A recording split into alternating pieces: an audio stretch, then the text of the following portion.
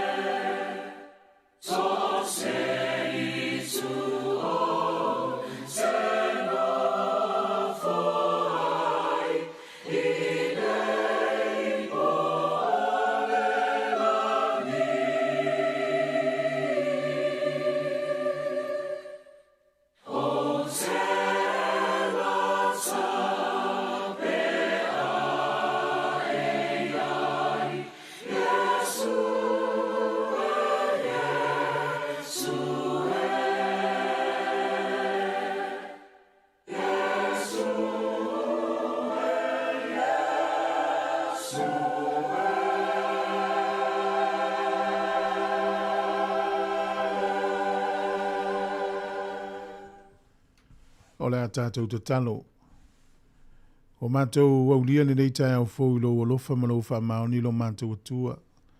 O le mele au ai o na mātou si ilivi inga ma le whaafitai la wafio I lau tausinga ma lau leoleonga. Whaafitai tele ia vi ia pēr la wafio e whaavavau. Whaafitai lau leoleonga I la tau sa ngā lulue, la tau sa malanga, mātou uma sa malo lo I ainga. Whaafo I le vi inga ma le whaafitai lau tausinga alofa. Whaafitai le aso fōu, le ea fōu, whaafitai le tau, whaafitai le manosi whaafowina. Mātou whaafitai au mea alofa e tausi e le tino nei ola o mātou iai I mea umalavu e fōai.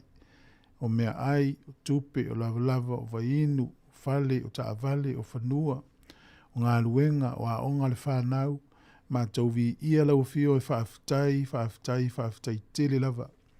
Sili lava le vi inga ma le whaafitai lau fio, o na le soifua lo walo Iesu Kiristo no foina mai, e maliu e sui tūlanga i lo mātou se maleanga salapea.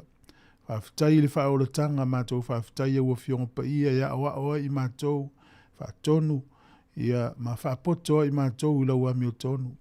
Whaafitai le mana o lau toto i leo ina lau whanau, whaafitai i lau suafa, mātou whaafo i le vi inga matu mau ia te oi le vi inga. Whaafitai lau whaapale te leo taimi i mātou te se ai, whaafitai tali manao. Mātou whaafitai tele, ne ia tunu ua mātou au mau manonofo ai, ia wano e saunia. Whaafitai lau whaonga ina o lau whanau, wha mea alofa ina, o le poto ma le ata mai o tā leni o tofi matiute, ia tu mau ma ia fo ia tu lava le vi inga i lau a fio whaafitai tele. Tai lau wha malolonga ne o mātou mātutua, ma i mātou umalava, mātou vi ia oil nei a sofou. Mātou whaasifo atu o mātou i loa lava o i mātou, o le whanau ansala i se so o ioluma, wha mangalo i mātou i le toto lo walo o Iesu Kiristo.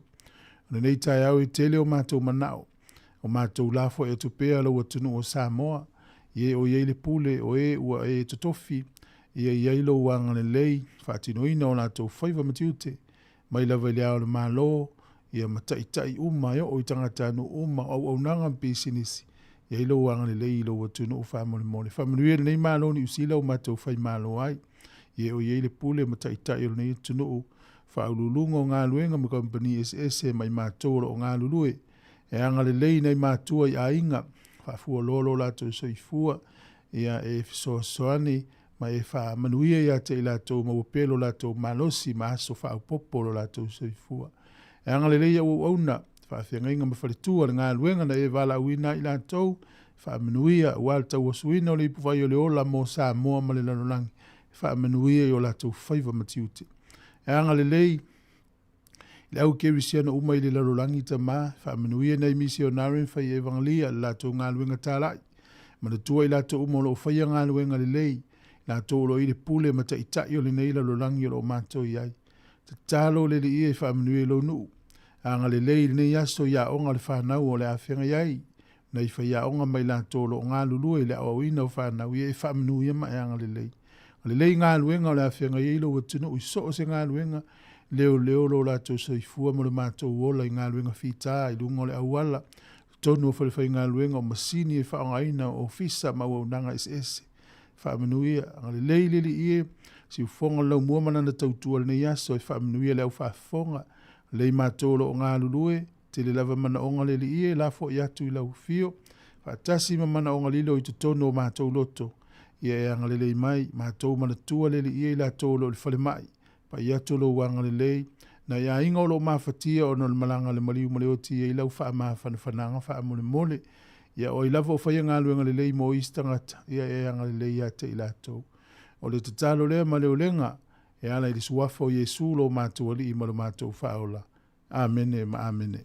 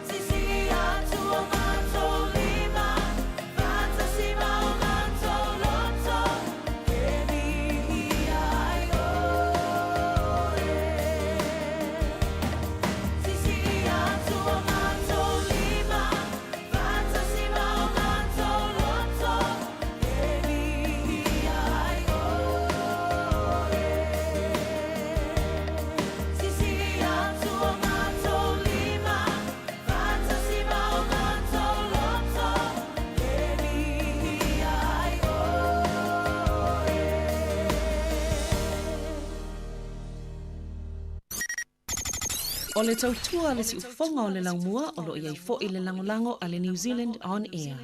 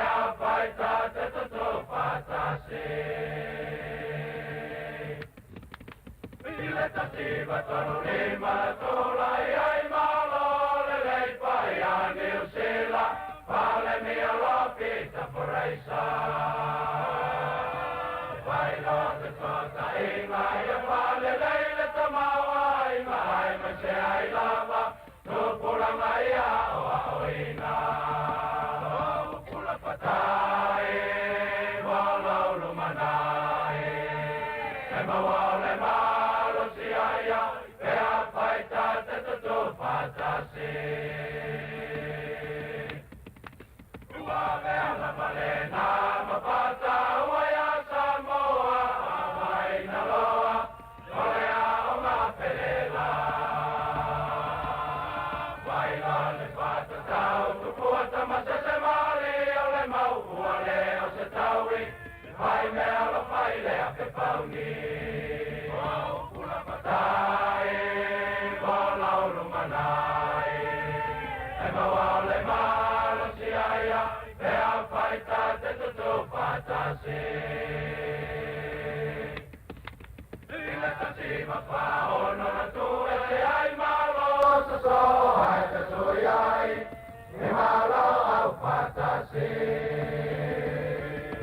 Sama poile na le koma na koa Sāmoa o na suapa o le ali o koro ne buka o pula patai maula lumanai e mawale mala si aia pe a paita te tutu patasi ta pe pia maloto ua se ale tau le popo wa mate tele tupe maua ale se teke oia la tupe pasili kutomia o ma si kola si te pa moe moe Sāmoa le nei watini pula patai malo lumanai e mawale malo si aia pe a paita te tu patasi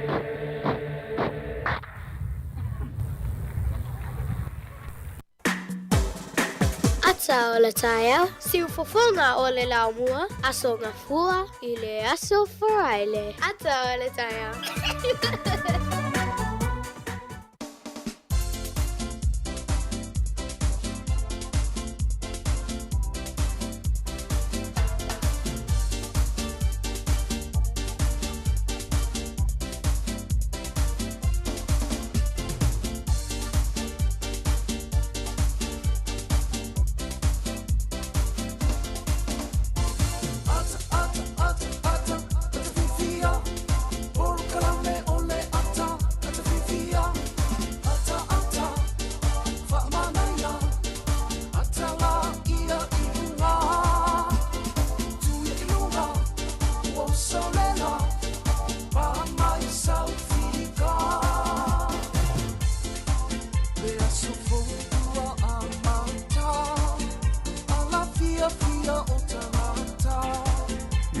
Tātou por kalame le atau le tae au le nei wa tātou talia fo le nei aso whaftai le tua lena tau singa i lau soifua mana wala o tātou tau whelo ai. Me ulanga le leo le tua ia ua ia umoia le nei aso i whapopo i aso le tātou fo launga i le nei tau sanga. Oa mai oe le nei tae au ia le le tā lofa lava maa loro soifua whawhelo ai whapito atu i nei tamā matina mātutua o le loa loa le atunu o le mānosi le atunu malai whanau fai lele mpep fou tātou pāanga umai tono Wellington, New Zealand malalangi tele. Whapitol whawhilo i sunga i whawhenga mawharetua, whawhitai mole. Ngā luenga fola ia o amese o tatalo, ia o lo manuia e tātou atono nei, ia o tau talo talonga, ma lo tau whaiva, ma lo tau walawina whawhitai tele lava, a mālo ia le tau atai. Nei aso leo amtalia le tātou tautua, por kalame le atau le tai au, te le titi le awharifitu le tai au le aso tofi taimini usila ia o tai au fo le aso muri o ngā luenga matiute a le toa tele o le atunu. O wawai le ka lena wa onga o le nei kuata e uma le vaso leo na tua le aso sfuruiva ai mai ai ia le kuata fale a onga le nei ia o na malolo le mo le lua vai aso o na toia e ai le wa onga ia po le amatanga o le masina o ke topa ia ua vailai ia o le fōlaunga la nā whale a onga ia na tu ua lole wa onga Christmas ma le tau zang fō ia mo la tōlo tā pena le maranga i Sāmoa po Australia po whia lawa i maranga tā whawa ia i whai ngone nei tau sanga ia manuia tele nā tā penanga ia mana fuafuanga uma whai masiaki lau tus fōlau te ua le au ngālu tus fōlau anai ua umana tongi lau pasese a whanga ioi le nei taimi ia fia la fōu tātou tui whiloa i le nei aso i le lofo le tua naua a silsila i lunga le Facebook le Sāmoa Capital Radio le nau whaanga solo atua i lava taunu unga le whaitau ngāloa ia o le pālota a si o tātou tunu e peo na tātou tatalo umai na i aulia i mwhataunu ina i le manuia. Ia o le whaanga solo le tātou porkarame na nei tai au. Good morning tālo whalawa maa nori soifua lo whātu whalele mana uwhai ngā luenga Ellen manuia ngā luenga le nei aso. Papete Vini ia lo whtele mo oe masio ainga tira fo ia Rita ia manuia le aso Rita ula au ia masifu sunga tua telesi au Kustino lo whatu tau tua ia Remia po fiti vito ai o papali ia masio tira matua ia manuia tira nei aso le sunga ia tau maililei al sana ia lo whtele atu i le nei aso i lau sunga wha malo si atu tato Facebook wha soa atu ina ia mau fo inisio le tunu tato tau tua ia subscribe ane le tato YouTube na tato A velo impa angal tatu I jo. Ilo toi luas furvan minuti ana tania. E ore I tu lai valu tau tual siu fong le no motalo falava. Peni no tio fau.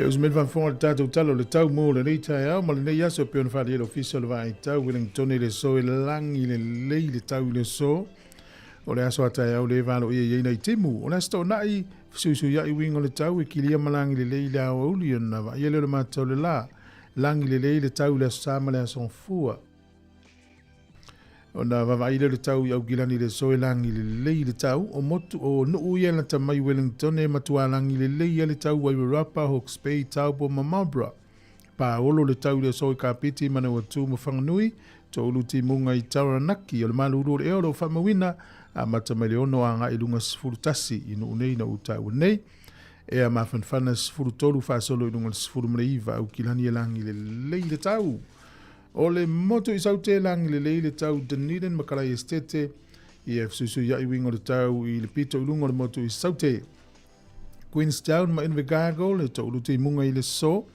o le maluru le moto I saute a matamai le whaanga ilunga le iva e a mafanfana sfurutolu fa solo ilunga le sfurum le valu ma le tua o le la po o le numero o le mafanfana na le titi foi numero o le malulu le na au te lengo le tunu nei yaso e matele ina langi le lei le tau le moto I matu nei Vavai a pia i le so o whanga solo pea ngā luenga lo fise whai pālota le fuafua e whamai ai le aso le nei le whai tau ngā loa ia o le whai ngā pālota o le nei tau sanga. E lua sifuru valu fuole e vela lufu le whale a mawhana whana o le angotoi fuole lai le so Wellington e lua minute te ai leono nā le fiafi. E oso a i le la tai au i le toi lua sifuru tolu minute le fitu le tai au a tai au. O le fuole a manuru fa mawina Wellington e manu tua oi a mata mali o fa solo lungo le valu e a mawhana whana sifuru male lima male sifuru male ono. Tato vava ai le tala o le tai le so Wellington e pe le tai le te o le fitu i le tai o nei sua le tai la tai le valu la tai le lua i le awa uri nei toi pe le tai le valu le pona nei. O poli lua sua le tai la tai le fitu i le tai o nei la ua sua le tai pe le tai toi 5 minute le tasi i le awa uri toi sua le tai le te o le fitu i le fiafi. Tala nao le tau ma le tala o le tai mo le silifia i le atunu. Ia o le swinga o le tupe mo na toi la fola tau se le ni nei aso. Alo lava le anga le leina i ainga i Sāmoa o te mori mau atu au. Tua taunga tā lava le soifuanga. Ia so se atunu o la langi le taunga tā soifuanga alo o Sāmoa lava ia oko. Ia o lau tupe na e vatu so soani si o ainga. Tasi tala New Zealand mo lau tupe Australia e valu sifuru valu sene. O le tupe Amerika i le so, le ua 5 fitu sene i le aso nei, o le tala fiti i le o tala arua iwa sene. Ia o le tupe Sāmoa tala 5 sene i le so, tasi tala New Zealand, ma o le pā anga tonga, tasi tesi ma le lua iwa le pā anga tonga. O le tupe Sāmoa i le so, tasi tala New Zealand, ma o le tupe Sāmoa, ia e tala 5 ma le lua sene, tala 5 sene whaaftei lava. O le awanoa whamanianga o soifua, o lo i pere tātou emaili mo as whanau pe a fia umai, aso whanau at samoacapitalradio.co.nz, e manuia tele lo a soifua, se isia ki atu le emaili pe isi as whanau ne ia luloa al porkalame, ia ai o lo i isi as whanau. Manuia lo a soifua, o nei le aso wha le masina o September, alor folau, whaftai le li utoe, maua na tau sanga i whaupopo i lo soifua, ia o le tus whaitau le so, o lo maua le tuse Filipi mo feo pelufu ruiva. Ia le tuse Paulo le kalesia alolofa le o Filipi. Le lei tele tala o le kalesia le nei le alolofa ya Paulo mo ngā luenga.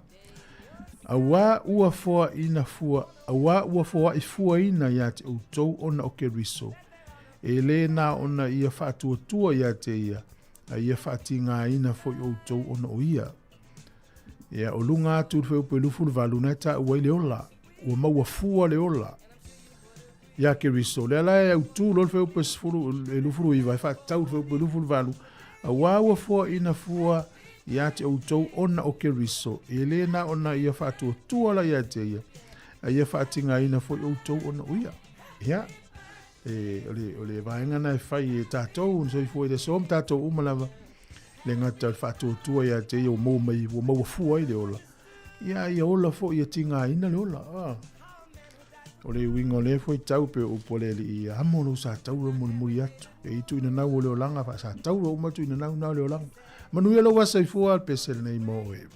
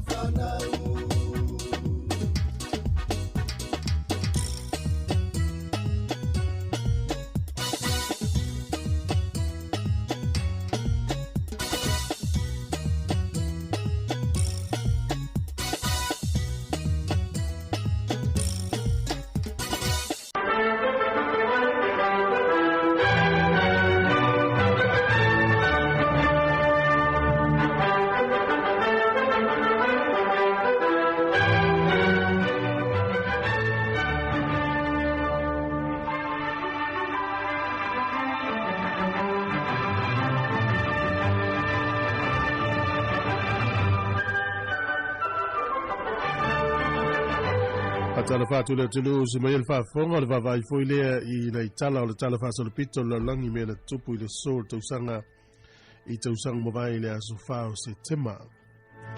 Le sol to sanga tasi fitu fa o le no New Caledonia. Fa pe na ulua iwa ia le tangata ni o Captain James Cook ila na fo longa lona lua. O le sol to sanga tasi iwa lima fitu o company le Ford company ta vale manosi le mai Amerika. Na lato whaala ulua ina ile sole to inga ta valele tau le Excel. Tama uumia fo ilele taimine ya to vai ta vale na tua tau ngata la vai to tele ta vale fa pena to vai ia. Le sole to sanga te siva fitus funu male lua. O le au Amerika swa fa ya Mark Spitz. Na tau vai olimpika le sa fa ia I Siamani. Na maua ia na pine fitu pine euro. Ta longa le au.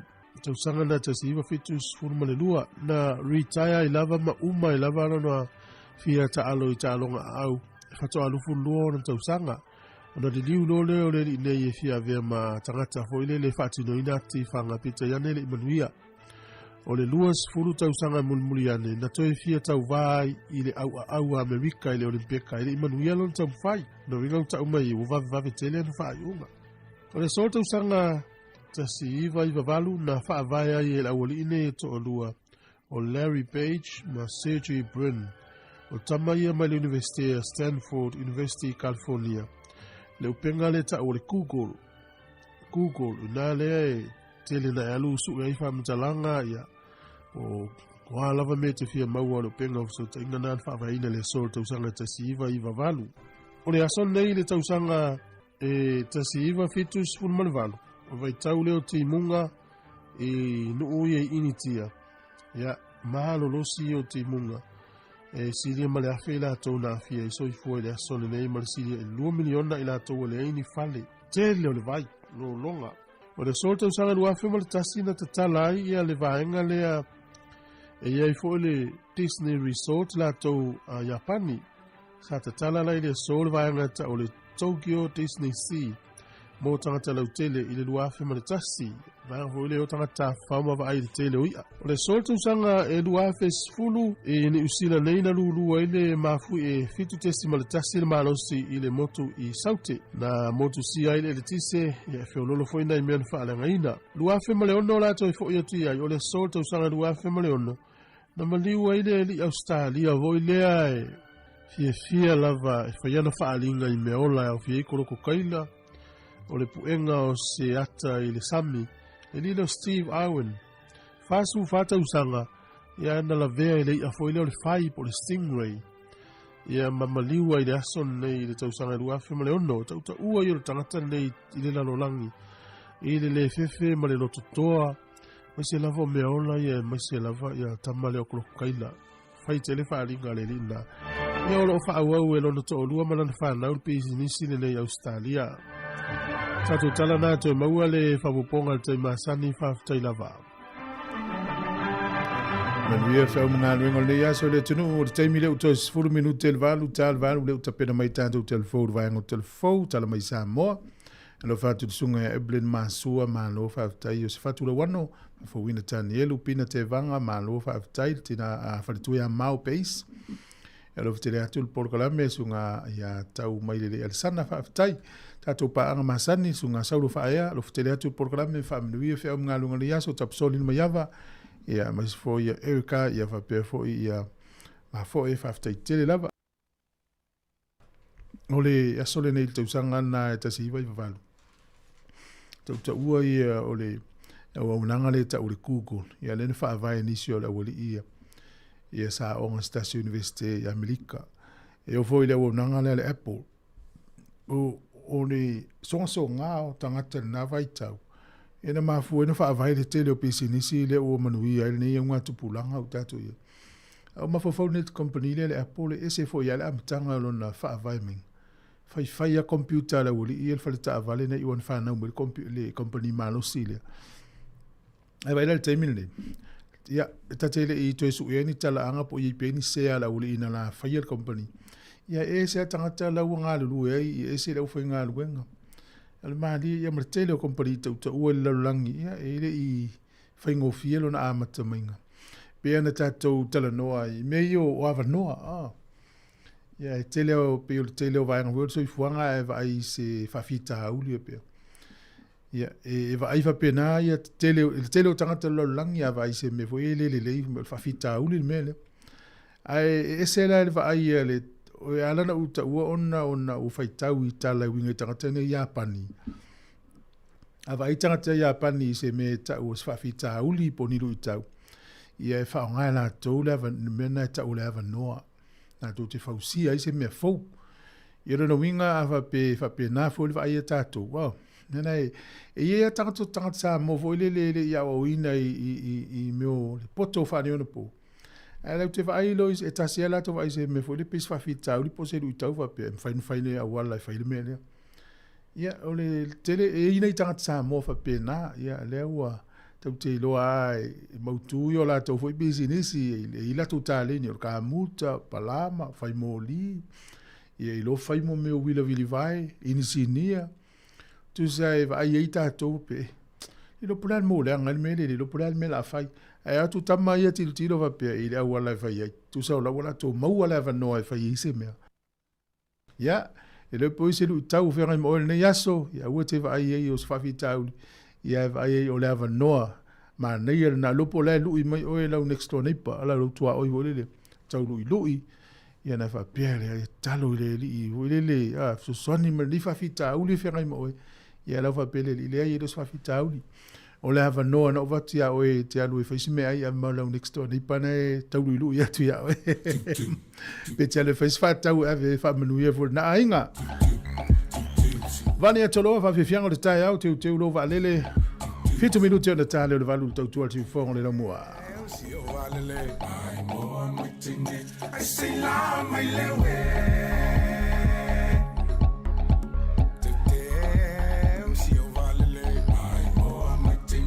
I say la mai lewe. Ale ale on tu lina tu se ale a fai fini. Ali yesu e mali oli malo vittoria na sua elimu pertania samaya samutang awai sena tatai mai yesu e na ute painenga lue tambariva ole te sua mumula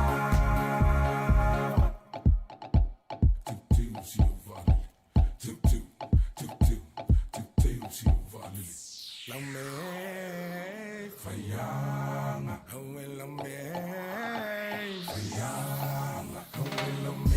fayanga fasua si atama oye moenga afa amai se la tila le la vale la me apa oye lo me phone where lo mai se mano me sa lumine sa to lumine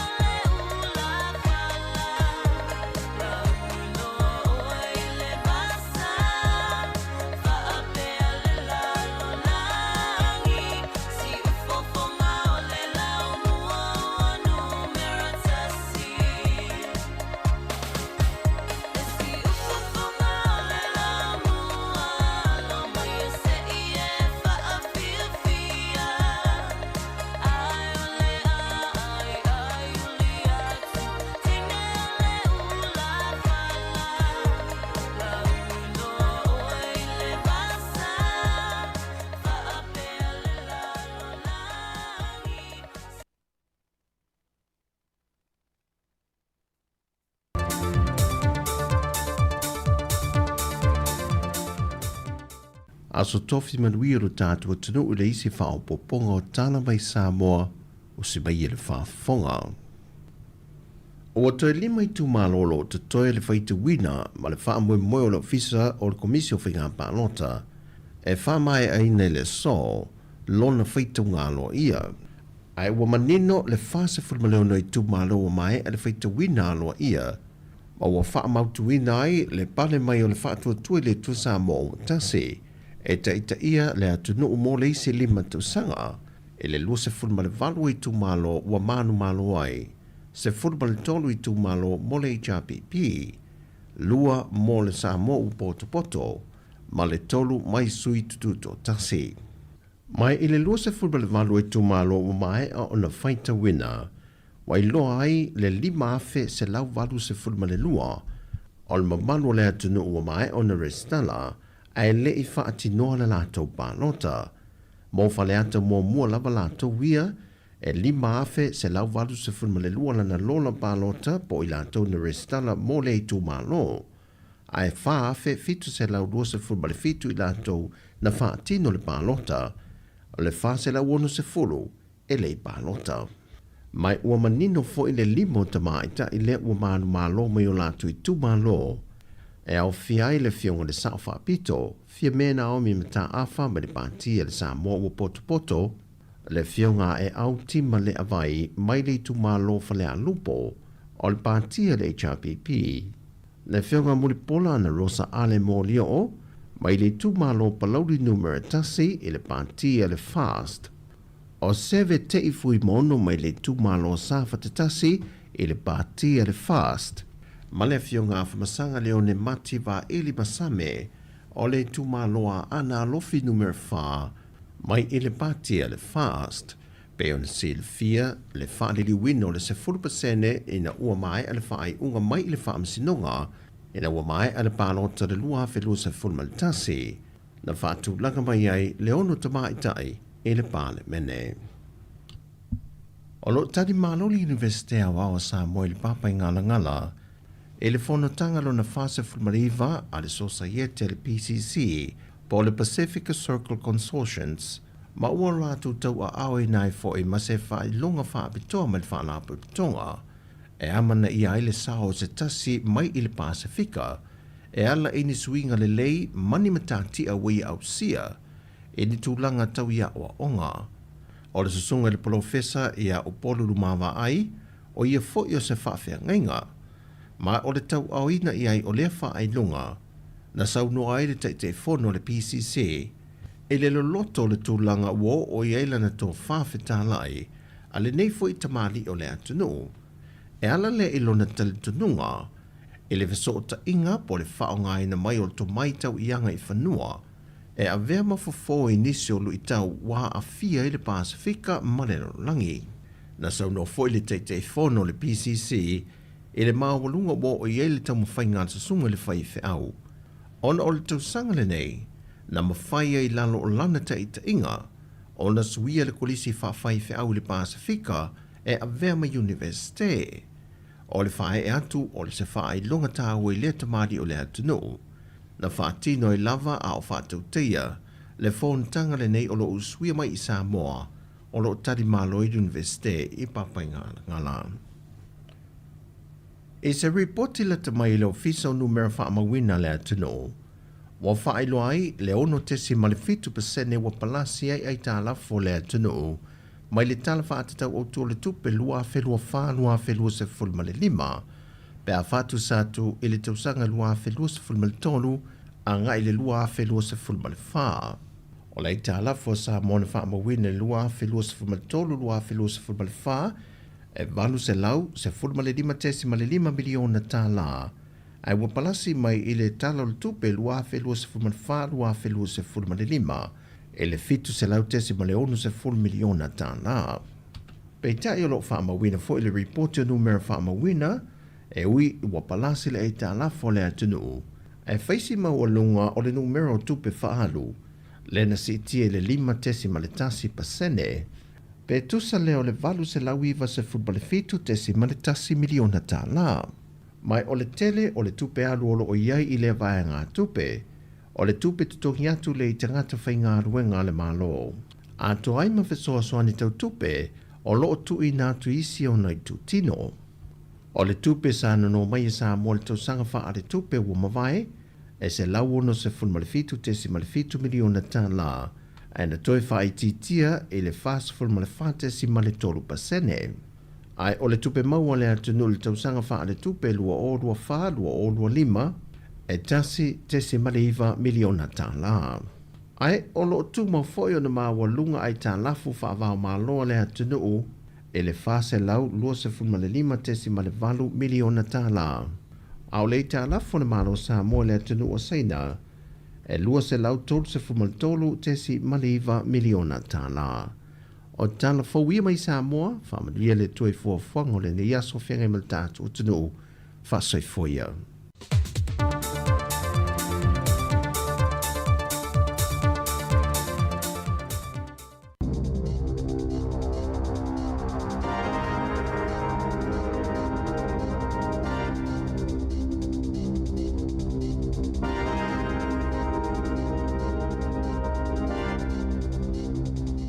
Tala flava o tala fau ma le si ufonga le lau mua mo le nei tai au, whao se tema lua whelua lima. Na a wai Helen Clark ma John Key o ni pale mia i tau sanga ua tuana i a New Zealand, whaatasi mai sita i tai o le lanlangi le solo tele le mili telia saina. E whaailonga ai le valu se fulu tau sanga, talo ona si ilima Japani i le whai ungo le tawalona lua o le lanlangi. Na molu mawina le whaatalo fau Clark ma ki le presidente o saina, Xi Jinping ina ua tau nuu, masawa ai e foi ini ata, le tutu whaatasi ma Bob Carr o au se talia. Peita ai na whaitio ina lo la awa iai. E ni whaitio whai upu whai o malo saina. E pe o Professor Anne-Marie Brady o le University of Canterbury. O nei whaapea, o whailo atu ai se au se o loo momoli atu. I le awa iai o le presidente o Lucia, Vladimir Putin, ma Kim Jong-un o Korea i mātu. Whaatasi ma taitai o ni pūlenga whaamalosi. Wa whailo atu le lango ma le whaamaoni o pūlenga tutu atasi saina. Na Sāmoa Clark i le Post. Na tutongi ia lavalo na pasese mo Beijing. Masa iai lo foi o le aiaia taitai le whaatasinga. Ai tāua telele iai o le whengale ngale a inga masaina o le pā anga pitu telele a New Zealand mo whaatawa inga. Peo na Sāmoa Clark e uia matua tele lava esenga i polokalame o polokiki po o upu whai o malo. E silia mali tolu se fuluono afe tau si soifua whaatau sanga matangata e fsosani le tau singa o ngase o le a wha waula la tau te wa anga i le so whaatau mawina pea la tau finau i le pasene o lo mana na oi wha opopoai o la tau tutongi wha pia fo i mali siti o le numero le au whai ngā luenga e whai tau wafe i la tau na solo te e le tae o le solua o le maua le uni wa le mawhai le te whaatu ora o na tali atu ngalunga mo le saunga le mua ngase wha pia le au whai ngā luenga ina uatuana i le tausanga o la tau finau pea na whaafetau ia tau si soifua i le solua. I whawhane lo fisa whaitu malo le ministal soifua maloloina Simeon Brown. I se whailo te le na whaapipi i whaamalama e whaapea e silia mali se fulu tolu wafe tautonga masiaki ua whaina o na ole te ea le uni. O le masina o mena o foina atu waisa si tanga e tasi pasene mo le lua whelua lima ma le tasi pasene mo le lua whelua ono. O iu laina si itia i le lua pasene i le lua whelua lima ma le tasi pasene i le lua whelua ono ma sa te ena i le uni na sauno le tene o le whaala potopotonga tau si soifua New Zealand and Daniel sile le teo i le amatanga o le vai sonei e te tau na ilunga ato le tolu pasene le si itanga o tau si soifua pe awha upopo iei ma le mata upo le whaatutu sanga o tutongi o i tu pāta itasi po le Bay Equity ma le whaalelei o le numera o le awhai ngā luenga o le pasene o lo la tau fina wina e ilunga ato o le tau o le soifuanga.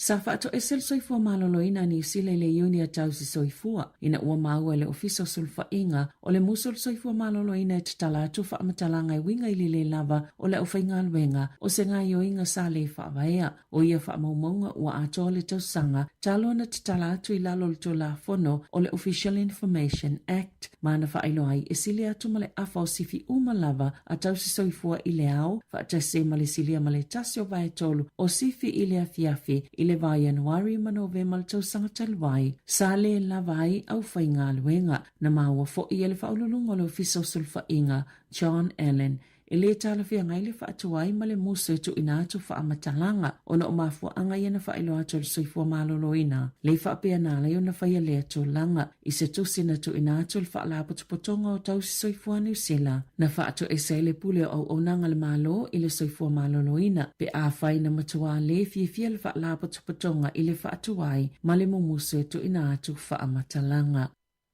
E lua whelua se lau tā lale tau na tau lia i se poloka pata i se tau ufonga na whaia mo le whaalapotopotonga whesosoani o le mapusanga mo tina matamaitai. E tu samale se fulu tā lale tau maasani o se poloka pata i 5 se lau kalama i supermarketi ma ua tau mai ai ua whaalua se lau lua se fulu le tau ngata atu o lea poloka pata. Mo avia inei ma uloa mo tau maftanga i lona lua lona pita tau ngata. I te tono New Zealand le whaata singa lona lua wha le tau sanga o le Elephant Hill Gala Dinner and Charity Auction. I le bolas to onai i Hawke's Bay. E ono se fulu afe tā lale to pea whaina mawai tau ufonga mo le Family VIB Services le whaatinoina au nanga le Women's Refuge i Napier ma Hastings o Bida Kirbis o le Calacraft na manumalo i le poloka pata.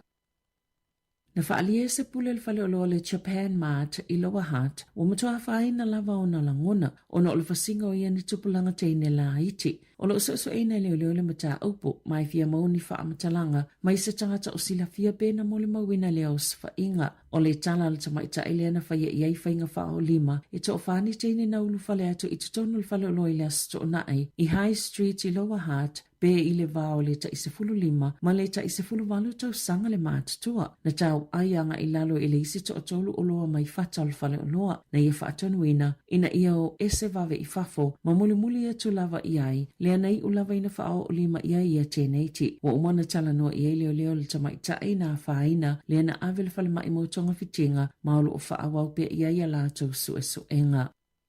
Ua whaiani suinga te tele le polo kalami o lo lango inai au nanga mō mana o ngā whaapitoa pe ona whaasilsila i le malo i le asoa na nafi. E ama tātu le māsino Februari le tausanga fōu o le a whaia i suinga ina ia mulimuli ta ia inga mata iala o ilo ilonga ma whaanga asolonga whaapia whaasoanga o tupe mo au nanga lango e whaonga aina le polo kalami o le Needs Assessment Service Coordination System. O le amata i tufu i mana o ngā o a inga matangata e wa aia e mana o ngā whaapitoa i ia i loilonga. E iei ta iala na whaonga ina le tau sanga talwa i whaasawa i tupele masina o mati e whaapio le a whaataatia ese ai o le a te lele avanua i tangata i mana o ngā whaapitoa e pūlea i lava i lātou po o awaenga o lātou whaalu i ei tupe pe i tai o le a whaisi malo se o le tapula i lo lātou whaalu ina o tupe e le se suinga i le Enabling Good Lives System mo le taiminei.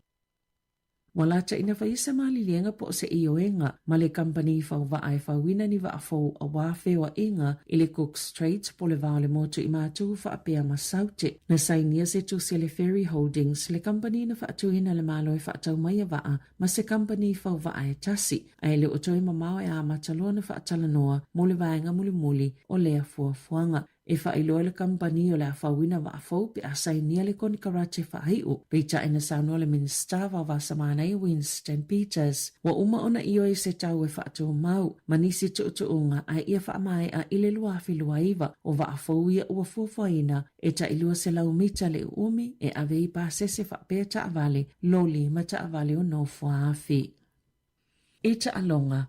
Fia lau tāpua i le neti polo ina ua whailoa le Pulse o le atoe tali o mai lita mai taitongi polo i le mama le isa avea makapiteni o le Silver Ferns a New Zealand Amelia Wren e kena si o le awa Wellingtone e le ta amilisanga o le ANZ Premiership i le tausanga a sau na whaasisila e kena si o le masina talwai o le amalolo mai le neti polo ma o le alea wanoa mo le Silver Ferns i le nei tausanga na ia tautino lava sa ele taimina manatu ai o le amalolo to mauloa peitai o lea o le atoi fo i mai le Pulse ina ua mai a tausanga e whai le Magic o Amelia Wren na soifua e Australia malanga mai mata alo le Pulse i le luafis fululima mo tausanga e ono i Wellingtone ma ua tolus fulfa tausanga o lona soifua e to ono teina le Pulse mai le nei tausanga ua tu ua le au ona oni kone karate i atano i fafo po onisi fo i au i le atunu o Kelly Jackson, Maddie Corden ma Whitney Saunis o le ata alo le ta amilusanga Australia mo le luafi lua ono a o tiana me tuarau ua saini le ta tamilusanga I Engelani o amorangi ma le sala ua saini le tactics ma whaamoioane o le ale toi fo I mai I le Paul Siwelling tone. Tala whawia ma le si ufonga le lau mua mo le nei vaenga o le tae au.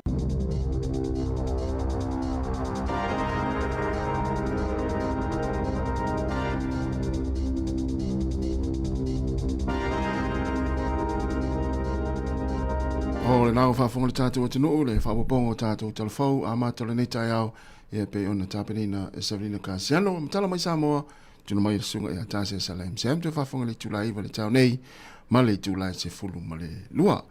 Was fulu ona minute te aia le valu, ia, whanau, salo na atu te whaalongolongo mai ni taimi, ia o I tono le ta vale, ia mani ala wā onga la whengai ma outou, ma tau anga la onga whaama losi, ioi.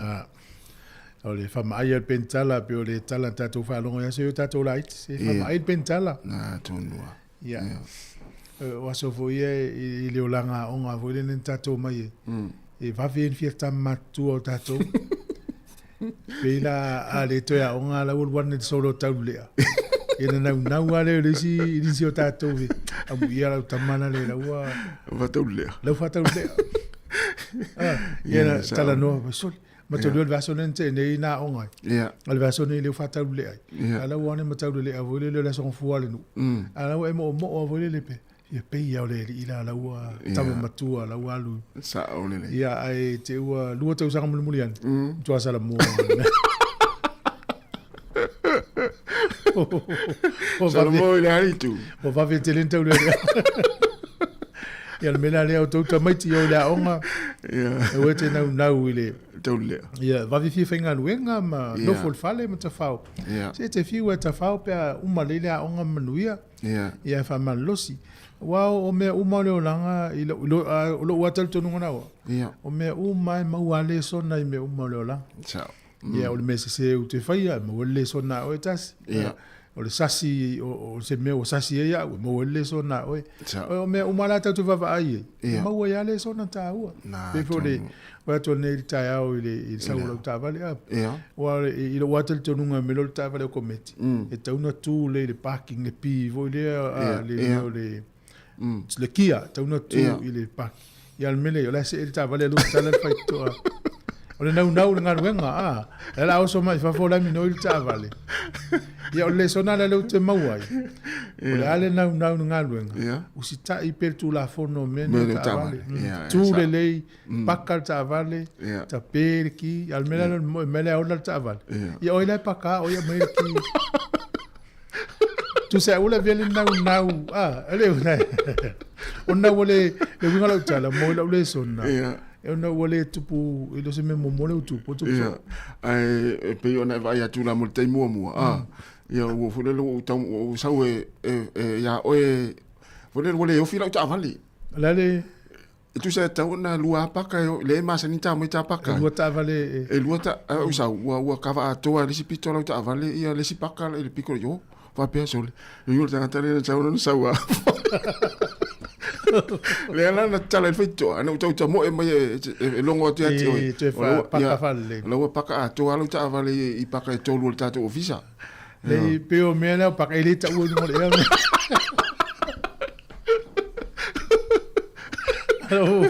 O apia ina una o tamale nga lu ngola se ta vale le la o so mai fa. Ya malo me sine na wofi le lo sa. Ya me ta vale o le so. E ta una fa pa ka me pa ka fa la val me ta una pa ka le. Malo ta si fa malo. Ya malo vole usu. Ya peo le na mata no mari te mile na Sāmoa. This time. Ole filosofia o le stangata. Fa mai ava pe we lo we tuai nga luenga. Na ona matala al fai to al fai nga luenga la we lo we tuai. Tom fai fu le ia alu la to tono ofisa. O le savat vale mu. E ta o tuai la fai nga luenga ma le pule. We na we tuai. Ai fa mai la a au tilo la le taimile te alu te tonu. A we te ia au tilo pe ya le te ita. E wha iloa tu e lo whainga luenga. Se wa ita la tangata le au. Ita ilo na tuai mai. Ia, lo inga le mera le awala. Au tangata o le wa lewa vana fia tau nuu mai. Wha mai la le filosofia le tangata le. Ai lo e tu e nga luenga. Nana e watu al whaite toa, ta tala, e alu le ato I tonu, au te savali vali. Te le vave te tonu, te le hai te tonu. Ai la tu e tau tu lo tau whenga runga leo tiro umai te oi. Tangaita. Tangaita foi leli. Ia tau e tu ai sole. Talo fai si uso le watu ai mai a le o nau ngaluenga. A tangola i nei whamtala ngai te lena e ne lua talo ma mari ma whamtala le mea atoa le whamtala ne. E tasi le upu Sāmoa o te tu ue whamtala o mai ngai o inga tele. O le ale upu Sāmoa. O le kuruku. Tinga ina tau whamtala o mai mau mea o ta moe hita ma. Ia summarize pe tu le upu wha Sāmoa tasi. Tua kuruku.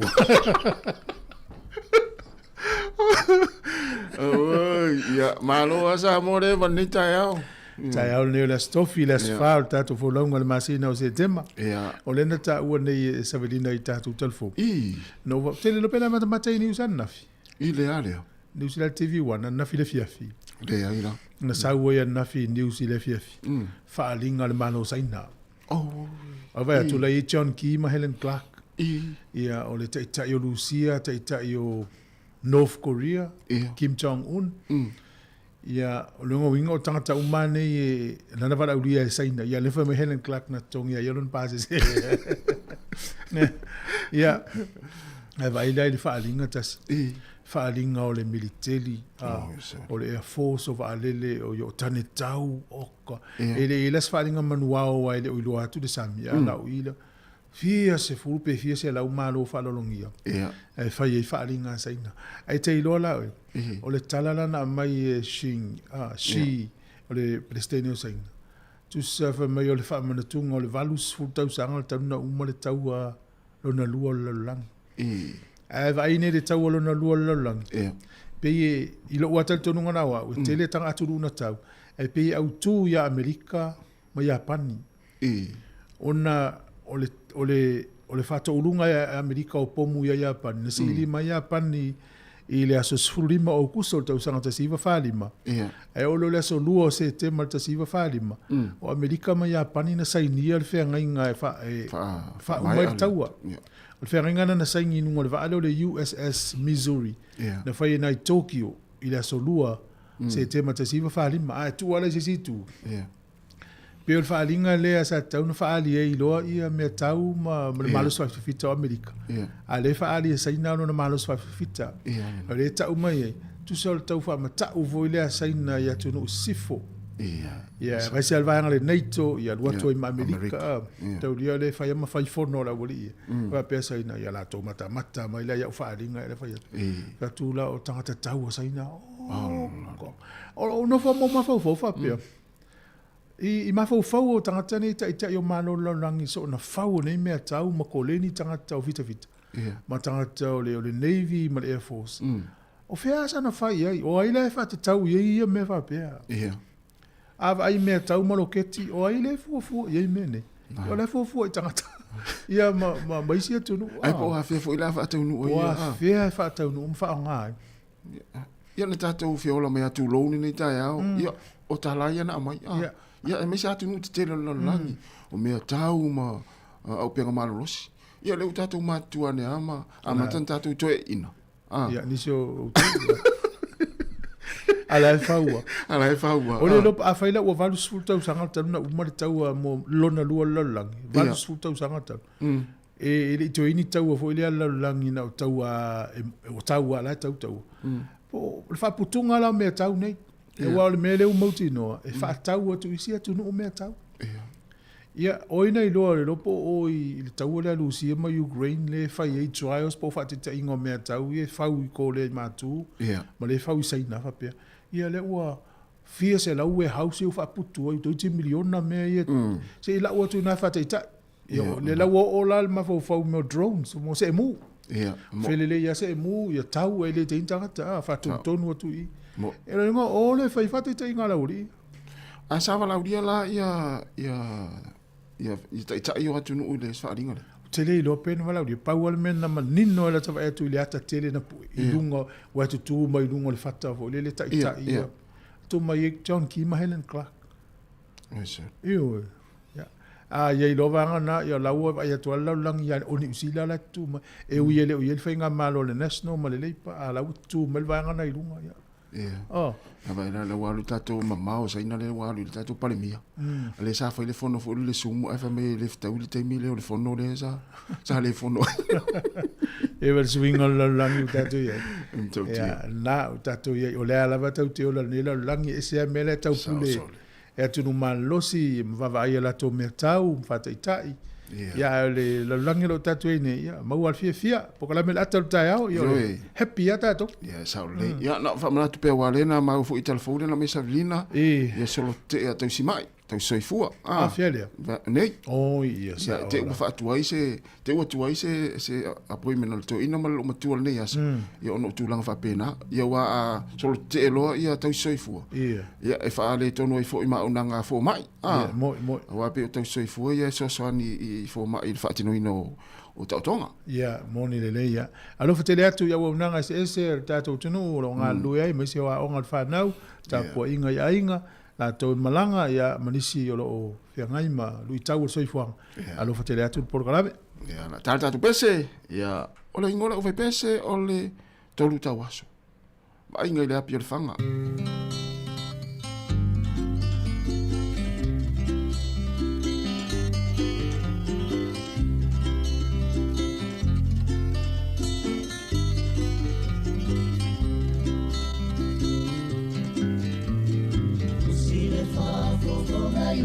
So mai fafo Fa'ape ale paia la tele O sasa e masisifo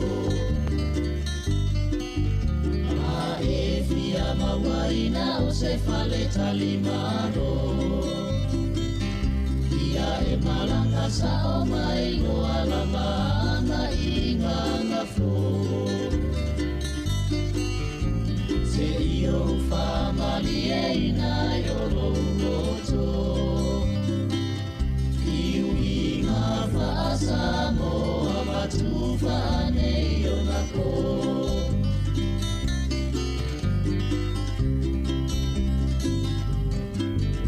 Ole a fa solo lo ala vale mai moanga E a faiete tu ale malae maalele itafuna Ona e pasi ale ole kolisi mapusana Soso o ai masiona wala e faatu sa oita A faiete fiate ka malanga sa o mailo imesepa Sia ia so ualeva E mua tau mai isi o na tu falenga So o ai male fale talimalo Ilano mai o le mauma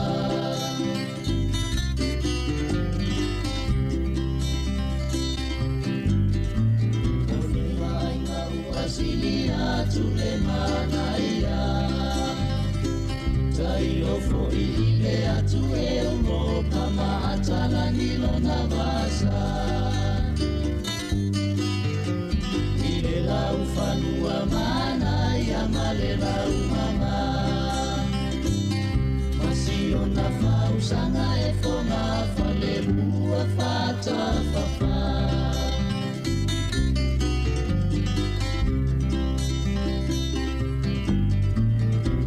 Mai lo ala ia tasa manivali Mase e tanga ile mau malo Wafena solo ai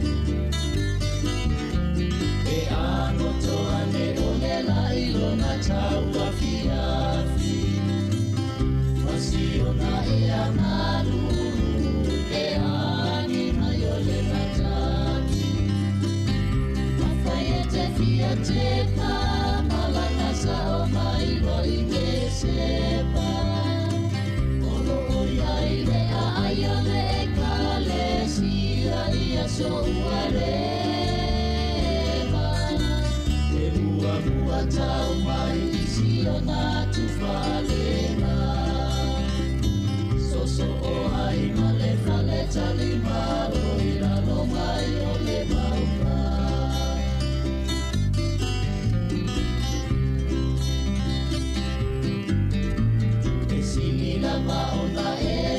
te tanga i ai. Aua e tale tonu la pato mai na wawai. O na lumane o le mai e te aua wai. A o le api o le whama i te whai noai.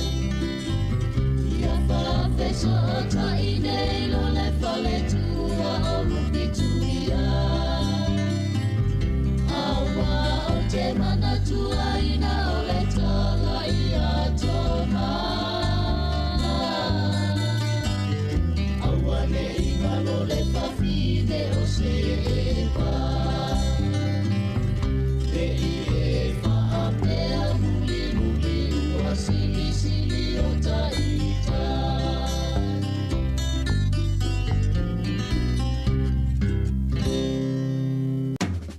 Le malulu le e ei tātou i New Zealand. O le maua lava o le lua se lau tā lai le se i le Dietary Sound e wawe ina mawhana whana. I o e Sāmoa. E se fulu wha inonga ta i lua se lau tā lai anga wa ai tātou i New Zealand ma Australia. Le a lafa se top up lua se fulu lima tā la pe sili atu e wha o ngā i le ClickX. E te anga wa fo i le se i pe a wha o ngā le ClickX e lafo i lau se leni le mai cash o le Dietary Sound i Sāmoa. O le a whaia se i uma i aso whawe le taitasi. Ma o le nei wha pitoe a mata i le aso wha au kuso e mai ai le aso lua se fulu o no September. E ia inga o le nei whaapitoa. Seki a Dietary Sound. Malo watai le ua te lua se fulu ma le valu minuta na tale o le iwa. Malo lava le mafita mai le tātou. Tino. O le ua la lata tu lava i le vai waa e wha umai lo le whaitau ngano i le tātou whainga pānota. Le nā mai le tāsesa i le tūlanga o iai.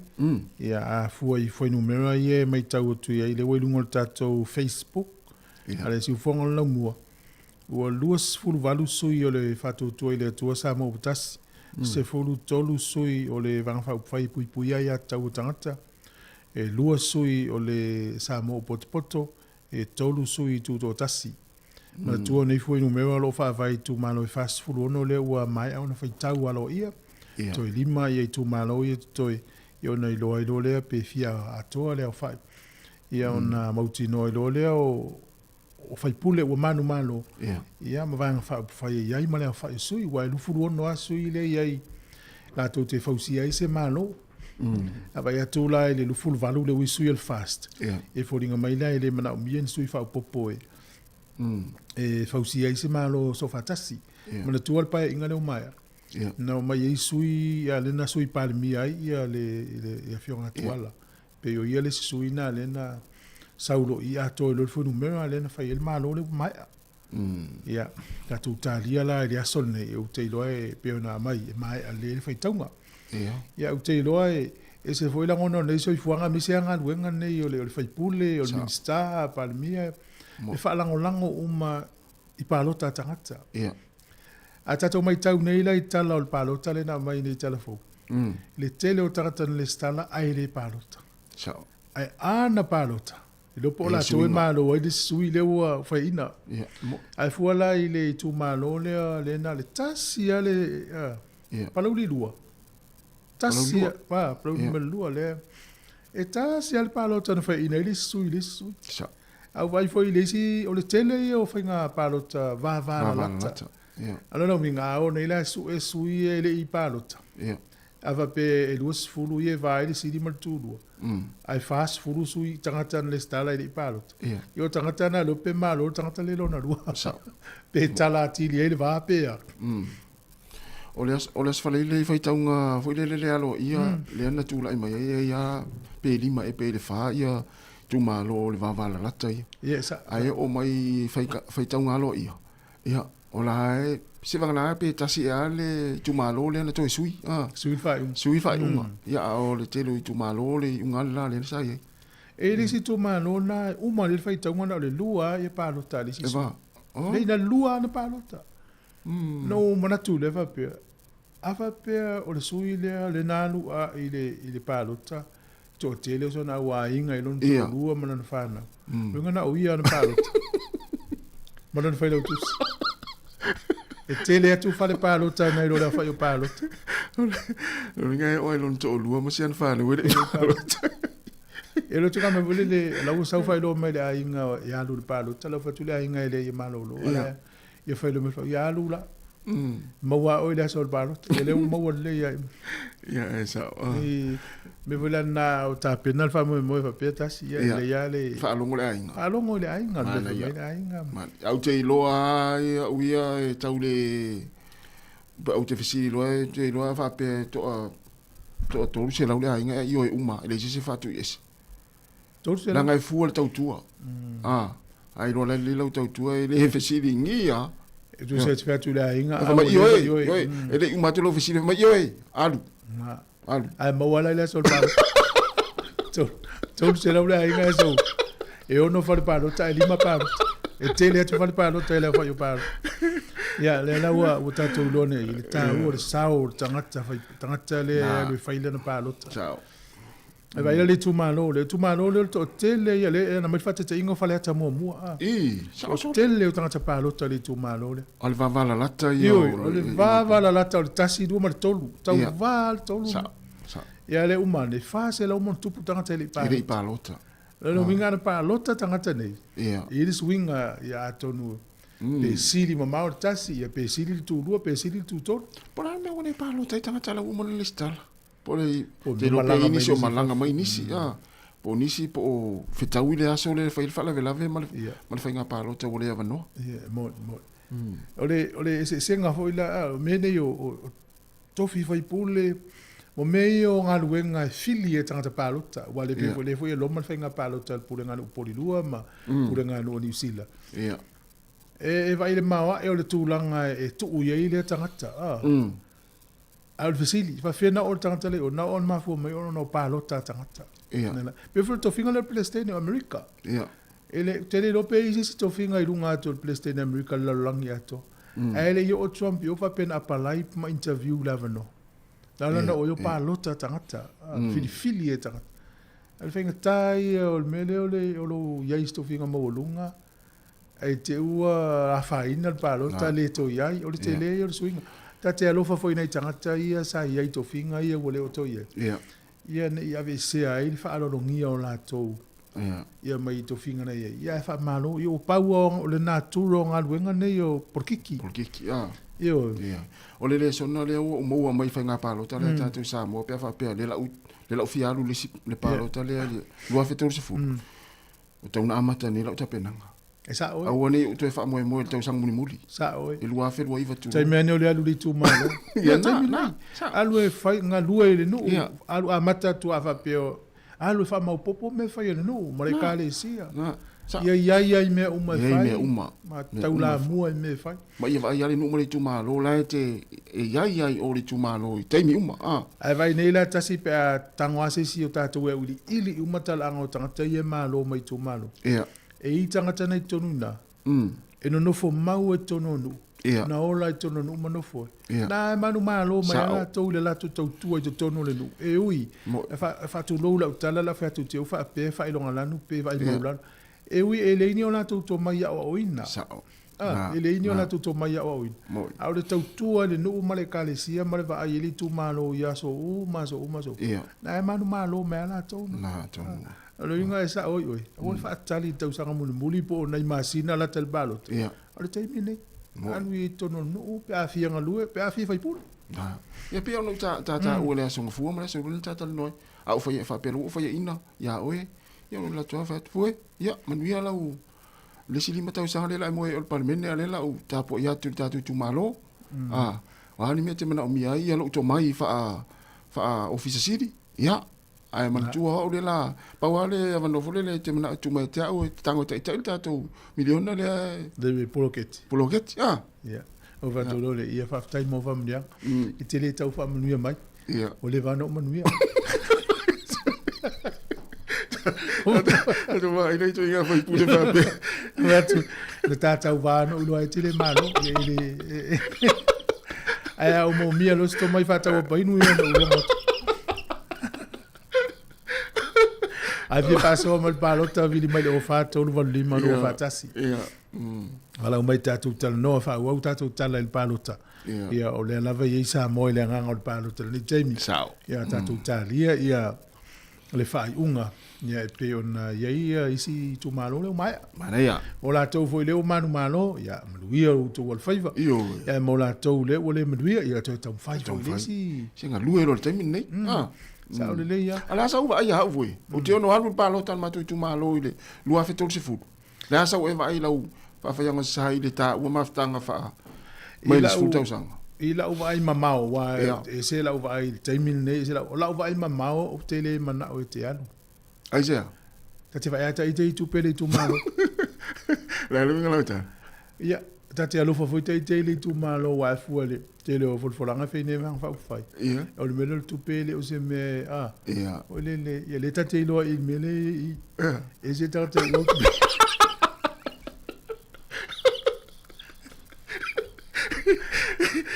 E se ta te le o malos.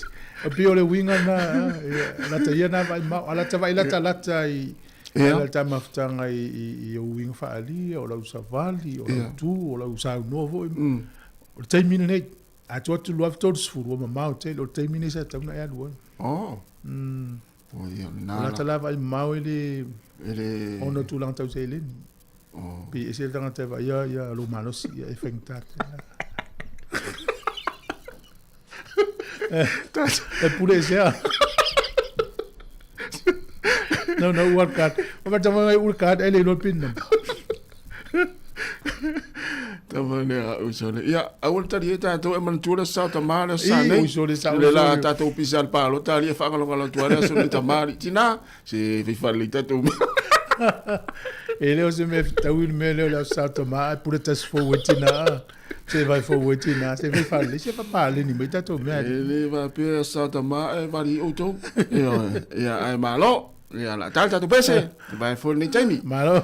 Ia patal vatu ia mafo Eric, ia sunga Ellen Solmona, malo fa taitele lava le mafta mai, ia Sale Tyrell, tu ia Pina te vanga, manuia lava le ni taiao. Patal vatu le sa Yane Alsana, ma John, manuia lava le ni taiao fa taitele mafta mai. Patalo fa le sunga ia Rachel Sifa, ia le lo fatu Mari, manuia fo le ni taiao, vai ai ono, manuia lava le ni taiao fa taitele mafta mai. Shalom. Ia whaftai. O vai tui hasini, manuia lava ni tai whaftai. E lena tupuse, malo whaftai, e sunga tai malanga, ia tapuso ni maiawa, whaftai tere lava ni mafta mai, manuia funa ni tai au, Ricky Masoe, ia malo whaftai. Ia manuia funa ni tai ngā luenga o whenga iai, sione tupai, whaftai tere lava, vitaliano pulaa, ia na, tato wolo e le whaafiafianga rei, ia e vai fo ina ua toe se 45 minute. Ona talo leo le tulai val si fonga la mo Wellington kala me atole taiao.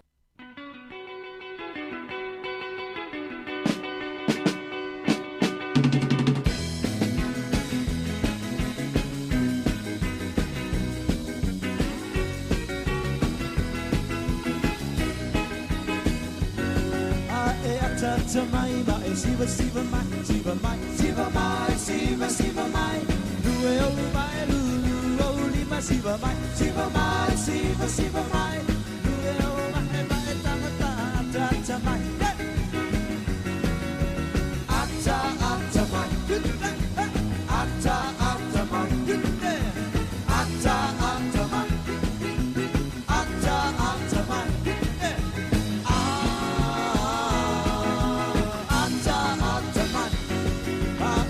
Ata mai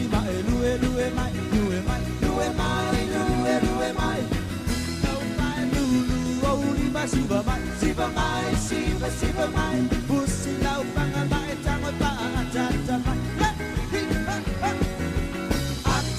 ata mai, tik ata mai,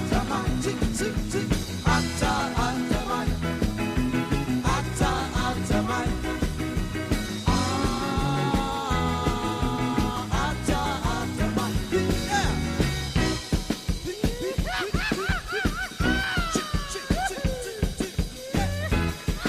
So you think you know Wix.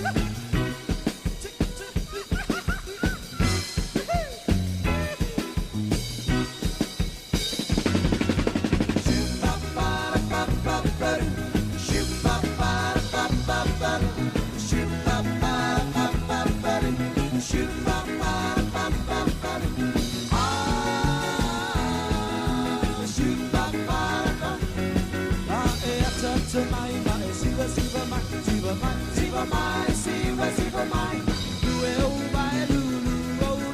siva mai, siva mai, siva, siva mai. Pusi lau panga mai tango pa atata mai. Ata, bip, bip, bip. Ata, ata mai. Ata, ata mai. Ata, ata mai. Bip, bip, bip. Ata, ata mai. Ata, ata mai. Bip, bip. Ching, ching, ching, ching, ching.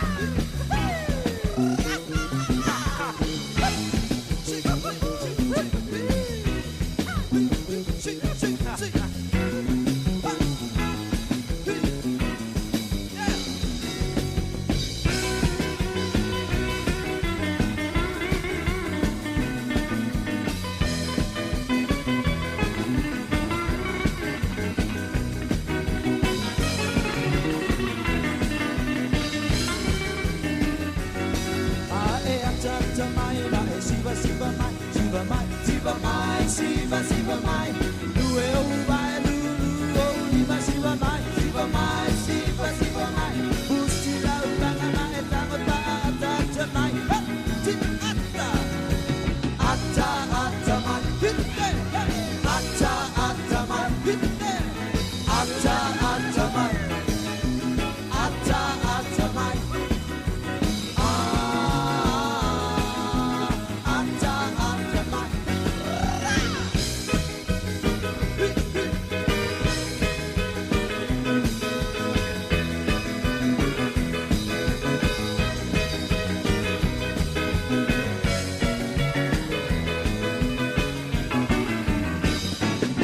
Whawhiwhianga mala wapese yang lava ata mai, ia ole nei tai au, ina uto e se fulu tolu minute o na tālea o le tūlai e iwa. Te le tupele au whaasala ina i le company vale le Jet Star te voi. Lua te si male lua 5 miliona tāla, ono tua inga, ono tūlanga fui le o lato whaase ino tangata i, ini tau i fui le tilei o lato whainga malanga, maisi vanga wapena. Masani le malanga le company le vale le? Ia, masani. Ia wata i lona tūro company le whape te malanga whaalo toi whare ni usi. Tau nei tūla ato e te i male vale. E te i lalo i furu rei tūla ia mana loa moe. Usai o le company le Qantas e ana le na mai foi tatu tal fo le fionga la wan. Ia o le tele o isi lato whaala uloa i le sao. Ia, a me se pe a whaina i malanga tangata. I tatu walau. Ia, le wili tatu walau. Malo le soifua le tatu walau. Ia, whamalo atu. Tu fue mtasi. Malo fulava. Ia, malo soifua ia o lua. Pele sau ilo walau. O wainu mata. Ia, malo. O manuia meltou nuu. O tonga le ngoa. Ia, tonga malo toi walau mai le tatu paso. Ia, wala watu. O te le taia le tatu le palota sila sonu ua lawa. Ua manino ai wa uma manuia le lofo le toa. Wala watu le tanga i vere i sainga. Le pointe le whaari mo le TV. Mot. Ola wali e whaari mo le TV. Ole, o ke whaino ingo na troublemaker. A wali e, o Rusia mo le sevi. Kore matu. Sa. O le kupu whanamilame i la koku. A le o kamai e whaari, mai mea support mea a sainga. O kere awa se mea i sainga ma Rusia ma North Korea. Ok, ika kere iai kere ika kaufifi iai whaka. Wala okula ia onua le au whasala lau. Ngai onua. Mahalo. Ia lasilo ma ngaku iai i whainga ia ka whapea. Pese me le osi au mai nunga le. O le TV i me lau langi. A le eko kupu mei. Kene ia soifua aru i lako mei e whai.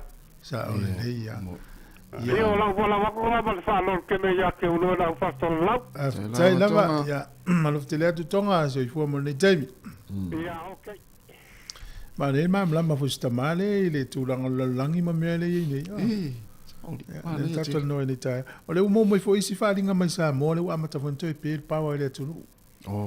Mataulia I yafi na vatu I ofiti na vatu yafi le na no atu e. Ia. Lisi atu e whaonga e tau ngā lulu e official EPC. Ia isi tala I mo mai Sāmoa te mineu wha solo ni pe fo il power pe ne tuaisa iai. Taru si ere ia awane ia afia I whaitaunga ia I tu maa rola te toi. I whaitauina. O le trasi la leo le lei o le melo le manual. Ia. O le whaitaua e whaonga ia le malo ia Ai a whaonga lango nei la le technology ma le power. A pela yo no le ola le a la fana whaitau vole le ia. I pe pama.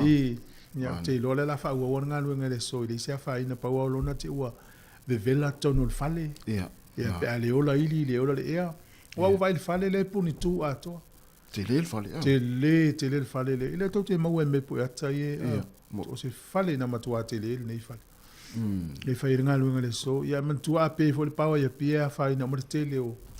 O ngā luenga fo le tupe. Fale tani malo.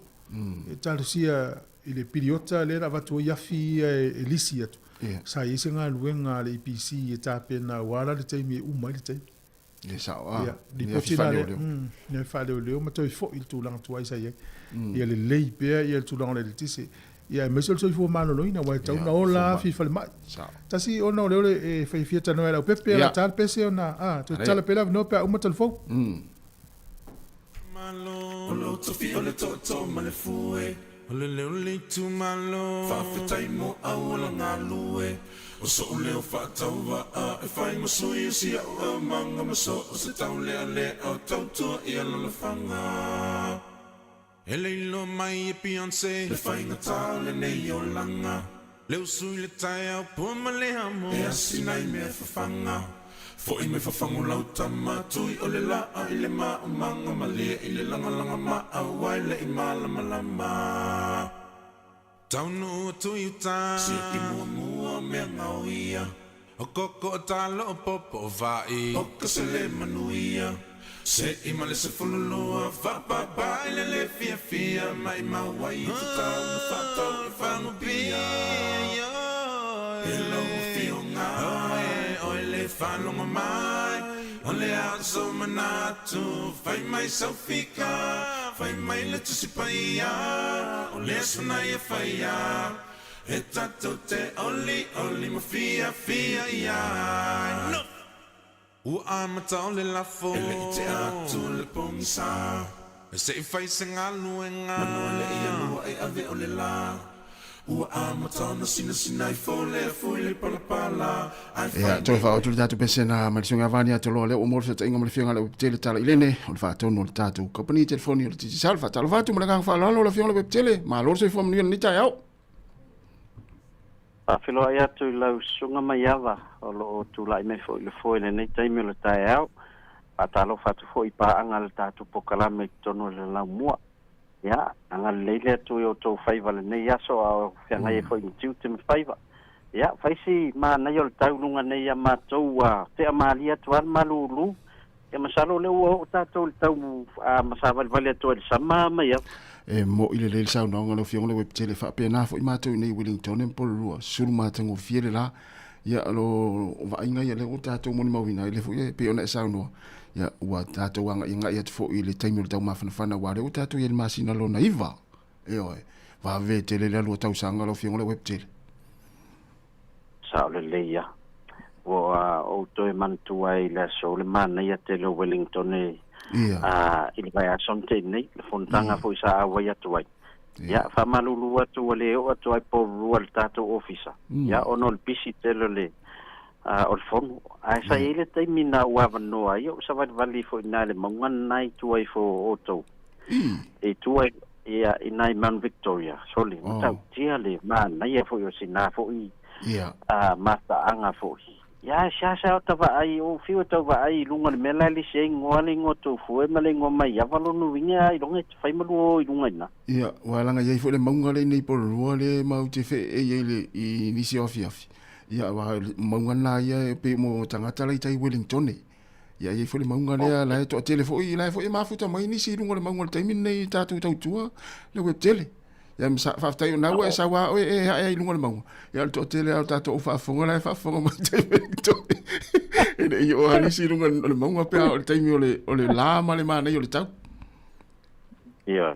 E te ona fofo ile le matuma fau ia la to lo no foto no ai nai italangi le monga. Ia. Ia le lo na le mela le na le mo se tai me sa vali ono le mana ia o ile le mata tu ta tia mai le tu la vale. Ia. Fa solo i po nai le city a Wellington. Ia e o fofo ngia fo ia nga wenga ale CCDS fo le fatati anga fo ia auto a pitonu le tio ato le fio mai lunga nei solo le man nei la lona ia mal tele tu male mal pau ia sa fa tal taria tu la valva son te nei wale sa ta tal no la stofi ia ai pe ona sa no sa pisin ngal wenga le sia vano ia ai fa ia solo li ia ai o le tatu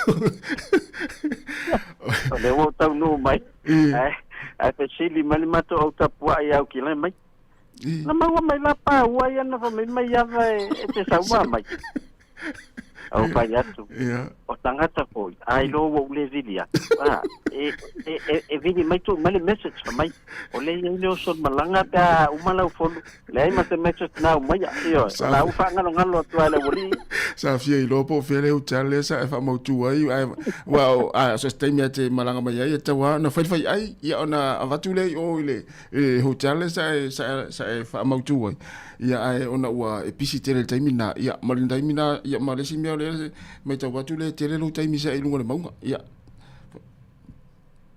ia ole vaenga ta wala ia ole ua foi mai foi ia ma ua mautu mai foi ni so fufuanga wa fono le fono sa via yo le fono holia ai la tolo nga famala mai ngotanga ta fa finga lo fa vai tem New Zealand nei fa mautu la to fufuanga mo ta sanga fo ia mai si foi tau sanga du macho ona le foding mai matua mana o mia New Zealand ia tanga twenga ruenga o le nga fatia la vai New Zealand ona supply tanga twenga ruenga ile ia ila to twenga ruenga tono fato anga ia me se fo ia ni si fo nga ruenga olo o mai tanga to no winga e le o ye se tu langa fa iti wa no mo na yo tatu tanga ta fo isa mo male mal Pasifika o le ala vai o lo ye le mana mianga ia atonu se paenga le leifo ile mo tato ia pa fai fo i o le atu langa la ye il tato watunu i Sāmoa ia ai fanga solo pel nei pokala me wa fo ringa mai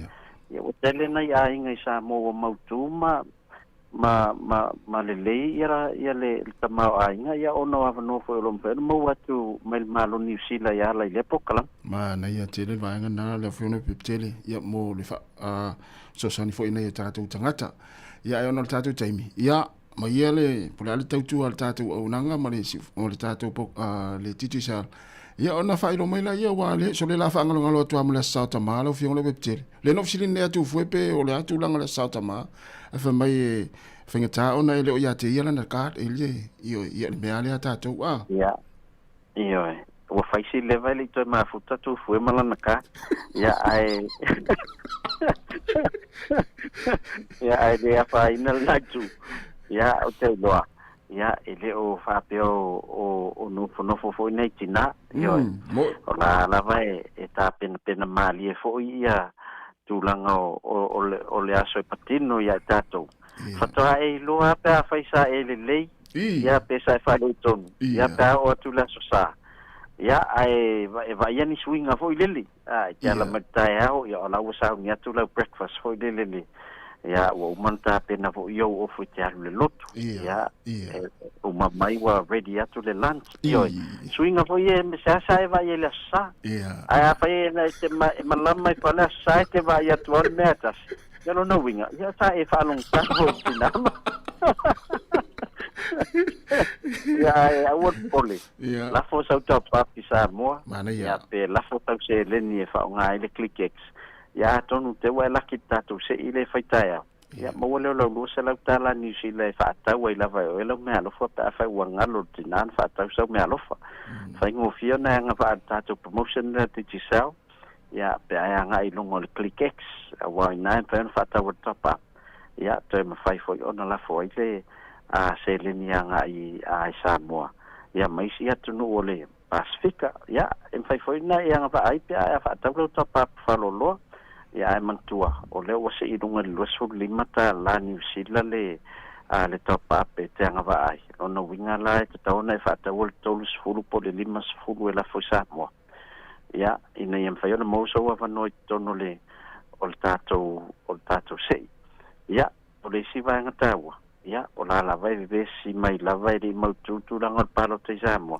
ia e mana mi ala Sāmoa tata voi le fai ma update mai ai ia tato ia e ngata na ia e fai fo na e fa longo ile tau tua tato ale se fonga lomo ia wa pe o ile sa tomo la vartele o tala mo I matala mautinoa ia e tu lango le fanga solongo le faitongo tato palo tolo ia te minne mo ile sa no ia si va nga te fia sa no I ma ta telefoni io na fa mai no ta no no pepe o lo ile fa mo la kilani sa mo la to yuni la kapi ina stona nei o lo lango el tato te chisao ia o lo ye la lato le giveaway se la ta la le pack and save voucher ia pa ia lulungo le page le nai e mate mai ia ai o ta longa le va o le awale pine ula mai fala li ia mala o malisi le ye ta le la lu ia pine ula ia ai alu la lungo le video nai lungo le tia marketing ia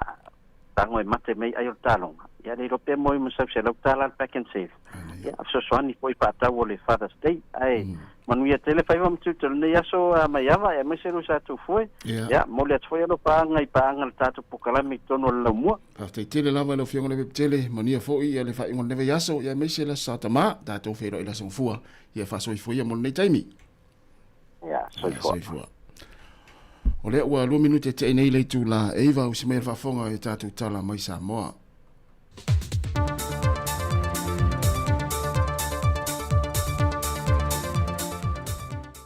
Aso tofi manui o tātua tunu u le isi whao poponga o tāna mai Sāmoa o se mai e le whaafonga. O toi lima I tu malolo te toi le whaita wina ma le wha moe moe o le ofisa o le komisi o whinga pānota e wha mai aina le so lona whaita ngalo ia.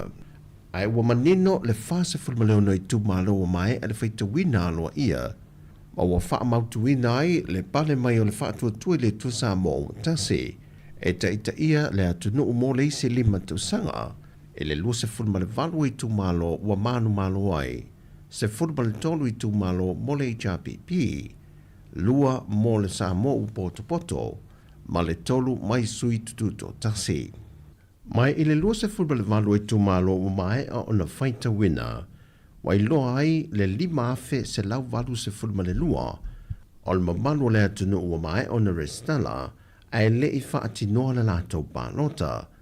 Mō whale ata mua lava lātou wia, e lima afe se lau walu se fulma le lua lana lola pānota po I lātou na restala mō le I tū mālo. Ai wha afe fitu se lau lua se fulma le fitu I lātou na whaati no le pānota, o le wha se lau ono se fulu e le pānota. Mai ua manino fo I le limo tamaita I le ua mānu mālo mai o lātou I tū mālo, e au fia I le fionga le sao whaapito, fia mena o mi mata awha ma le pātia le Sāmoa ua poto, le fionga e au tima le avai mai le tu malo whale a lupo, o le pātia le HRPP. Le fionga mulipola na Rosa Ale Molio, mai le tu malo palauri numera tasi I le pātia le fast. O seve te I fui mono mai le tu malo safa te tasi I le pātia le fast. Ma le fionga whamasanga leo ne mati wa ili masame o le tumaloa ana lofi numer 4 mai I le patia le fast. Pe on sil fia le whaalili wino le se 40% ina ua mai ale whaai unga mai I le whaamsinonga ina ua mai ale pālota le lua whelua se fulmaltasi na whaatu langa mai ai le ono tamaitai I le pāle mene.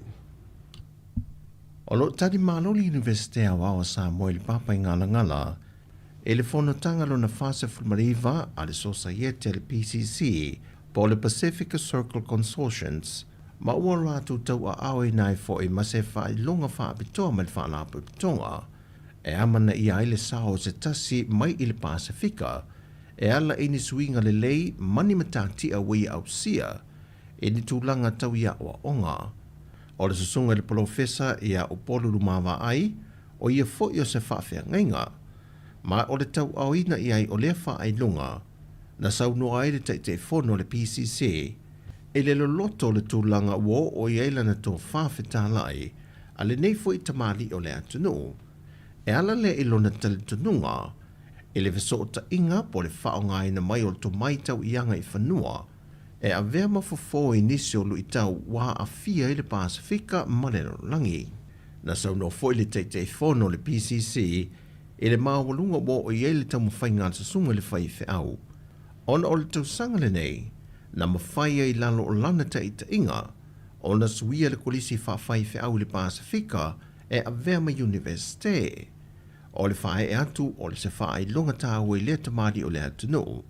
Na whaatino i lava a o whaatauteia, le whontanga le nei o lo usuia mai i Sāmoa, o lo tari malo i University i Papainga ngala. E se reporti la tamai le ofiso numero whaamawina le atunu. Wa whaelo ai le ono tesi ma le 50% wa palasi ai tā lafo le atunu, mai le tala whaatatau o tō le tupe lua whelua whanua whelua se fulma le 5, pe a whatu sātu i le tausanga lua whelua se fulma le tolu, a ngai le lua whelua se fulma le 4. O le tā lafo sa mona whaamawina lua whelua se fulma le tolu, lua whelua se fulma le 4, e valu se lau se fulma le 5 tesi ma le 5 miliona tā la. Ai wa palasi mai i le tala o le tupe lua whelua se fulma le 4, lua whelua se fulma le 5, e le fitu se lau tesi ma le onu se full miliona tā la. Pei tai o lo whaamawina fo i le reporti o numero whaamawina, e ui wa palasi le e tā la fo le atunu. E whaisi maualunga o le numero tupe whaalu, le na si tia le 5 tesi ma le tasi pasene, pe tusa leo le valu se lau iwa se full le fitu tesi ma le tasi miliona tā la. Mai o le tele o le tupe alu olo o iai i le vae ngā tupe, o le tupe tutoki atu le i tangata whai ngā ruenga le malo. A to ai mawhesoa soani tau tupe, o loo tu i nā tu isi o nai tu tino.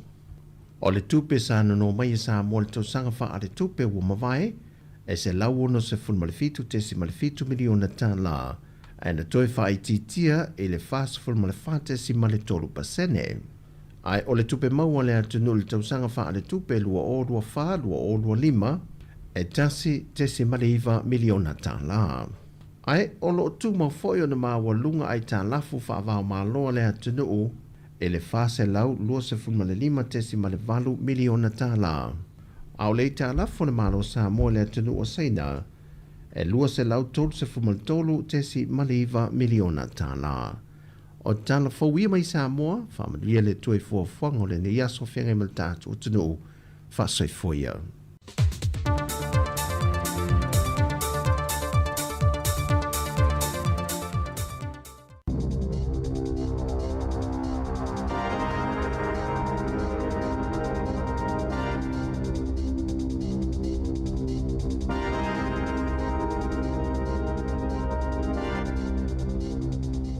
Tui whaatalo whaatol whaapuponga o talafo mō le nei tae au.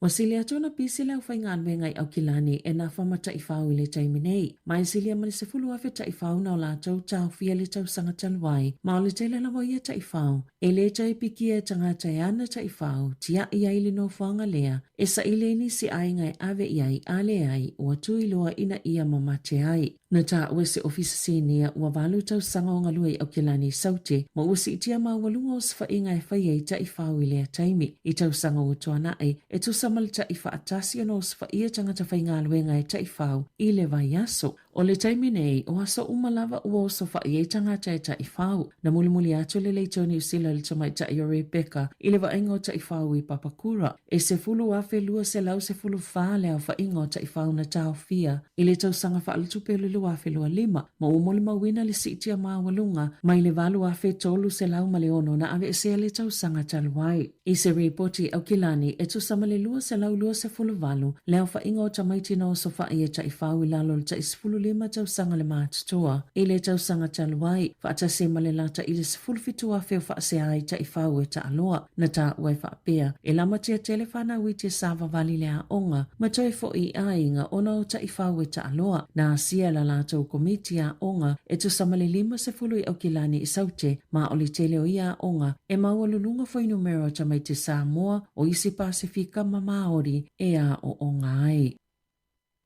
Na whaamawina le hato hone St. John le masina pitopisi mo la lātou au onanga, ma e 50 wafele au whaingo wala au mō avale al whale mai, peo na whaamawina le masina au kuso, na ta ue Roseanne Shore o le hato hone St. John. Na lātou mo le mawina le sitia maa walunga le numero tangata yeya afianga o le manawa, Sāmoa miaina ni tonga fitinga whaanatinati. I le tau sanga talwai, e lata i le ono afe mata upo ngase e winga i le manawa, na tali atu yei au whainga luenga mō avale whale mai o atu le tolu pasene na sitia ai i te tonu o le sefululua masina. E o ile sitia ma walunga o le mana onga mo ta avale whale mai peitai na whaalia le whaala patopatonga sa fisosani fo ia whaititia le avenga mamawhai whale mai ala i nisi whainga tala whia ngai. Na whaalia e shoa o se tasio nei metutia na amata whaatino ina le au onanga e whaatupe le malo e luas fulfaitu la fitu aso le vaiaso i au onanga fo mai o ainga po GPs na tatala ina le soifua malolo ina le o ngā tutonu o le nei tau sanga ina ia tau tuu mai nai. O aso taitasi, e tu samale tolu se lau 50 ngase a tono e anga i EDs po o fale mai. I le tu e taunu i e ngase whaafua see, a le o le toi saunga le mū lava i tonga fitinga i le fale, po o le ave fo i au nanga i tua o le soifua malolo ina. Na awai Helen Clark ma John Key o ni pale mia i tau sanga utuana i New Zealand. Whaatasi mai sita i tai o le lanlangi le solo tele le militeli a saina. E whaailonga ai le valu se fulu tau sanga, talo o na si ilima Japani i le whai ungo le tawalona lua o le lanlangi. Na molma wina le whaatalo whau Clark ma ki le presidente o saina, Xi Jinping ina ua tau nuu, masawa ai e foi ini ata, le tutu whaatasi ma Bob Carr o au se talia. Peita ai na whaitio ina lola awa iai. E ni whaitio whai upu whai o malo saina. E pe o Professor Anne-Marie Brady o le University of Canterbury. O nei whaapea, o whailo atu ai se au se o loo momoli atu. I le awa iai o le presidente o Lucia, Vladimir Putin, ma Kim Jong-un o Korea i mātu. Whaatasi ma taitai o ni pūlenga whaamalosi. Wa whailo atu le lango ma le whaamaoni o pūlenga tuto atasi saina. Na Sāmoa Clark i le Post. Na tutongi ia lavalo na pasese mo Beijing. Masa iei lo foi o le aiaia taitai le whaatasinga. Ai tāua telele iei o le whengali a inga masaina o le paanga pitu telele a New Zealand mo whaatawa inga. Peo na Sāmoa Clark e uia matua tele lava esenga i polkalame o polkiki po o upu whai o malo. E silia mali tolu se fuluono afe tau si soifua whaatau sanga matangata e fsosani le tau singa o ngase o le a wha waula la tau te wa anga i le so whaatau mawina pea la tau finau i le pasene o lo mana na oi whaapopoai o la tau tutongi whaapea fo i mali siti o le numero le au whai ngā luenga e whaitau afe i la tau na solo te e le tae o le solua o le maua le uni wa le mawhaia le te whaatu ora o na tali atu ngalunga mo le saunga le mua ngase whaapea le au whai ngā luenga ina uatuana i le tausanga o la tau finau pea na whaafetau ia tau si soifua i le asolua. I whawhane le ofisa whaitu malo le minister soifua maloloina Simeon Brown. I se whailo tele na whaapipi i whaamalama e whaapea e silia mali se fulu tolu wafe tautonga masiaki ua whaina ona ole te e le uni. O le masina o mena o foina atu waisa sitanga e tasi pasene mo le luafe lua 5 ma le tasi pasene mo le luafe lua 1. O iu laina sitia i le lua pasene i le luafe lua 5 ma le tasi pasene i le luafe lua 1 ma sate ena i le uni. Na sauno le tene o le whaala potopotonga tau si soifua New Zealand and Daniel sile le teo i le amatanga o le vai sonei e te tau na ilunga ato le 3% le si itanga o tau si soifua pe awha upopo iei ma le mata upo le whaatutu sanga o tutongi o i tu pāta i tasi po le Bay Equity ma le whaalelei o le numera o le awhai ngā luenga o le pasene o lo la tau fina wina e ilunga ato o le tau o le soifuanga. Sa whaato e sel soifua maloloina ni sile le iunia tau si soifua ina ua maua le ofiso sulfa inga o le musol soifua maloloina e tatalatu whaamatalanga e winga ili le lava o le aufenga luenga o se ngai o inga sa le whaavaya o ia whaamaumaunga ua ato le tausanga talo na tatalatu i lalo le tola fono o le Official Information Act mana whailo ai e sile atu male afa o sifi uma lava a tau si soifua i le au whaatase male silia male tasio vai tolu o sifi i le afiafi i le vai Januari ma November le tausanga talwai sa le lavai au whainga luenga na maua fo i ele whaululunga le ofisa sulfa inga John Allen e le talawhia ngai le whaatuai ma le muse tu ina atu whaamatalanga o na o mafuanga ia na whailo atu le soifua maloloina. Le whaapea nala i o na whaia le atu langa i se tusina tu ina atu le whaalaputupotonga o tau si soifua New Zealand. Na whaatu e se le pule o onanga le malo i le soifua maloloina pe a whai na matua le fia le whaalaputupotonga i le whaatuai ma le mumuse tu ina atu whaamatalanga. E lua whelua se lau tā lale tau na tau lia i se poloka pata i se tau ufonga na whaia mo le whaalaputupotonga whisoswani o le mapusanga mo tina matamaitai. E tu samale se fulu tā lale tau maasani o se poloka pata i 5 se lau kalama i supermarketi ma ua tau mai ai ua whaalua se lau lua se fulu le tau ngata atu o lea poloka pata. Wa avia i nei ma uloa mo tau maftanga i lona lua lona pita tau ngata. I te tono New Zealand le whaatasinga lona lua wha le tau sanga o le Elephant Hill Kala Dinner and Charity Auction. I le bolas to onai i Hawke's Bay. E ono se fulu afe tā lale to pea whaina mawai tau ufonga mo le Family VIB Services le whaatinoina au nanga le Women's Refuge i Napier ma Hastings o Bida Kirbis o le Kala Craft na manu malo i le poloka pata.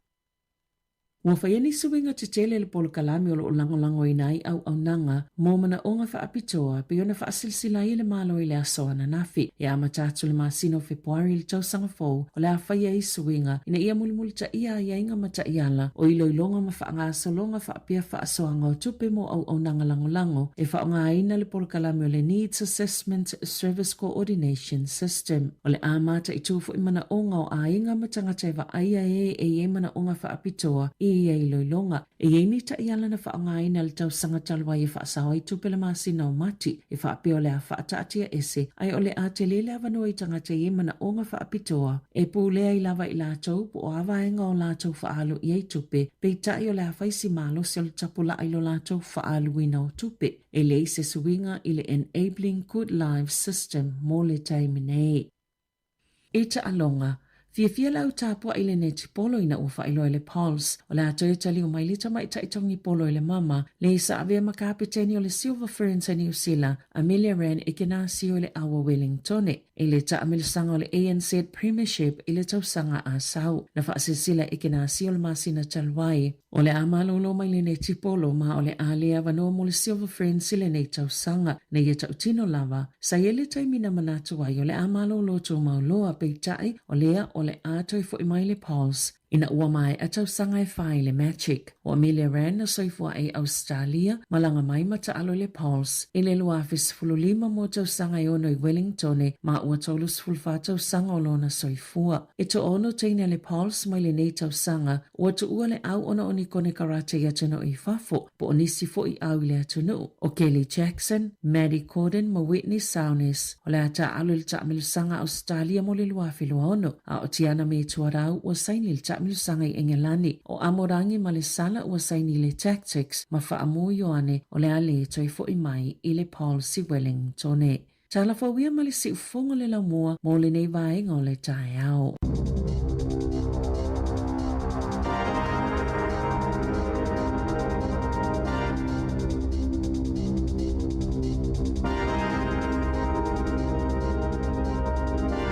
Fonga le whapong mulu tātou telefau, tā penina mai se venga kasi anu le tula se fulma lua matala mai Sāmoa.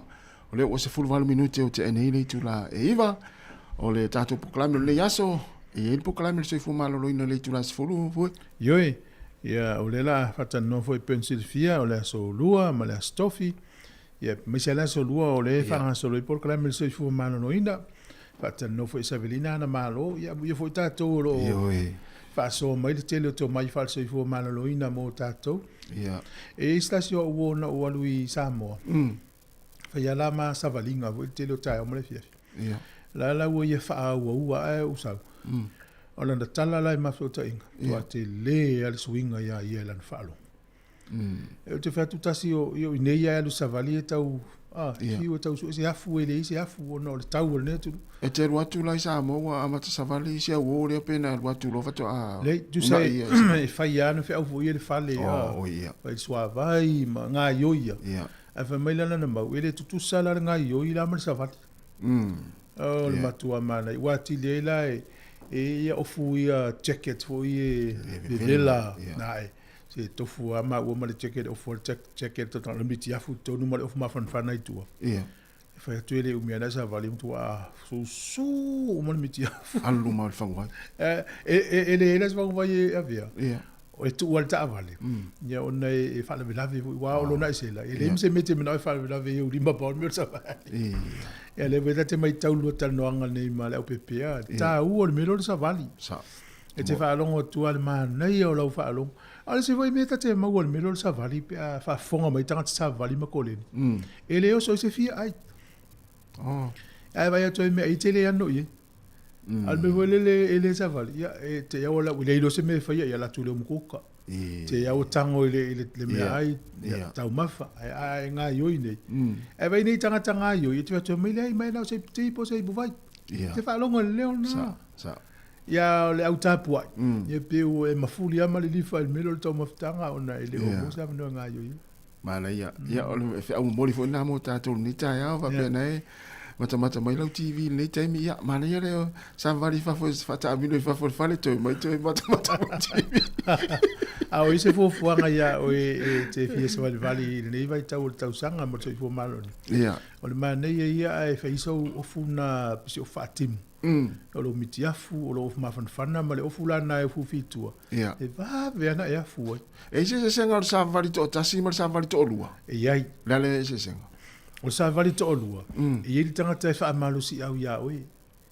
A vati ta inga lewa pe umalo ta amdisanga le umalo. A wha meri tangata e le to lo to olua mai. Toi tu se tasi. Tu sa e mawe lo umalo si wala e sa o le le ia. Ai ato tasi. E te alo lua e o lava lea. E le ise o fa mal. Pe fal mena te vai nei tai au. Talunta ma futa ma. Suinga fo le wo ye nei. Lo malo si pe sa nga luenga so. Pe fo ringa i mela tu pe fal. E te mele na oi. E to ya na mala al fali al suinga fo le wo ye. Fiwa fa to mana va le tuano fo no fo i lo inga. A vai no ni misera inga me mesira inga va ve super calmo. A vesi la inga ule fialu fale pe mana. Ta wana to lua. Vale ya. O te to lua. Misi me tala noa. Ia. Fa so ai. Pe fiole manatu le. E ile pelestene na faila na tala. E silia tu ia na minute ititi o le malata polo tala noa isa mata. Ia. Na no le fafsanga ile ofisa. Fiu so ala upule. Ai o le malata polo tala noa msava va. Ia. Ile umia molton. Ela fa nga na istangata. E ol malata polo e fa malo stino matala no ai. Ia. Ia, e me mo tonu le. Pa pena foi la meo sa valinga. Ia. E se la tamana, yo la tamata i istangata nu o isetunu. Ya sa vali le fiafi male taiao. Te va tu ia unga li funga e ulima. Ah, e sa vali vo le tilo fa pa. Ah, lo no winga ile malo si anga le ulima dia. Ia le mafu ai ona savali ma. Ai te foi ai tasi. E le tautulia fo istangata nu. Ia. O lua ia, o le o ia tau fia o ia. Ia no tatu ia la ngona fo i ava pia. E foi le tau ia po tiro mo vai ngana le a. Ai ava masania wa ia ngari Sāmoa tu lo fa tatu tu. O masania le vai ngana a savali ulima. Ia. Mas ela so tong. Tongi lo sta malo. Manuel tape na tula sa tama. Wolu su tolu minute te nei leiva. Ya amanava va vel fale. Ia. Mana ele tai ao mo vau. O cose ma. Tai ao ale mo vau. Ia, pe ia on fai loa. Ai loa wa tau li loisi o fa na lo le vau. Ia mo. Ia ale la tarta tu pese. O mai li poti mai Sāmoa ile. Tato fai taunga alo i al palo ta vang muli e o long foi le tunu. E si le sire lungo al tat Facebook al Sāmoa Capital Radio. Na wele te le fai unga i tu malo pe na au mai. Ya na tato fa te tali le i al tu langa o le si step o le si step o la sanga o la fanga solo. E si o tato tunu i Sāmoa ya al stala le mai. Pe o le mai tau watu i fa linga le IPC le au mai a Sāmoa. Ya o le tele yo vaenga o le atu. E manele la watu tasi. Mana ia. Ya. E fa pela ia le tau manga le au mai. Fa sisilanga ma le IPC. E fa ilo atu si o tato tunu o vaenga nei o lo motusia fa fuasa i ele ele tise i le tae o nei o no se fa le tonu ma le tato wafi po le fale afi fianga. Fa malulu o toyo no tu langa le malufia ai lo ngā lulu e lau whenga luenga ia whainga luenga fsoswani, ia ono fuanga la ne yolo afia, ia o le Beach Road feeder, no inga le vaanga le alua i le tai le Beach Road, o le tala whata ia pia le tele pisinisi, o nanga le malo, o le East Coast feeder, Vaitele feeder, South Coast feeder, Palisi feeder, Industrial feeder, West Coast feeder, ma le whanga feeder. O whapetania na le whaonga mai le bisi, ia na o le Sāmoa la i seisi tu, fōringa mai o le awhitele le fia. O le momori atu lea i le isi vaenga le lau te, o le feeder la tau te avatua le pao a isi tu, ia le ala mutusia o mutele, ia fia i ma le whanga. O le West Coast, o le winga o le itu lea, ia ana mano a ana matua masanga. Le industrial feeder, lo ingo le vaenga le Vaitele, le vaenga atoa le Vaitele, ia Palisi, South Coast, ia o le itu lea i sauti, o matu le talfata ia pia, o le isi tu le isi umu manu una inape ia, ia o se whaalinga na le o mai le vaenga le PC. Ia afia tele la ia pisini sim fare uloa i talfata. Ia me se ia fare fo ile le tu ia tau mafa tu aisa ma vai pena. O te lole o le pe o le pawa le na i talu ai le sa fa tau ia fi fa le o le tele pisini sa talu siala o ia pe afina to fa nga termine. Iso ta tu tunu. Ia e me se i fo fuanga fo ia a inga le na malanga mo reunion. Ia ta faonga me se hotel si tulisi. Ia one ia fia i le pe o le tise ina ia le leipe le tautua ina o le tangata i malanga atu. Mana ia. Ia ala tata tu pese vai foi. Oi, foi. E wala au le tom foi. Malo se foi. Wala au. Ia. Malo se foi. Ia, taro wa loa si loa. Taro fa mia. E vo mia. Ai, no va no ku mele do di mo sa ba di kaya. Ia. O se na duenga de se kile na duenga o le sa ba di mo di mar kaya a ko e di mar ko inga ku kuranga ri ka ko. Kino kana na sa pe mai. Ko e di mar o de. O me wo ko i di. Sawa. O kalanga pe me ka ki mi wa ko uri ma ko me de la ko uri mo la o. O ko uri mo ka ngo ko me no somebody. O ke ko somebody. Oh. Ke tira. So kalanga ka se no mi. Yo lo ko nga somebody ai se no la po. Oh. O ke me sa wa ko mo ka. Yo le malo si lo ka so. Mana ia, na mana. O kele ila ku foi wa o Sāmoa, kele ro ku foi wa ku i ma ko wa le vai su ka ka dunga ko kai ma ko mele ma tenga. O we na le nga le ko. Ya. Ko ko ko ma sole. E ka na ku pa o ka e ku nga me so ri. Fa na dunga le ke le venga. O kana ka e ku nga. Ke ro ka ro dunga le wa fa la wa le adu. Ya. Para va ida ko fa ro ku pe a woki a le sawo. Kwa sauro ke ro ko fa ku le fa ida koma ia ingo la fang vai a makalo sa mari mari remo wore ko sa mari mari sol pero maka solo ina sa le ale ngale koma ko o ke ai le ko mo le o mako ngira na ko le ri nga wale fa ka ri mai no pero era i le mele i mako fang mo ki le wo tak ia sa eu que se vai valer quase vai ter que dar no meio que não foi a remene foi aqui que não me sole eu não posso que se vai me quer o não quero ele malo se ela vai só eu vai o de isso original que malo se aí malo se que aí vai aí sa pero me ngane que kan mo ko isso o si nga kaisar pa ai ko ang sa mana yo na ko king o walok kan sa au kena ya na ngol ba ki bi nga lo ka kan mo mo e mengi o ina ko le no me sufa o ya o mo kan to mi e ya kaya o si wa be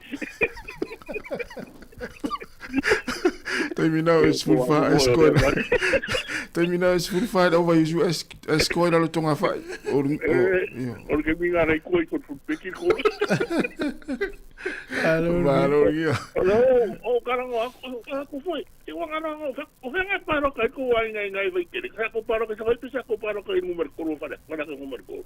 Mato palo tala u polu. Tu malo le vai tele o naua io e o mato le te mato so. Wa ne ko ke sio ai mana lai ka. Moi lava tsa. Ole venga o ki lo ka paro ka le ai mai ku maro le ma ko foi para. Ole mangai na risata palo. Sana wete yo spun mo kupa no ka si dia la ya o ina le o ni ngole. O kamarin ka o ko ina le kan ngo de ka wamba. Ma o ina le mbada. E lo ku ya ma ko iwis. E lo ku ni sa yo ko so da singo. Ko ina na ko i ka wolo en fo me ri. Nana ke lo ngai ni ne ana ke vai aku ala mangi ana ko parok ya wa ni ka ri parok ai de e me nei na ni lo ke ma ko ko pe o fu pa lo es ku ya kai lo inga lo ya o le ngos tamana o pa lo Louis James Towers al fast pa lo ale wo fu valu ia le fast ia e termine ia to lima ia i tu malo ia le fai tawalo ia ia o tala la tamaina le ua lima ne fast luas ful valu fast ful tolu le HPP luar sap tolu ia tuto tasi ia mo fai yo no ga pa me ni mo no fa singina no maro ia va o ina de por el hombre dice eso está copo pisi le o mo no vamos ir yo ele asaranga wa tengo fam kala por que minga so foi para lo que camaro o ina ko nga makamere ai porque que camaro so me pio de so me tenga para sa uropi que no aí foi no maco de me o sa ura ngai o va como casi algo al menos para me hizo ocupé esa pega o asongi pero eu ocupo pero eu me acamai e pa que power mero wa vai do ngai la ngoro inga me to ni e nei ku pa ki supporting no ya pero ina o que quiero como kamado usonga ma wa inga inkalisi meio porque Malo. Kau ngala pasok ako. Kai lava. Ya, pagbuyan luang ado na niya. Malay foi la un algo na foi sa vali, na tu mana ia, malo. Malo va tania, vat. Ya, kara kai dai pe. Ya, te va. Mana ia telele. Mana ia. Ya sa, ia tanga tu ile fia tau sami. To anga foi ko sa vali ma fa malstin. Si tu le. E te vai no fonga le sa vali tanga te tai o me fia. O ko se to tele so. Tele, ale to tele fo yo la wa ave ta vale. Ya va fonga mai e mana ya o se ta vale se joro wa inga. Ya o ina no fonga le wa le pis. To le mat. E le tele ta vale. To e lau te tele a wala. Ya. Ya la tasta to bestas, malo. Malo va tai, ya se va talo va tu ni tatu pa anga yo tai le tatu pese. To va tu ya peti nansen, fa tai tele la ma afta mai sunga vale le mati mai o kilani. Ya o le se a si o nga favela talo va jo, mania la vale tai ao. Taringa ya le vao to lei mata pula yu lio talo fa le vao fa tai tele lava le mafta mai fa talo fa le sunga ya Lucy ala tipi fa tai tele lava ya le tao toi manava toi o le faltua ya line fontu talo fa line manuia lava le tao fish fa tai tele lava vili fiti manuia le tao fa tai le mafta mai tangwa irani tutasi ma lo fa tai o Kevin Swaka manuia lava ngalwenga le fenga le tao Kevin fa talo fa faltua Teresa ene malo ole sunga Samsoni fa launga ya sunga tiulilo malo fa tai tangwai Rani tutasi ya male sunga ya oili sile te vai tu yai o kalangolango malo ka manu lava ni tao mal sunga siosi tusani ya la talo mal tatu pese ole pese nei ole pese forward mai tai ya oili te vai Marcelina Masoe ya ole o sau tu te minne ya ole ngore pese ole ai tau malele atu inu ese ia olana fatunga fo ia no vinga fitau le mata to ia ai tau malele atu inu ia tunu fafo ia usi le la fafonga ia I upu ole pese ia male ia tele ina ua to luas fulo minute ona talo le ole tu la se fulu si fonga la mua I Wellington fatalo fatu sunga sani sau fa tele lava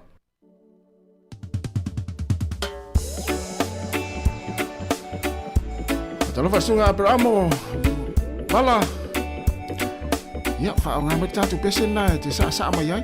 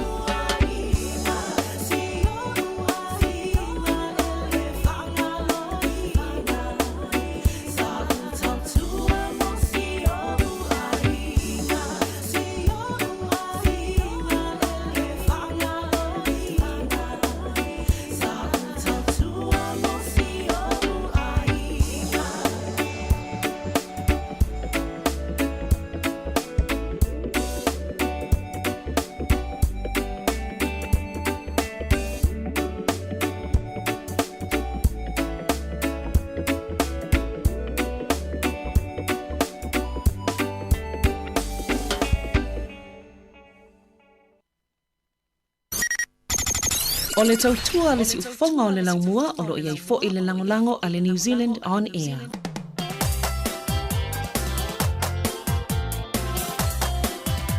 Sāmoa, ia o spesele nei mai whaiwhai aso mai mai wai pilomi. O si pangtuanga mo tātou. Aua ni o tātou tautua fia matai. Au whong, tui! Tūle tautua fia matai. Nau le mala ia o mai ai.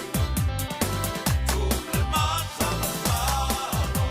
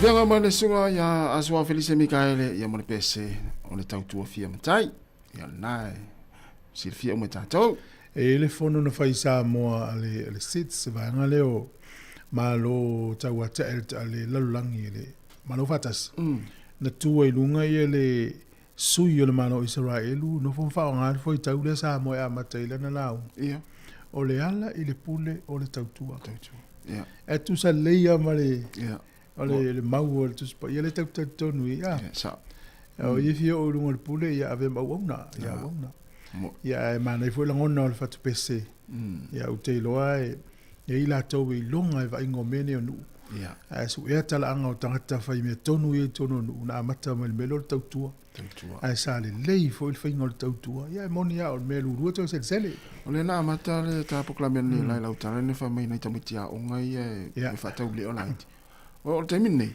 o ia fio anga manu o tamiti na le o fai anu ia sa o le ia talu mai la vaenga le o le tautua mai au lai titi ia wa ta tonu tas e tofu le tangata ia malo na vala wina ma me fa nga ile tangata ma le tangata ile tangata o lo nana tu le fai me tonu le nu te fai me le yo le nu wa o sta to vala ia le o sta to vala ma lo se fu talo va ia fakalo kuna falo lu suga di fefia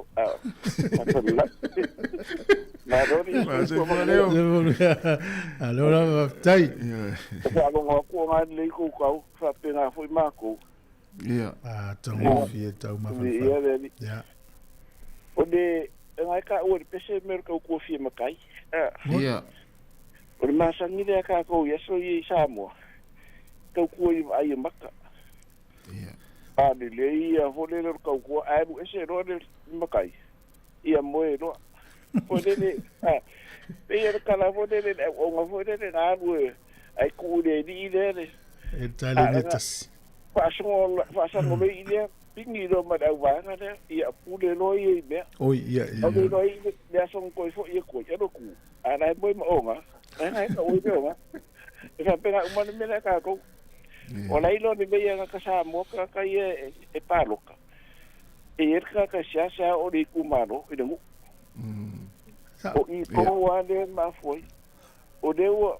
ka umake ka ko pe sia o le paloka i ska ia ai fa per ka ia ai wai pe man ko fo de le uma ia anga ba ka usia apaki i kupe maua me yo fa mungianga ia fa pero le mangua for mede o kau pisai ai ngai me yo palo pa pero le nga kare a si ye o ngofo o fia o ye o le meranga e pe o kau ka fia ile me fo de o ke e o kala kanga ke a sa ka o nga palo o ye de sala a ia e sala pe ale palo ta pe se lautala te laua i se vai a o ke o fo le palo ka o mga de skala ya o le o fai fi na ka ole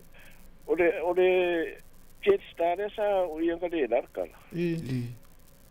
ole kausanga e lenga mai au kilangi na ka power se o nga o ken so de o mai e wa ku le mala ba de o mo kwa de ya sama saninga ngati de ile va le so de o kudo ia o de do ko ripuk o nga ma mai de ma so mai Queenstown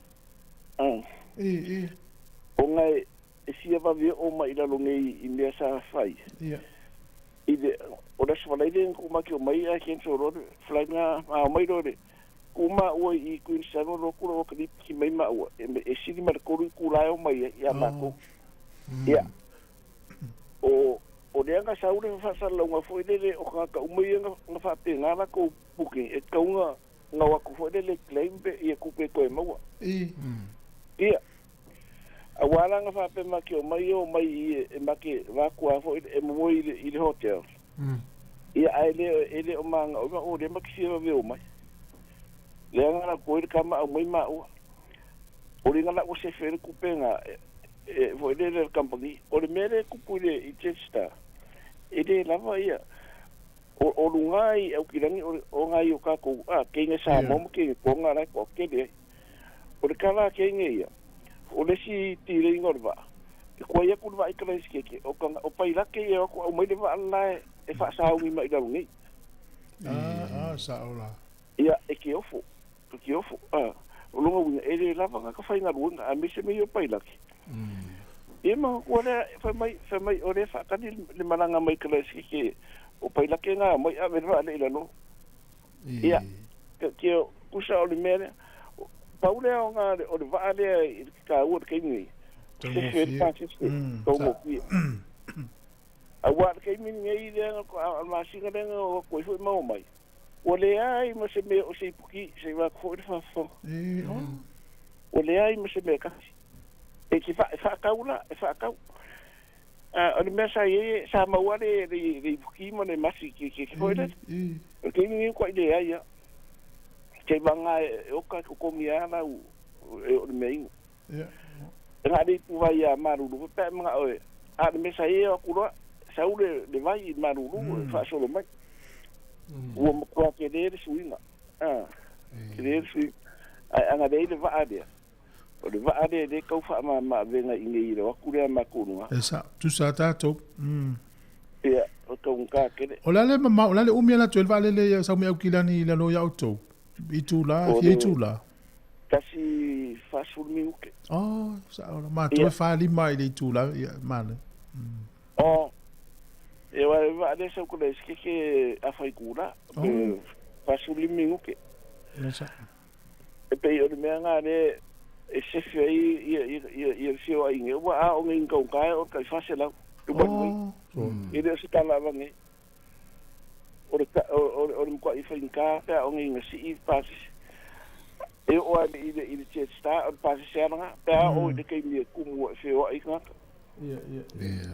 e pe o me nga de fa ro ko a ko ngo e ma wani ku pe an me ka ko i o nge ka pungia o nge ka fie le i ma nga ye wa in ka ko de ko se va a ru ye o fo de nga sa wa ele ko ku de va ai te bit pe o me sa ma sa ni sa wa ku ngai aru de lo ya quiero me voy sa u ngai ku ai ya o mai de o lo ma ngai o de ko fa ngo fie ye ma nga ya ma ko ya malo na e ma ai me nga o me de sa vali ya nga ya me o ka fo ye va kwa de me de o le ngungu ma ngungu e ma ko me nga mo ko ma ku e ka wa ho de pe aru e ku e ka wa sa va sa na e ka wa sa va de vai singa sa va de fa ma ro si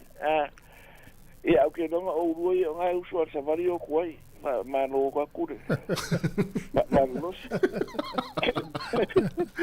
o me le tamale au tamo e le sa va e o ta si o de ko fa sa va na le mo e me le o me de ku ma ta me da saka o nge u lima ya de ya ye se wa so ye de ka ma ingi ya de me fo de o kisi e se na ya mai ko fa sa ya ma e o para ni ke mi ona ko ko de fa ya ama ye so ye po de ar ko ke de fa la ko ku de ga buena pe ya fa ya de me de o nge ya so o de ai o ai para ki fo de e o ngo e ka ko ia me o le kala fa fi au ko le pe mai e go fo le si vine ku lo e fa de ku ka ai nga na ko le ni le fi e mo so la mai de ana ko ka si e ka un ka lo ku fa e ma no ku ka ala ko ko so mai ko fa e mai de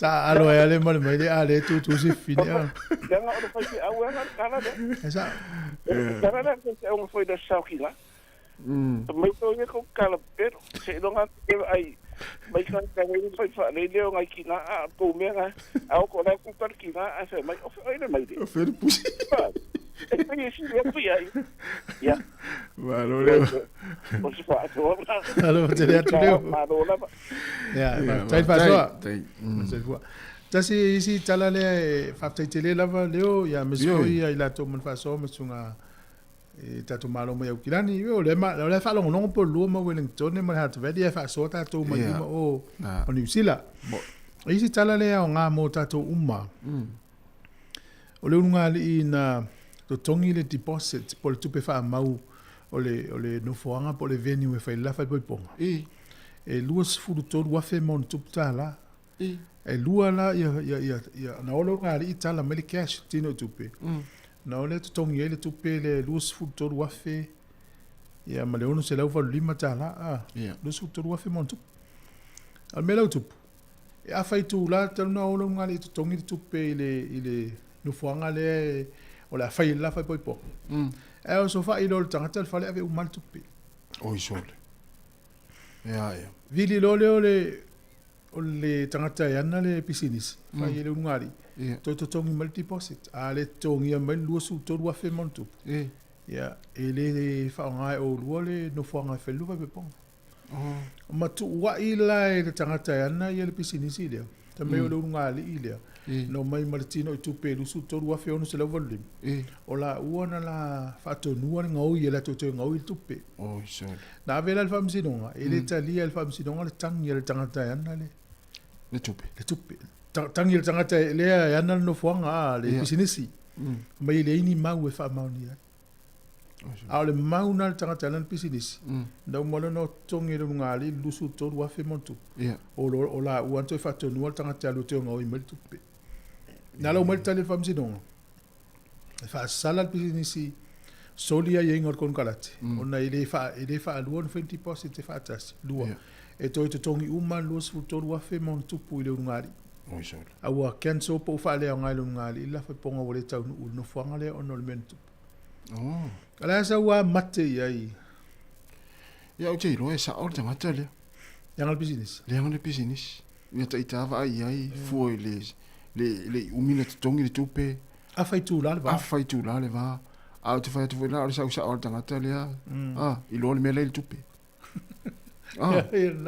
ya lela e meli ungal fam sino ele ini mau e fa mau ni ya ta wona ini masa longa fa pena a fiana i lo tanga tal mele tu pe sa walu mo tupe o ese fo ile aso na ilo aso uma mena mana yeso spisinisia a ultali yan sino tu pe tele fa pe ave te o bank el tanga fa fa nga mele account pay online while vai no mo ese fo mali yo nga mamla e lo eta to me tupu i la tu se si va tu petele ya oe a tele lo la umana plan fu el tangatele se si fu tangatele to to ngoi me tu pen na a si li ale pay online multi no le wona e no fu mastanga tu petele lo fale sa e mele le ta we ya ta tu petaka ta o to am ta sa uni ele uni la kapia Afrika isa te fa se fato engasa fato senga fa pito lava ile u kapia Maori la ma fa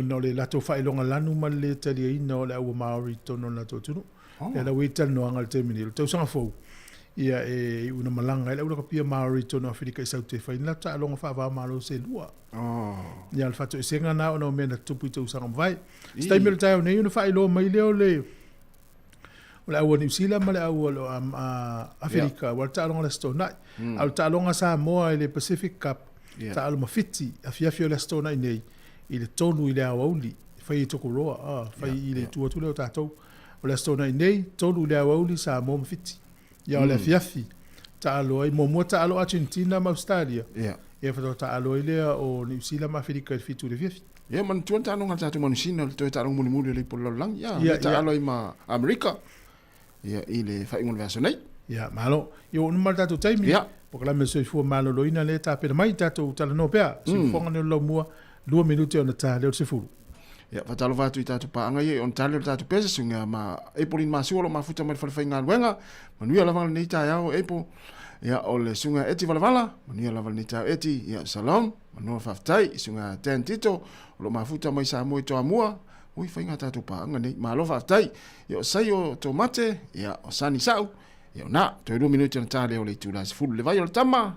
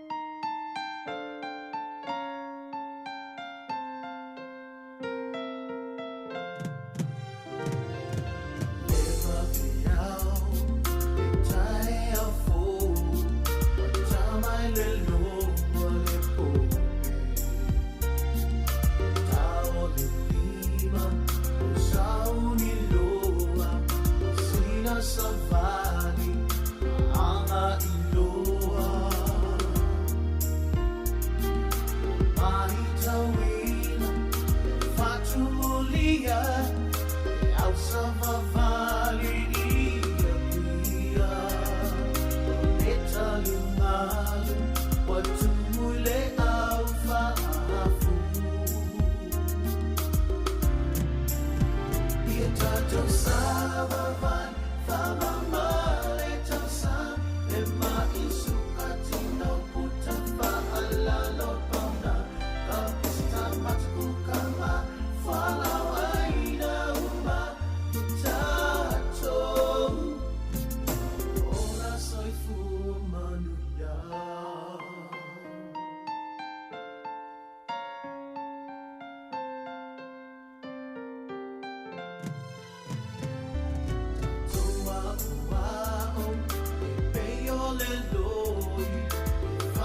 E whaatalo whaatu I le nei tae au I le au whaafofonga o se tasi le nei o tātou po kalame whaapopo o le soifua maloloina mō le nei fo I vai aso.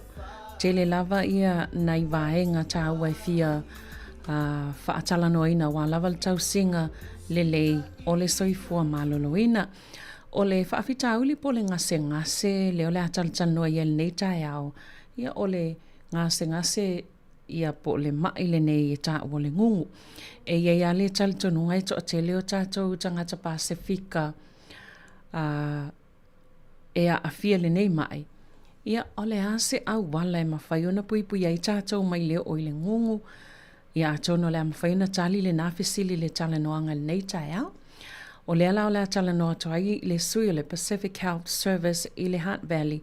Ia po le au nanga fo I o le soifua maloloina mo tātou tangata Pasifika I le Hunt Valley. Le sunga le ia Anushka alo. Ia talofa lava and welcome Anushka. Talofa lava lo te sunga Savelina. Ia malo le soifua.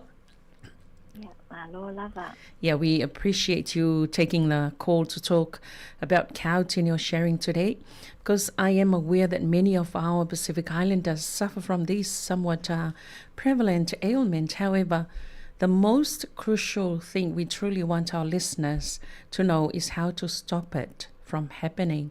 Can you tell our listeners what you do at PHS I le Hunt Valley? Yeah, sure. Pastai lava mo le avanoa Savelina. Firstly, o lo ingoa o Anushka alo o le nuu e tsawai I le lu moenga ma whalea wha no whali'i ma sa fosu paia I Savai. I'm a nurse prescriber at Pacific Health Service. I have been there for just over 2 years now, and have just finished postgraduate studies to become a designated nurse prescriber. So what that means is that I'm able to also assess and diagnose and prescribe medications to our Pasifika population in the Hutt Valley, which is really good, and it's an extension of our service. And I think given the wait times around getting into our medical centres and GP practices, our service is bridging the gap in terms of being able to see our Pasifika people, because we are a free nurse-led clinic. We have a nurse practitioner and about 8 registered nurses, and most of our team are prescribers as well.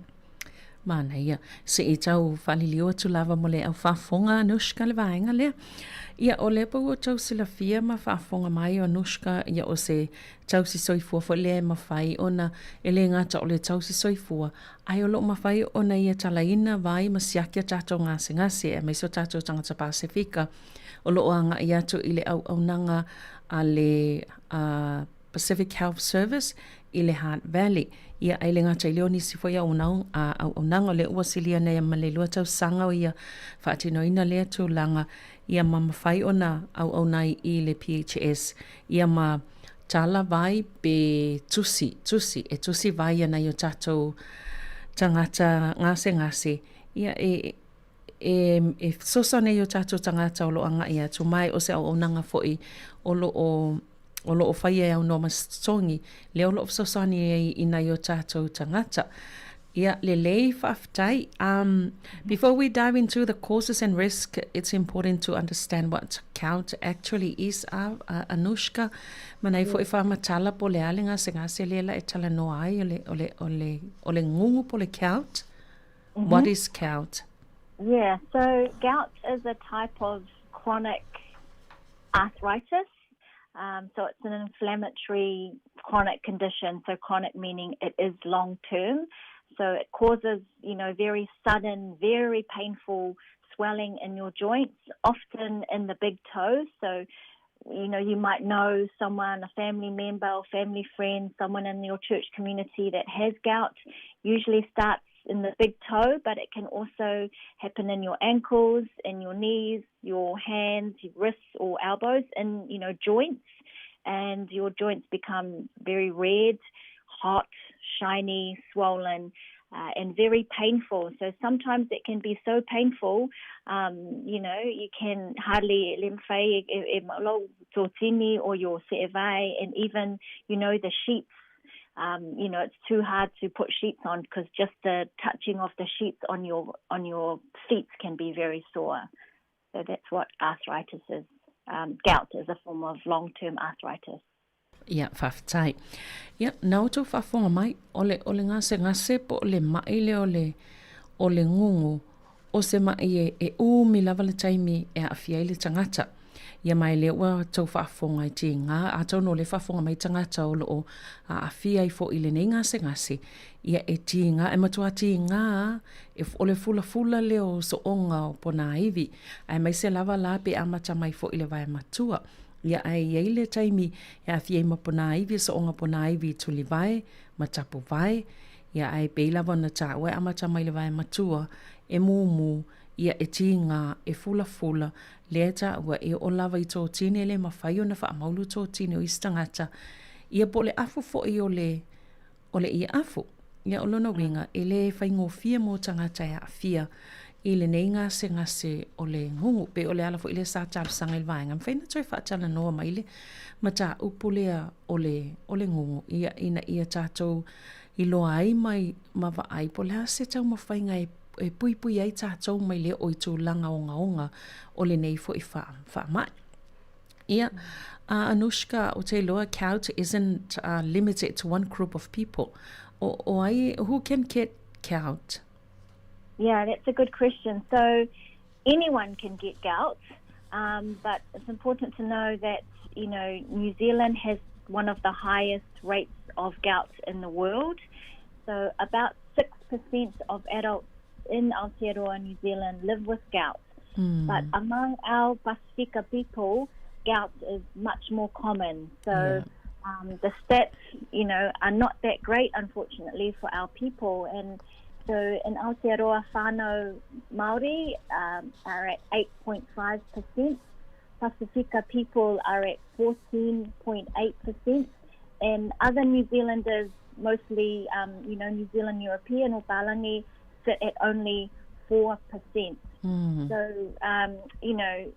Māori Pasifika people are about 2 to 3 times more likely than non-Māori, non-Pacific to live with gout, and especially from the ages of 20 to 44 years old, and in males, for men, Ia, malo whawhitai. Ia, o le isi whesilile sa tu atu ia Anushka, o ai tangata e maua i le ngungu. Po a atu inga tangata e maua le ngungu. Ia le sauna Anushka, so o tangata la wemwhena maua le ngungu. O te tono ni usila o lesi atu nu o le pito silo na maua lunga lo na whainu mera, e tangata e awhia i le mai ngungu. Ono pasene o tangata mātutu o tutono ni usila o lo ola ma le mai o le ngungu. O lele o mai whainu mera, ia pe silila i titi atu ilunga le walu pasene Māori, tangata Māori e maua i le ngungu. Tātou Pacificus fulfate si ma le walu pasene, pe o lea e tele ina maua le numera po le pasene o tangata e maua i le ngungu. Au pālangi, po isi tangata i papae, e na o le wha pasene. O le whaila e mai nei wha maumonga, pe e wha lua ina, pe wha tolu ina atu foi. Le maualunga atu o tātou tangata nei Pasifika Māori e a awhia i le ngungu. Ia ai e o lava po o lātou ia i le lua se fulu anga i le whasful whātau sanga le mātua i o le itu pāwali. Pe lava le olo o tele le itu pāwali ia le nei fo inga se ngase o le ngungu e tele ina a awhia ai. So now you say ole gout is more common in Aotearoa, New Zealand than in many other countries. What is the prevalence of gout in New Zealand? Yeah, so again, the prevalence of gout in New Zealand, so it's quite interesting. There have been some biological and anthropological studies that say that gout is a very ancient disease in Pasifika people, as far back as 3,000 years ago.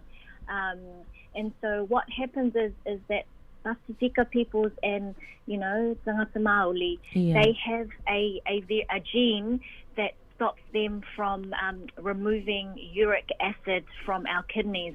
So the cause of gout is the buildup of uric acid in our body, and our kidneys find it very hard to get rid of the uric acid. So that gene is very common for our Pacific families. So that's the reason why we have one of the highest rates of gout in New Zealand for our Pasifika people. It's genetic. So I think there is a misconception or a stigma that it's food that is the main cause of gout, but that's not true. The truth is that gout is genetic, and that's something that we can't control. So that's a very important message to let our people know. Ia lele. Ia, le vaenga le pe e whamatalaina. Ona, pe o tātou Pasifika ma tangata Pasifika ma tangata Māori. E iei ia genes wangalo fo ile wha Sāmoa le genes le ma se leo i tele na whaangai tātou. E iei a vaenga le tino, o lea pe e tātou tangata ia e tau fia ile le vaenga le ta o le uric acid. Tau fia le ave e senga mai o le uric acid mai e tātou tino tangata Māori Pasifika. Lea e mawhoi le tele o le male malo se le ngungu i o tātou tangata. Ia wa e saulisi tala, pe ona tāua anushka, saulisi tala. E pe o le whamai e stari tonunga o mea ai e mawhoi. Pe tai, ia e genetic, pe o se soifuanga fo i lea wa tātou wola mai e ma tātou ia e whainga tāona tātou puleina ma fofoina lea tūlanga. Ia pe o le vaenga tāua le nao lea e fia whailoa matai whaamanino i o tātou tangata. So now you say o lea pe o tangata Pasifika e more at risk of catching gout than other populations, Yeah. Ia, ne pe o le mawhaanga lana e pe i tele atu wai le tūlanga lamatia o tātou tangata Pasifika e mwhaingofi ona maua i le ngongo na ilo isi to ai ngā tangata ia leo tātou ilo ai nei ia le mawhaanga. Malo whaftai. Yeah, but what causes gout? O le ale mea mawha i le ngongo? Yeah, so normally, we talked about the uric acid. So, normally uric acid leaves our body or gets excreted through our kidneys in our urine. But in gout, the body either makes too much uric acid or the kidneys can't clear it that well. So this extra uric acid turns into crystals that feel like glass, like really sharp pieces of glass in our joints. And that is what causes the pain, the swelling, the inflammation, the heat. And so, that those little shards of glass can only be seen in a microscope, but that's what it feels like. It feels like tiny, sharp glass, in our joints. That's why it gets so painful. So again, anyone can get gout, but it's most common in Pasifika men, especially between the ages of 20 and 44. And people with a family history. So if if your parents have it, if your father has it, and it's, women can get it too, not just men, but more common for men, and it is common. If you've got it in your family, you're more likely to get it. If your uncle has it, your dad has it, your brothers, cousins, you're more likely to get it as well. So again, the main reason is genetics, and our Pacific families carry the genes that, reduce our ability to remove uric acid, which leads to gout. Malo whaftai, mana ia.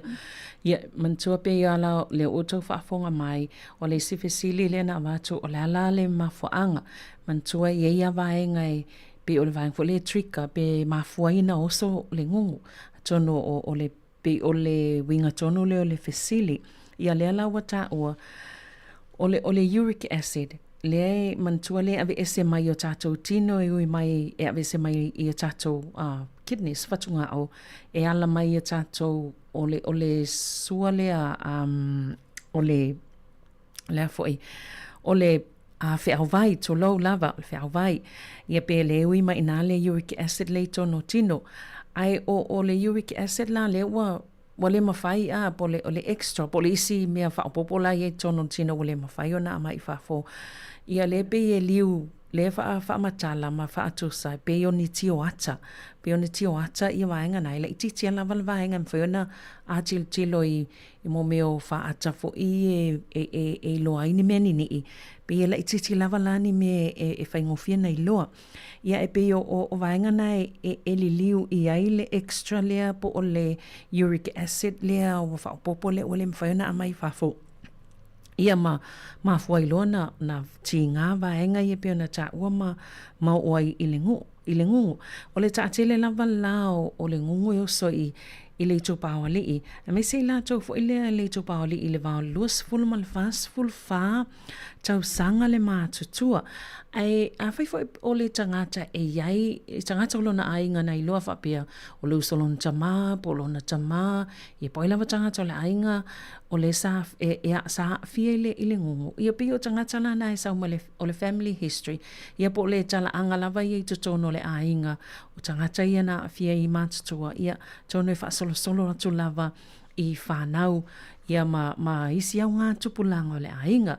Ia e ei fo i le tupao o i tēnā matama i tai e a fia i fo i le ngungu ai pei e ta atele lava la ia le ngungu i le tupao ali. Le ta ua mai le mātua tau sanga nei vāo le lua se fulu. Ia ma le whā se fulu whā tau sanga. Lele, Anushka, beyond the basic courses, there are certain things that make someone more likely to get gout. So what are the risk factors for developing gout? Yeah, that's a very good question. So again, the biggest risk factor is family history. So genetics. If your parents, uncles or brothers have gout, you're more likely to get it as well. But other risks include if you already have a kidney problem, kidney condition, being overweight is also a risk factor. Taking certain, medications, like water pills, like diuretics. Diuretics are pills that help remove water from your body. Having hypertension,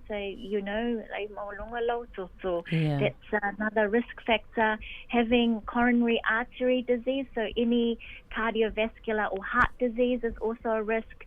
Type 2 diabetes, which we also know, a lot of our Pacifica people, if you have gout, a lot of other people will have type 2 diabetes as well. If you're receiving chemotherapy for cancer treatments, and also eating lots of high purine foods.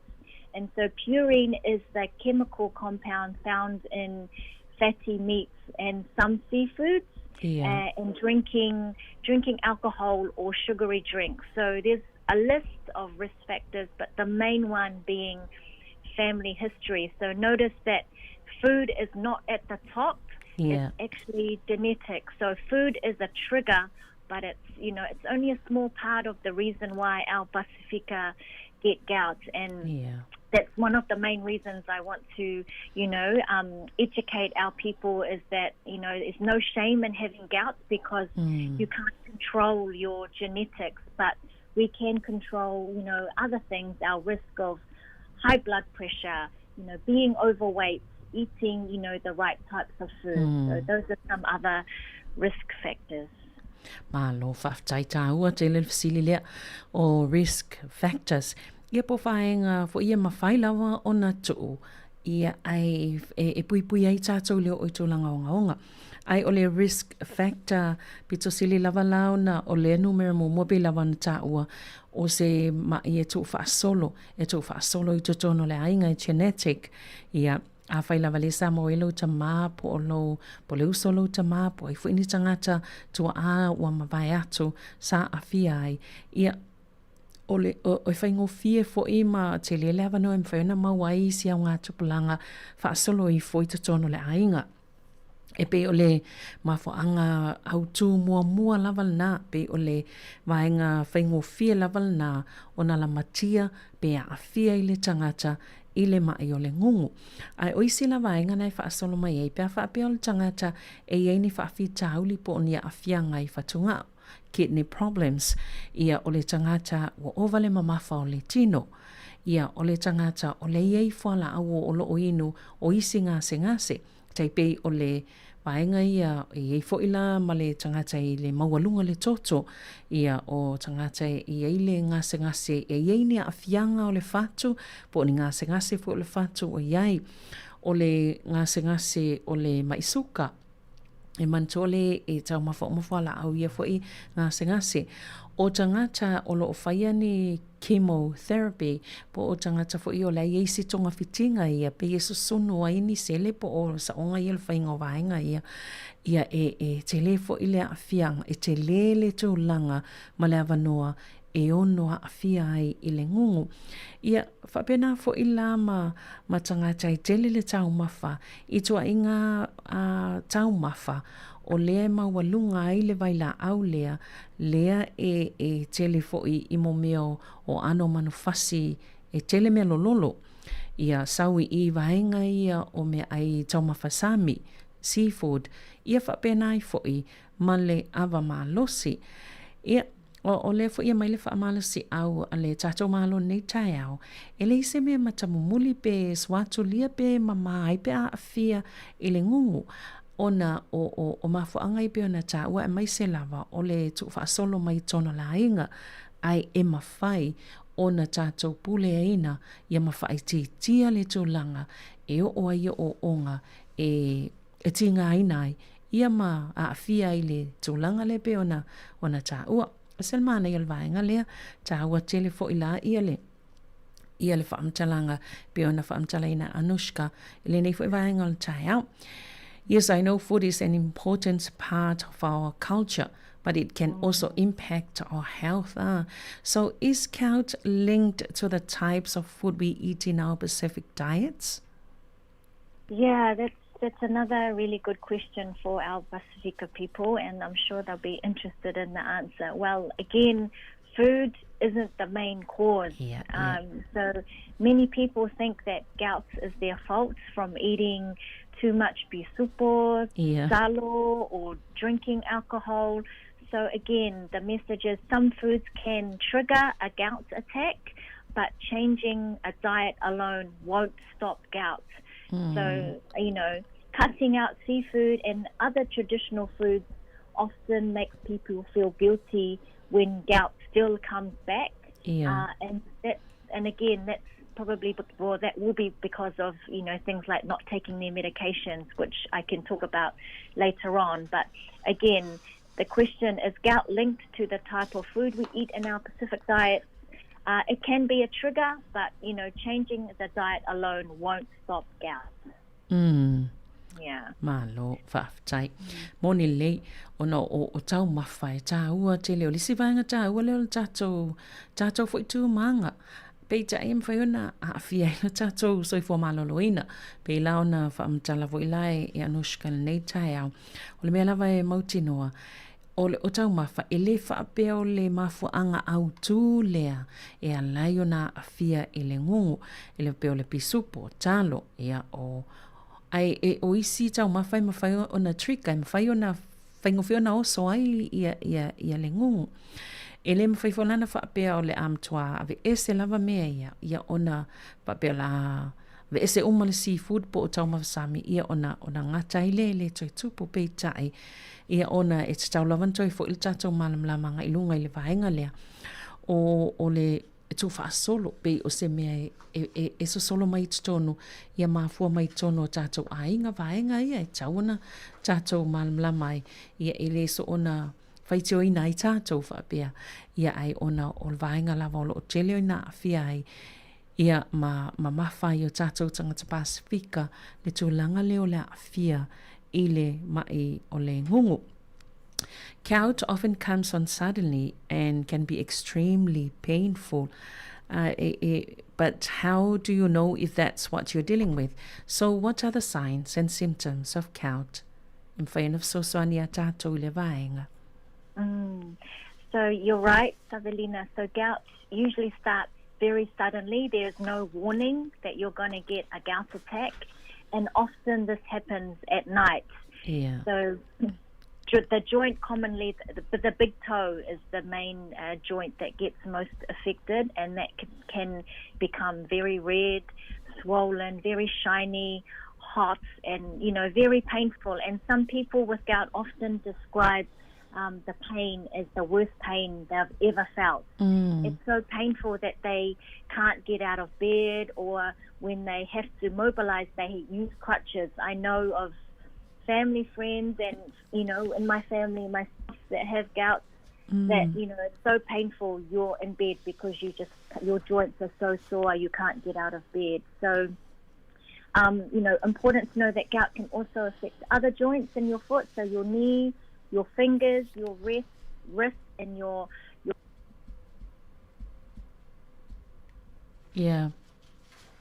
be a problem. So the pain can be so bad that it can cause fevers, and it can cause muscle aches as well. And so a gout attack can usually last between 5 to 10 days, but in some cases it can last for weeks. So the gout doesn't go away when the pain of the gout attack goes away. The uric acid crystals stay in your joints unless you keep taking your medication. To help the uric acid crystals, those sharp glass crystals that I talked about before. They help them dissolve. So that's the symptoms, the sudden red hot, swollen, very painful joints. Malo whaftai. Ia o whailonga wa aia po a unga o le ngungu pewhi ona mātai tuina vaenga ia po a vaenga i te tauna mātai tuina ina i whaingo whia nei lo o le walata ina a whia beosa fo ingunga o le tangata. Ia o le be ta we be ia tau le ni lapata inga po ni whailo. Ai o le tūlanga lea e be tele lava ina tupu le taimi o le pō. Ia e amatai i le ti ngāo so onga o pona iwi, ia po o tapu vai, ia o tuli vai, ia o le nā vaenga e mua wa ia pe ua mu fo i le ma pe e ila le pe nta mua lava o le tama i vai matua. Ia e pe vaenga na naifa me e langona ai pe o se ti ngā pito sili lea ona langona le tangata a fiele ngongo i tinga o malawa na ia a whea ngai mai ia o le vaenga i pu o le mawhaina alu ese ma le moenga ia tūlanga whapena o nisi e onga lava i ulawa ina a fiele fiva ia tinga maso le tino e pe o tūlanga la na ia o isi e limanga i le se fulu aso e a fia ai ia o isi ia e alua va ia so o whea ngai lava ma tinga ia ma maftianga o le ngungu ia e pe au o lava ina oso ia mea o vaenga i o aunga ia po whailonga wa aia fo'i o le ngungu. Okay, so getting a proper diagnosis is essential for managing gout effectively. So can you tell us, how is gout diagnosed? Yeah, sure. So diagnosis is very important, so you know what you're dealing with and it's not something else. So often your healthcare provider, your GP, your nurse will diagnose gout by asking you a lot of history questions about how it's been happening, what you're experiencing, the pain, the swollen joints, and then looking at the joints, and they'll be able to tell by a physical assessment if it is in fact gout. They will usually ask you to have a blood test to measure the uric acid in your blood. So a healthy level of uric acid is below 0.36 millimoles per litre, so that's the measurement of uric acid. So that is, the blood test. And sometimes, if needed, they will take fluid from the joint to test the uric acid crystals that have been formed in your joints. But I think it's safe to say if your toe or your joint suddenly gets red and swollen and you have a family history, it's very likely you have gout. So it's important to see your doctor or nurse for a blood test and to get the right treatment. Lele, tai. Ia, o le pewhia ona iloa o oe lea ua mautinoa wa awhia i le ngungu. Ia, o isi vaenga ia pe ona whamtala mulmul nei, a va ia lolo vai matua wa pe wa matau na fula, ia ma pe e tu langana e te va ia e fuile piwa i ila, o le whamai shiny. Ia, a tonu e te le lava noa, wa iloa ai, o le ai ua e maua le ngungu. E tā ua ila le whai o lau e wa ailau fō mai, i e te le lava ni fesili o le a fesili ngi ai oe, i a mamata fo ilea ona a whapeo, e mai se i le vaenga a whapeo le au onanga lea Pacific Health Service e te alu iai, o i nā fo ilea e te alu iai, i ana fesili lo leo fō mai po o tausi soifua o le awa aia oe, ini fesili e loa ai ma tau sa ili ei po o e tonu wa a fia ili mai ngungu. Ia ma matafo iona su e ma matango i vaenga i o so onga po na iwi. Ia ma le sila vaenga tāua na e taimi af sila tuai pe whaatonu ina oe e whaisau blood test pe tuilo toto. Ia su e ati le vaenga ia ma loa i fo ilo le tonga fitinga e ta tau ona whaia i ate oe. Ia tāua telele vaenga le leo le kauta. What is the management for gout? So the management for gout, there are two types of medications for managing gout. So the first type is medications to manage the pain and inflammation of gout attacks. And the second class of medications is to lower the uric acid levels in your blood to prevent painful gout attacks. So your health practitioner will generally prescribe anti-inflammatory medications like diclofenac, naproxen, ibuprofen, and Voltaren. So those are all non-steroidal anti-inflammatory drugs which you can get over the counter. But it's also important to know that these anti-inflammatory medications can have really serious side effects if you are taking them long-term. So they should only be a short-term solution because they can actually be very harmful for your kidneys and other parts of your body. You can also take prednisone, which is a corticosteroid, and the other medication for managing pain and inflammation is colchicine, and that's used to relieve the pain and swelling when you have a gout attack. So colchicine works by reducing the buildup of uric acid crystals in your joints. And it works best if you take it at the very first sign of gout pain, all the redness and swelling. So important to know that pain medicines help short term, but it does not fix the root problem of gout. And so the other type of medications are medications to lower your uric acid. So that's a preventer medication. The first line management for gout is allopurinol, and that helps to reduce the levels of uric acid your body makes. There's also the buxostat, which stops your body from making too much uric acid. And then the other one is probenecid, and that helps your body get rid of uric acid in your urine.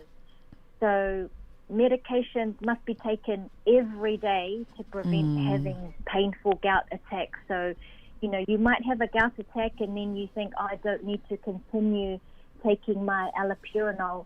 Well, even if you feel well, once people start to feel well and pain goes away, they stop taking their medications. No, you have to keep taking those medications every day. It's the same as if you have, high blood pressure. You have, anti-hypertensives to lower your blood pressure. You take those every day. Same as your gout medications. Even if you feel well, you must continue to take it every day. Otherwise, the gout attacks will keep coming back and the crystals or stay in your joints and can cause long-term damage to your joints. Yeah, and not only wait until you get the attacks. Yes, exactly. So Yeah. you'll keep getting attacks, but it's so important to have your allopurinol, your uric lowering medication. Even if you feel well, you shouldn't stop taking it, and you shouldn't rely on the pain medications. The most important thing is to take your gout medications long term to really bring down that uric acid levels. Otherwise, those crystals just keep on forming and getting, the deposits get bigger and bigger and bigger, and the pain gets worse, and then your joints start to get deformed, and you have long-term complications. Lelei tai. Ya, ta ua foi le sivaenga lea o pela le wo mai fala au ma tong fitinga. Ia e puipuia ma fsosani e tātou pe a whapea e maua ile mai ngungu. O le vaenga la le pe e lua i tu ainga a vaenga o to inga tong fitinga nei e mawhai ona tau fia, puipui, whaititi ai le a fia i nei vaenga. Pe o le vaenga mo mola le pe e manage pe pu lea ma wa aia le leile ti ngā ia ma le hoso o so whaingo fia mai o le tangata e le ngungu. Ia, o te le o maua le le atu ia i ngō o to inga whala au nei, ai a whaila wala tangata o lea a fia le ngungu malu atu e tala atu no e malamala mai isi vaenga i e peo nei e le Voltaren, Ibuprofen. Yeah, ibuprofen. Na. Peo isi vaenga na ia e whaitite fo i le fula pe a whapea e oso ia ngongu. O le isi la vaenga lona lua na, pe o isi whala au e whaapa uma whaitite e le uric acid. Le ei tatono le tino ma le mwhena mai whatafo e whatunga au e ala mai i tātou whi au vai se i tolou. Ia le ta waisi whala au ia pe o le allopurinol o le fibaxostat pe a whape sa o le ta ungo ia vaenga. Ia elenga tailea, o le tā ua, o whala au nei, e inu lava ia sa uma, o le vaenga tā ua nai te tau lava, o na inu ia sa uma.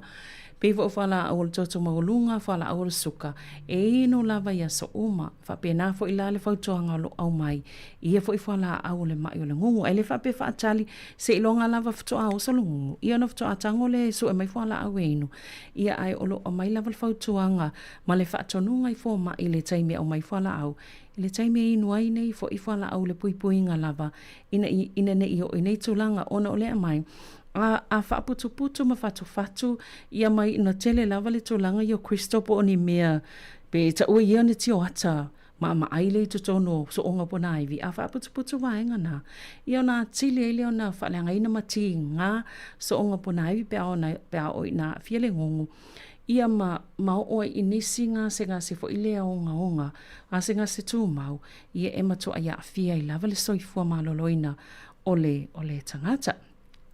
Ia se tato o mai le vaenga o le diet ma le tato lifestyle Can you tell us some foods and what are some foods that people with gout should avoid and what are some better options?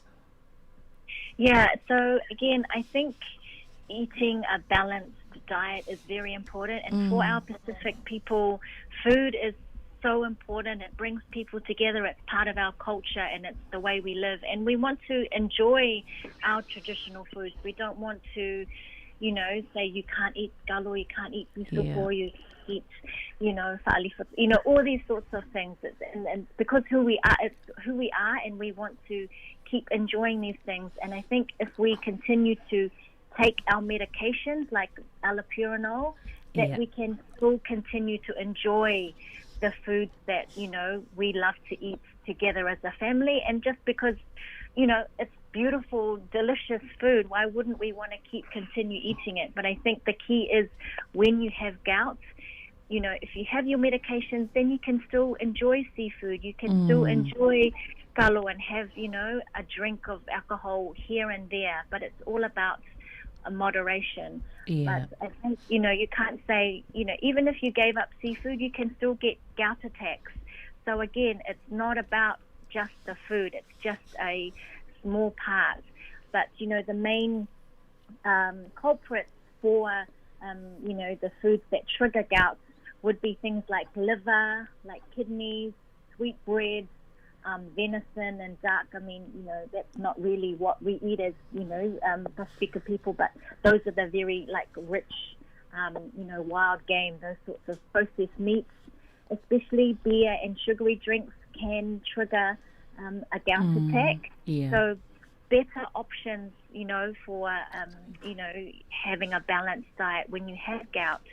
Plenty of vegetables, fruits, whole grains, lean meats, meats without the nga'o on it, taking off the fat, chicken, low-fat dairy options, low-fat, cheese and milk, and drinking lots of water can also help flush out all that uric acid as well. So when, we talk about what are the best food options, these are good options for, not just when you've got gout, but for everyone in general. If you've got type 2 diabetes, if you've got heart disease, we always talk about lifestyle and diet, exercise, reducing stress, getting enough sleep, connecting with people. So, this is really good lifestyle advice for all of us in general, not just people who are living with gout. Mana ia tele ia pea mole tau whaafonga o le sāwsilingi ia tato malo ia po anisi o tau mafa e tatau o na tau mamau e se mai e tangata ia whaingofia na a fia le ngongo ia o hafo ini se vaenga mana ia matala whea ngai e tau sa sami ai o le lai e au male whautuanga e taua i o le pāleni o le tau mafa. O tele fo isi po kalame tātou talano ai, e pei lava le vaenga lava le au mai i a pāleni a le tau mafa. O mao tātou fo i tangata Pasifika, ia me so i tātou ia tangata Sāmoa. Tau te fifi e peo le tau mafa, ale le tau mafa i mea tau te o i ai. Ia e pei le atua fo i se whaatasinga wa e peo tau mafa e au mai whaatasi tātou, o tātou lava tū maanga. Le fo i lai tā ue noshka nei tai au. Ole vaenga au tū lava, inu le fuala au, to anga inu le fuala au. Ia ona whaingo fialea e mawhai lava na e tau mafa, ia ma o ai foi, i mea ai nei e pe e te popole, tau te popole iai o le seafood mea ai pe o le maso, ia o le paua, po alava mea ai o le tau lau atu mea ai sami e whaataita iai, ia o le tui, e pei, o mea ai nei, ia ole vaenga au tū le whaamanatu mai, inu le whala au le e fsosone e tātou, ina ia tau mamao ai mawaenga i o le oso le ngungu, a lea fo ia mawhai lava, ia ona tātou ai mea ai tātou te fia iai, tālo, ia o lava mea ai nei e tele fo le masoa, ia ai o lo mawhai ona tātou a ai ai mautou tau mawhai, pe a whai o mai le maua le mai ngungu, ai pe a to anga inu le whala au. Ia o fo ilai vaenga ia o ano manufasi, a wha pe whaonga a ano manufasi, ia e ave ese vaenga nei lo lolo e tele le mea lo lolo o iai, ia ona o tātou fia tele le whasipa masima, ia o jasina ano manufasi e tele lava le mea lo lolo. Ia e pe o whaatei inga o lo amai, ia tele lava ia whala au whaisua, ia e ave i tstono o tātou mea ai, ia e mawhai fo i ona tātou to anga ino le vai auli. Pio le vai auli lava e se le au ngā i le tino le tangata. Ia e le mawhai ona pe tau mamau mai ei ma le ono o i tūlanga onga tele nei. Ia olo o mawhai ona o iei pe a tātou le tau sia vaenga olo au mai fo i whautuanga a fo mai lātou lo whatala noa i nei vaenga. Ia Anushka, what are some of the what are 3 take-home messages for our listeners about gout? Yes. So I would say 3 take-home messages. So gout is not your fault. So it's your genes and how your body handles uric acid. So awole mawhawhau e leolo se. So don't think it's your fault. It's not your fault that you have gout. So that would be number 1. Number 2, food can be a trigger, but it is not the cause. Yeah. So the main solution is medicine like allopurinol, plus balancing what we eat. And I guess the third one would be instead of blaming, people or the stigma, the negative, comments around having gout, we need to uplift our Pasifika people. We need to, empower them to say, taking allopurinol isn't a weakness, it's a strength. So it's about protecting your family, your ability to provide, your ability to get up and play with your samaiti, and then play sports, do things that you love. So, it's a strength. It's not a weakness when you need to take your allopurinol. Ia tele le ulo istamaiti ka tape a mawele ngongo le whawhetai ia pe o fe au tāwe tolu ia sa au mai le wha amanu si au a tato malo nei tai au mo mua ia manatua lava o le ngongo ele wha pena mafua tātou ia le na saunoa lava anushka ia ele o lousi se le ana lai o na fia oe po wa ufoi ile ngungu ele o tātou mafuai pe lavanta o lamtanga pe o se vaenga tu fa solo ya tātou ia pole ainga foi ia maunga tupulanga pe a faisa fia mai tangata ma o le tulanga o tātou tangata Pasifika fa pe nai fo i Maori o le vaenga luna lua o mea ai po o tau mafa e mawhai ona e mawhai ona oso ai ia le ngungu ia o le mea tāua fa paleni lava le tātou mea ai ma mea tau mafa pe ona tāua ia malvaenga lon tolu ia ua le whapetua ia wa maua i le ngungu ia pe ula fo i ma amusia i stangata pe a whapea o lewe atu inu le whala au le na tāua le allopurinol ia wailoi o tangata le maua le nunu a wale wha ula iai ia pe a amu fo iai ia ai tau mawhai so soani fo ia i lātou.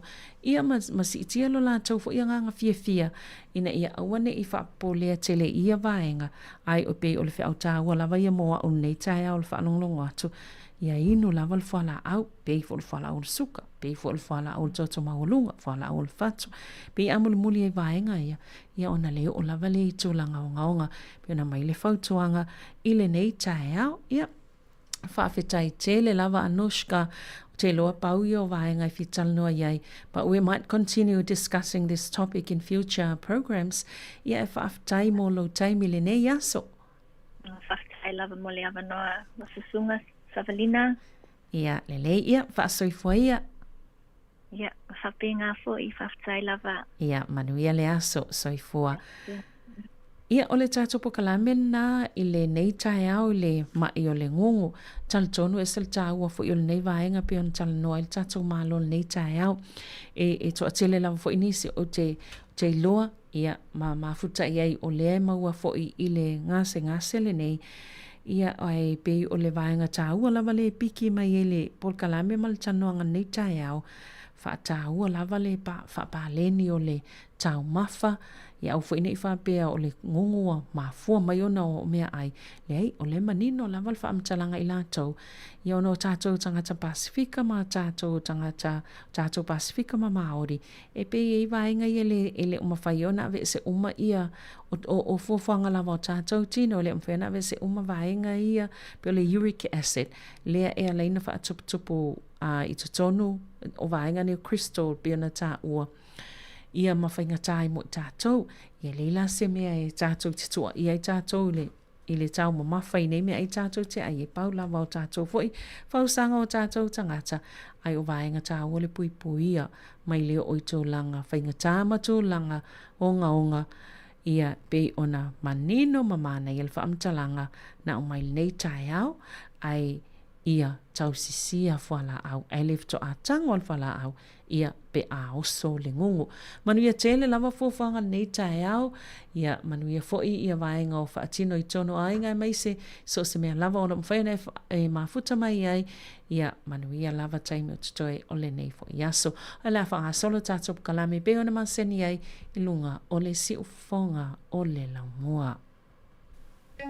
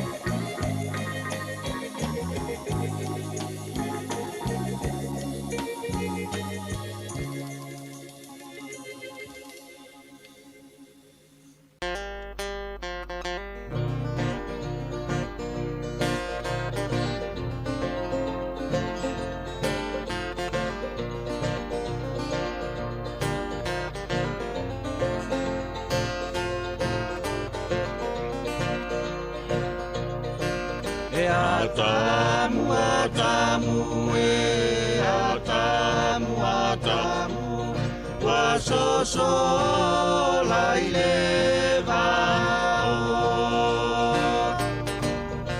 Atamu, atamu, atamu, atamu, wasoso laileva.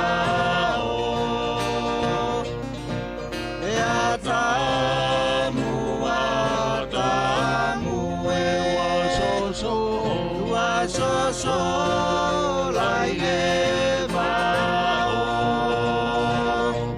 awe atamu atamu so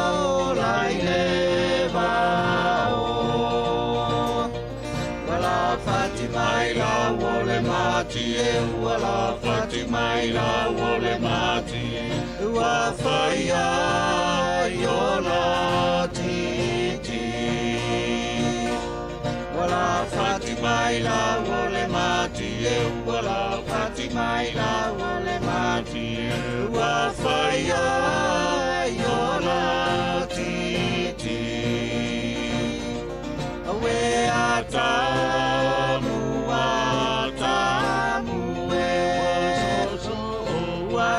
so lai e vao awe atamu e so lai e vao atamu e atamu e so lai le bao wala fati mai la ole mati e wala fati mai la ole mati e wa faia yona titi awe atamu e so lai le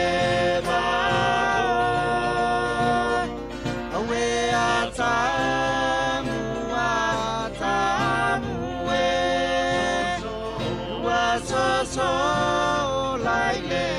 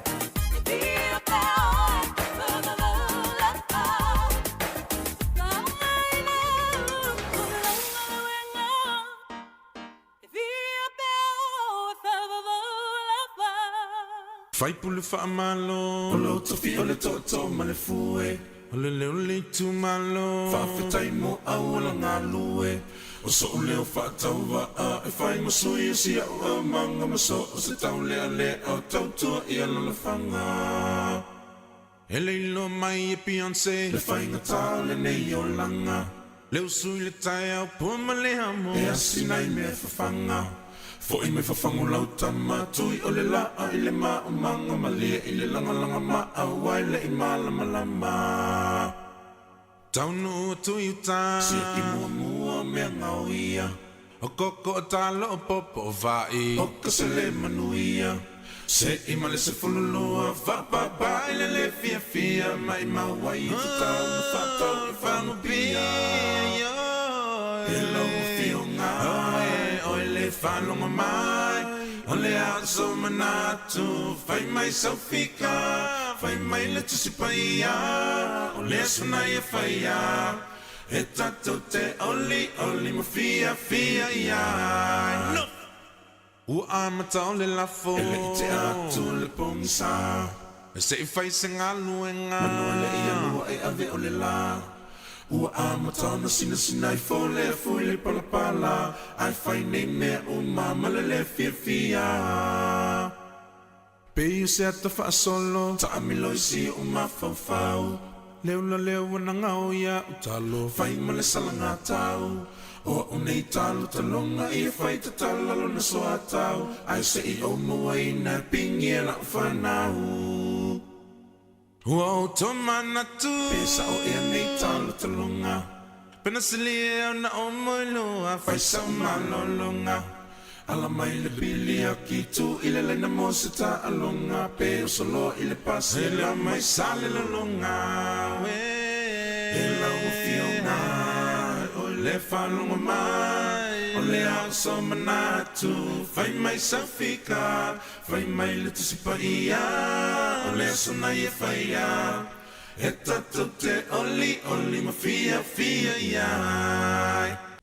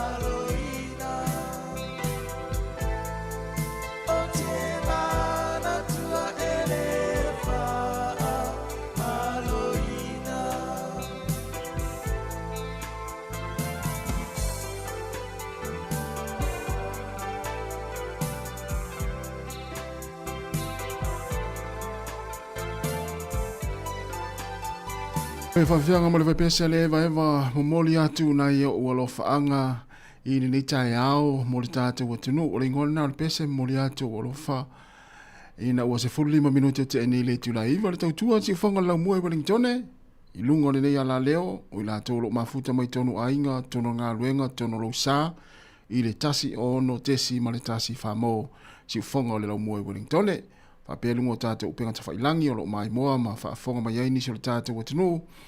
A o whenga iai fōi le toa tele ngā luenga I tono le ofisa. E o lo ki mai ai lau TV, tono ainga ma mai moa mai ai lungo tātou upenga ta whailangi. E pe ona iai le Facebook ma le tātou YouTube le nei tai au. Ia maa lo le tāpuai, maa lo le on sai ngā luenga o le nei aso. Ia o a fōi le, mai se lātou lo wheo ilunga le awala, le au whaima whaatimu timu mai le mātou pitonu nei polirua mo Wellingtone. Ia e whaamanatu lawa I taimi whaapenei le saunga le mu. Ai maise o tau o loo ngā lua I ngā luenga I tāwale afi. E tau sia pēr saunga le mu. E maise o maila whaatulanga ina. Ma le maase se e le awala. Ia ma ia ato atole le leo lo sa. I lo whianga iai mga luenga le yaso. Tārs lua leo te pēr maisa Velina Kāsiano. Whaapoponga o tātou talafou. Ia ma tātou tala mai Sāmoa.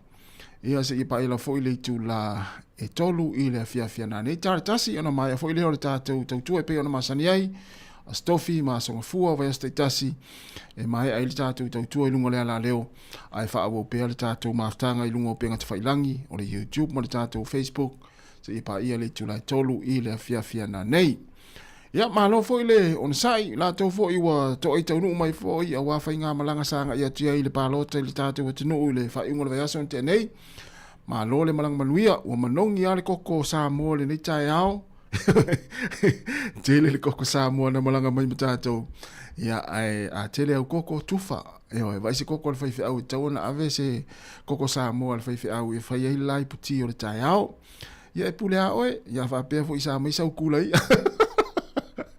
Ava pe foi sa mai sau kula ia tufa ave se as fai au ia ai mai se ia ona ia wainga ngana ia no tu pe o tafa e pulea o na sa malanga I Sāmoa ia e fai ai lau filifilinga nei aso o ila tau o le sauni malanga fo I tātou atunu ina ua mai ai foi ia tafaonga na malolonga na malanga mai ai po o fuafanga le ainga sa tau ngai mai ai ia manuia la foi to tari watu I Sāmoa ia I whanau foi mai ainga o lo whatari mai ia manatua o lea ua tau atu le malulu ai mai se lava nei o tātou matua tausi ma au mātutua ia tautua nā I wele le te iwa e pu eia e pēa taunu I Sāmoa ia o taula foi ona whaitete le tūlanga nā ona e se ale tau New Zealand o lea ua tau atu le malulu ia o lo mawhanawhana si o tātou atino mai se lava nei o tātou matua tausi ia tautua nā vāenga whapena se 41 minuta te ai nei le tūla se fulmaritasi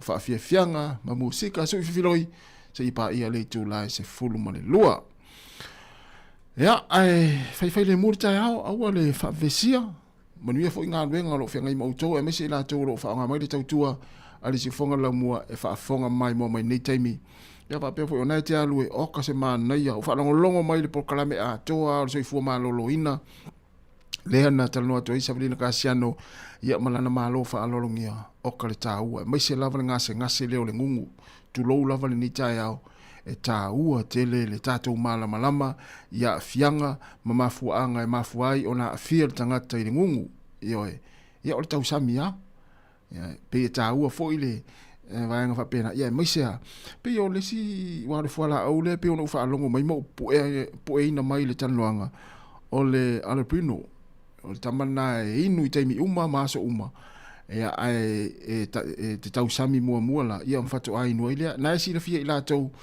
ia e maua ngase leo le ngungu ia ai pe o lisi tu tāua le no ufa alongo mai ai tāua la fo I le to anga inu le vai auli le vai paipa ia po le fangu vai ia e tāua te le vaenga na ia mo ila tōro ngase le ngungu to tele ia ele ngata I Sāmoa tele tātou atunu e ngase le ngungu ia fa mai si na o tamama mari e mo ngase e le ai wa ngungu fo I tamai tai io o le tu mautino le na ai o le puipuinga lava ia na ia te oi au mame ai tātou te ai tu lou le nei tai au ia ai a fia i tātou, a tātou sta ia le fo mai whaatununga lo tu ina mai.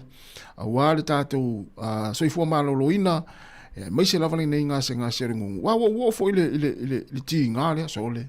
E le fai ngō fie, pea o le teimi e ti ngā. Ia ai ato anga e fo le inu le vai auli ma le vai paipa ma le whangu vai. Ia mau sta il mea le fa mail fo mai. Ia, e te le ele ia sau popole. 2 minuta te ai nei le tūlai si fumartasi. Si fonga la mua ma fa fia fianga su i filoi. Ia ma vai pole ar kuka o le uli mo nei mātua mātua.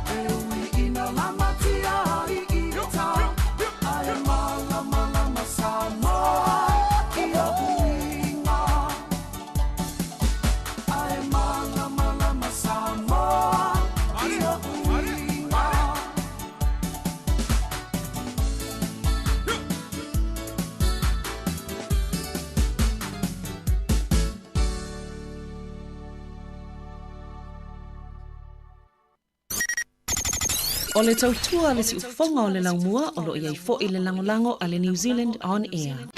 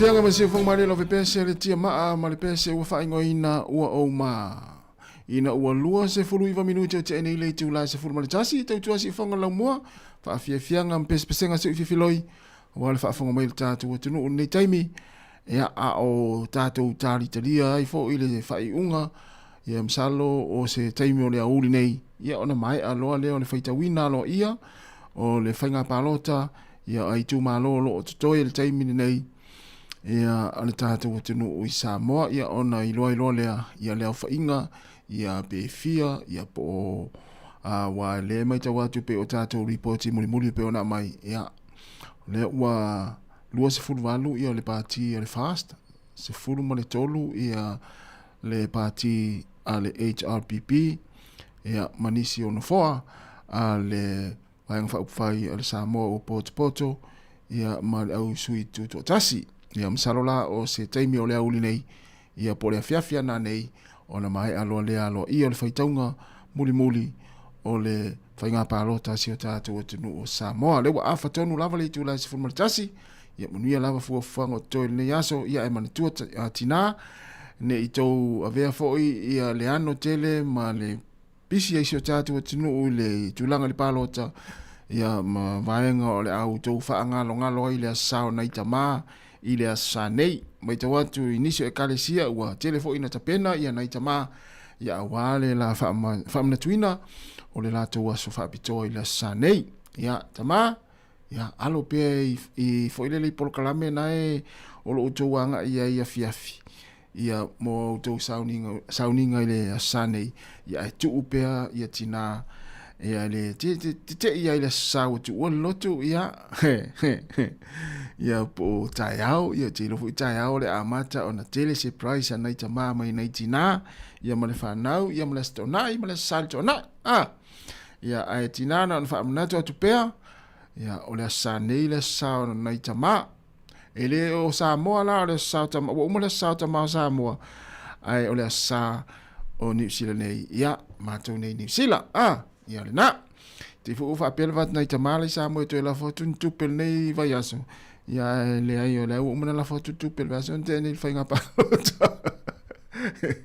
ia fa mona tot pe mo tātou tina talo vatu le sa Samson fe launga malo lava soni ia monia lava fo fango nei tai au fa tai tele lava ia le mafuta mai ia malesunga ko te le lo ta unga sua fale ia emo teapot kau ena esa fale unga sua fana ia o sua faolo o mai lunga tātou YouTube ia moriatu fa after tele ia te utolo mai moi lunga tātou YouTube mo Facebook ia po tātou penga te failangi ia o lunga tātou app le Sāmoa Capital Radio app ia ma lunga le nei ala leo o le tasi ono tesi ma le tasi fa mo fa talo fo le sunga James Jones ia o pari sina ia ma to tele nai lo mafuta mai i le tautua le sifonga le laumua i Wellington ina ua to e luas fulvano minute tale tu lai se fulma le lua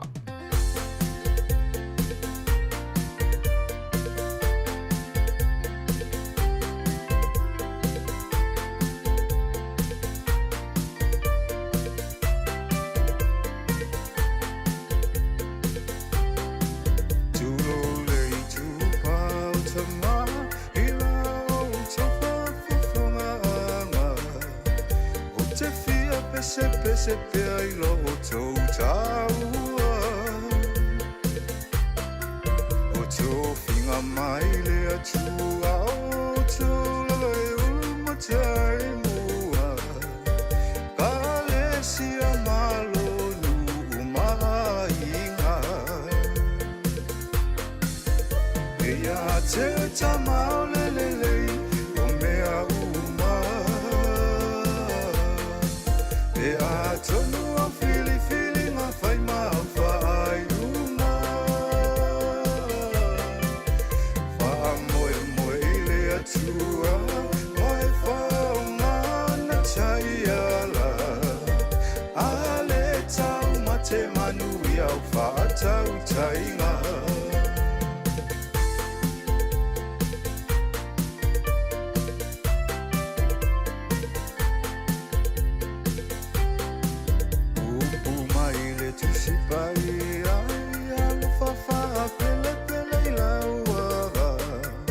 Silelei fana o mole lumana I manuia Tamalele ele malolo E sairi o ilea o malepo E te musilo a inganei o la falolo E ia te tamaolelele o mea uma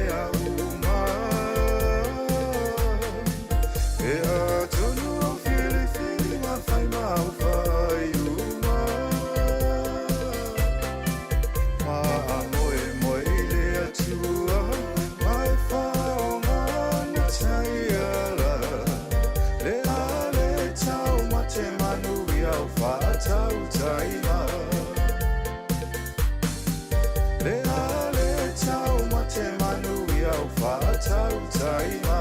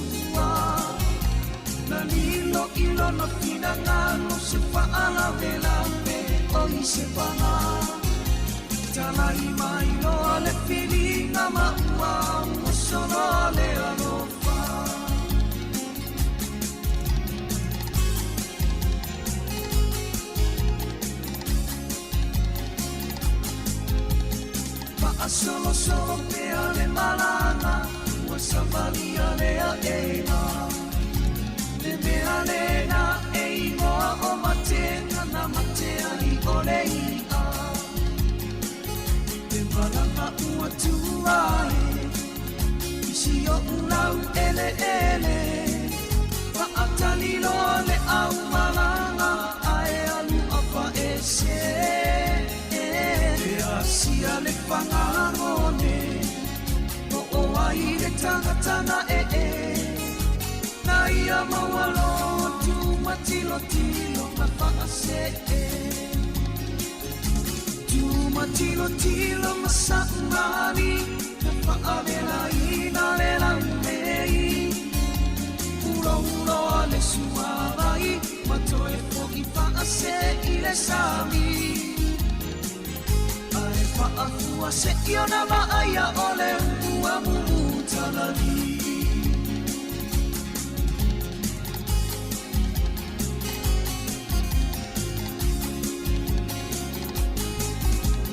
Ei ai fo i le tasi upu e whai isi o uru Ei ai oni mea o tatoe o oni toe o samone Ua mawatu ole ia Ua toe aina ona A ua mu'u ma'a ano Tanu le whaatamala Ule tasi whaalame lave O tangata sa ngole ngole A ua sui nei o sanongelo Unu whaapele pele Tilo tilo masaumani Na whaavela ina le laumei Ura ura le suarai Matoe fo i whaase i le sami Ai whaafua se iona maaia o le ua mumutalani Pawhianga malisunga taulanga tangaloa Ia malipese vivinga o le fiango sangone Ina ua toe iwa minute o na tālea o le tūlai se fulma le lua manatu na ua tāpena foi ia tau maftanga ia le tātua tua e maise lava na imutua tausi o lo whaafonga mai tonu a inga o maota ngase ngase o maota o tangata mātutua ia maso se no whaanga lava o lo o whaanofo ai na i o tātua mutua tausi ia whaatalo whaatu ia te oina le au kuka ma lo lava ia tapena ne loa latu tau maftanga i lungo le lau lau ia maavane mafuala au na ua tāpenane ia mai alola le tau maftanga whaamanatu ia la fuala au ia mafuala au le ngungu pe ona ia le tātou pokalame o le antano ato isa vilina malana malo i le ngase o le ngungu ia a whaape ona sa misi le inuina au fuala au na le ilao le ngungu ia a umalola u tau maftanga nei ia ona inu lo leo fuala au nai maasani pe ona whaelo atu le tātou pokalame o le alopino pe o tamana wa vela lo tau finga mainga o la umea o ngale le tau fi mai proklame le ana nei no fa longo mai ai o le tamana pe e fa iti ai le mawalunga o le ale ngole upulenta wa tu savilina mala na malo o le uric acid mo wale ya ole ngole upu ya na o le uric acid tono lo tino malo toto ya na mafu ai ona fia o ngase o le ngungu ta ua tele proklame na am salo na to tele la to ia fia ngase ia le na fa fonga mal tatou proklame ia ta ua tele vanga fa pena awala fo pui ngolo tatou so i fua malolo ina ia ole ua toe fitu minute ona talo le ole tula se fulma le lua ia ai o la to lo fa o penga luenga ile i malolo mai lava na le la ile i ta fo si moko ile i malolo lava ia tautua nā pea le saunga le mū ia i ngā ruenga lo whenga i mai tātou umalava ia ai mai se lava i lātou ia wa halu le tai au na le la o lo ngā lue ia i ngā luenga ese ngā lue tātou o isi ngā luenga e whai asi mamafa o isi ngā luenga ia ua māsani i lava lātou e ngā lue ia ai o le whamanatu lava ia le tātou tautua nei ia le tātou saunga le mū a wale whianga iai au mga luenga. Ia, tonu fo e le ofisa na te mai moa mai whaafonga mai ai, ia whaatalo whaatu walu le nei aso mai le tau na le la o lua whaafisanga I malau computer, ia whai matui runga sa valivali e whaamalo stino ma inu sina vai ma sina kofe ma e whai e lau whaamalo stino. Ia ona e sauloa lea whaawau au ngā luenga I lau masini nao lo lua whaafisanga I pēl taimi nei. Ia ai mō tātou ia o lo whaalongolongo mai ia le autali telefoni. Ia ono sa ifo I wingo tangata e vidi atu ma whaaso e sa atu. Ia te oe, ia a o lo maupea, ia le to vae ma lau o sai, ia I le tali ino telefoni. O le a lava le ofisa na te tali telefoni ai. Ia, te masalo tasi lea ngā luenga o le matua whaingata I le tero taimi. Ia ia vala au fuilele vala au atu, ia e tari fia ma le whaaloalo. Ia i fuila tau fuilele, ia I vaenga, ia e le fia I le ainga. Ia ona vili atu lea, ia ele o fitaui, ma le o talia, ia le mana onga le na vile atu ai. Ia ona afia I leo nei tangata la tali telefoni. Ia a o mea o le tupu le ainga. Ia lawa e vili a eitai o isi vaenga na tali telefoni. Leu ave lau pasese, leu ave pasi. Ia lato umalawa na, ia e yeifo ia afianga le taimi e o lato ngā luenga. Ia ona o le telo pasese, ia ia pasese ese le whaaloalo. A yeifo a pasese o le matua le whaaloalo lava. Ia o na alela atalo tatu pese le o pena mai sa vini kasiano ia wale fa ponga muni tatu telefon pe atale tu la se fun male lua le o 5 minute tar se fun lua.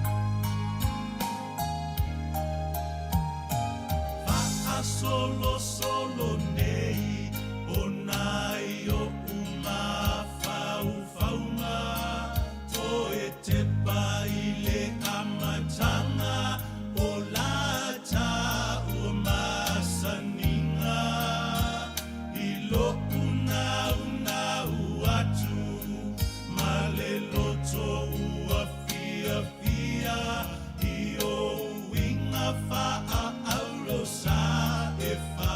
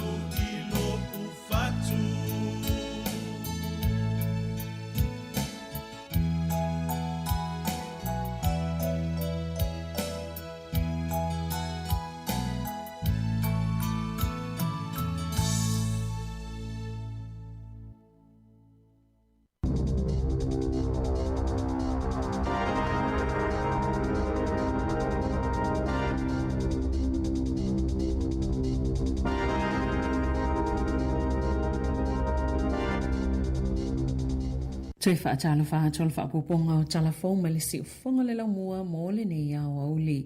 E lima se fulu whaafe tala o whaasalai nai se whaatono e waia whale au kilani, i lona whai o se whainga whaasonto la whono ni whale lo nofo tutongi e tangata whainga luenga mai whafo. Sa ioi Paul Knights o le whaatono le etu mau le Four Corners Investment Limited i ona molianga o le tala le whaamasinonga. Na whaia lava male iloa le atau le alana solto la whono o le vao le lua fesful fitu ma le lua fesfulu iwa. Sa nono foi tangata whainga luenga e to lua sfululua, sa ui mai le Radius Contracting Limited. Ma oni tama I whale whautai pe oni pusa o loa, ele o molmulta ia tu la whono le atunu o mole whaungo whale, ele lava whaata atianga o pol kalame mole pui puinga mai ni mo, whaape mani vaenga tala whianga ia mawhaiona sosola SEP atu tupu ni mo. O le tele lava ia tangata whainga luenga o ni Filipino, wa umana whaasala le Radius, ma se isi tangata na pule, ile lua awhelua tasi mo lianga lava, e whaata tau ile a whale. Wa whali e whaamaumaunga le Infometrics le tūlanga lo iei tupe maua ai pe whaapethia fo ina ausia po o le ausia o le tūlanga lo iei le tau le soifuanga. Ina ua mai ala COVID se folu iwa na pito sile ona whiangai a ingai maua la lalo tupe maua ma tūlanga whainga tā peita ai ele ima maua tunei o le ua o atu fo I itangata maua lulunga tupe maua. Talo mai le tausanga I lua whelua sifulu sa le ise tasina mawhaiona alofia le sitia o la tau e tutongi I le tausanga na ilo si itanga ia la tau tupe maua. Sa whaalia Carrot Kenan o le Infometrics sa pito sile ona mamawhale a venga I ainga maua lulunga tupe maua ona o pasene tulu I o tupe leana o la tau whaamawina o le lua whelua lua ma le lua whelua tolu na si itia tau o mea uma ma sa whainga tau na alo ese mai ai. O nisi tangata na o atu lava le taifase lau ta la pili o le pawa o le maufo I la Consumer New Zealand o le ono fitu pasene o tangata na la tau whaatulanga ina le tau le soifuanga o se tasi o popo lenga I le tolu pito I lunga mo I la tau. Whaatusa I le ono 5% ia aperila ma le 5% I le tausanga I tua atu. O tau mafa ma pili o pawa o popo lenga au tuia.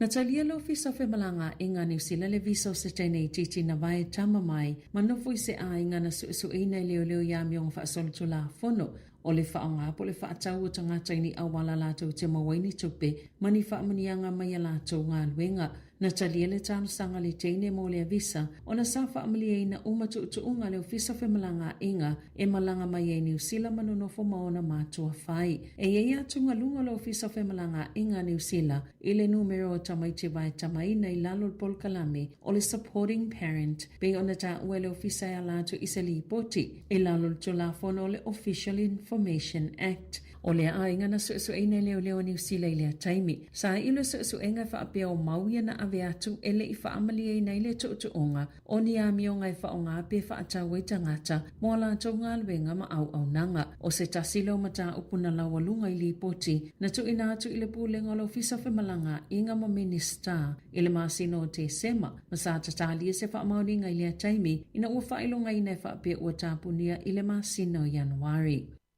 O sile atona pisile au whaingaan me ngai au kilani e na whamata I whau I le taimi nei. Mai silia mani se fulu awe ta I whau na o la tau tau fia le tau sanga talwai. Ma o le tele lawa ia ta I whau. E le tai pikia tangata e ana ta I whau. Tia I ai le no whanga lea. E sa ile ni si ai ngai ave iai ale ai o atu iloa ina ia mamate ai. Na ta ue se ofisa senia ua walu tau sanga o ngalue au kilani saute. Ma ua si itia ma walunga o sfa ingai whaiei ta I whau I le taimi. I tau sanga o tuana e tu samalta I whaatasi ano sfa ia tangata whainga luenga e ta I whau I le vai aso. O le taimi nei o aso umalava ua o sofa I tangata e ta I whau. Na mulimuli atu le leitoni usila le tamai ta I o Rebecca I le vaingo ta I whau I Papakura. E se fulu afe lua se lau se fulu whale au vaingo ta I whau na tau fia. I le tau sanga whaaltupe le lua afe lua 5. Ma umoli mawina le sitia maa walunga. Mai le valu afe tolu se lau ma le ono na ave se le tau sanga taluai. I se reporti au kilani e tu samale lua se lau lua se fulu valu. Leo vaingo ta maiti na o sofa I ta I whau I lalo le ta I sfulu lima tausanga le mātutua, i le tausanga taluai, whaatase ma le lata i le sifulfitua feo whaase ai ta i whau e ta aloa, na ta ue whaapea, e lama tia telefana ui te sava vali le a onga, ma toi fo i ai nga ona o ta i whau e ta aloa, na asia la lato komiti a onga, e tu samale lima se fulu i au kilani i saute, ma oli tele o ia a onga, e maua lulunga foi numero ta mai te Sāmoa o isi Pasifika ma Maori e a o onga ai.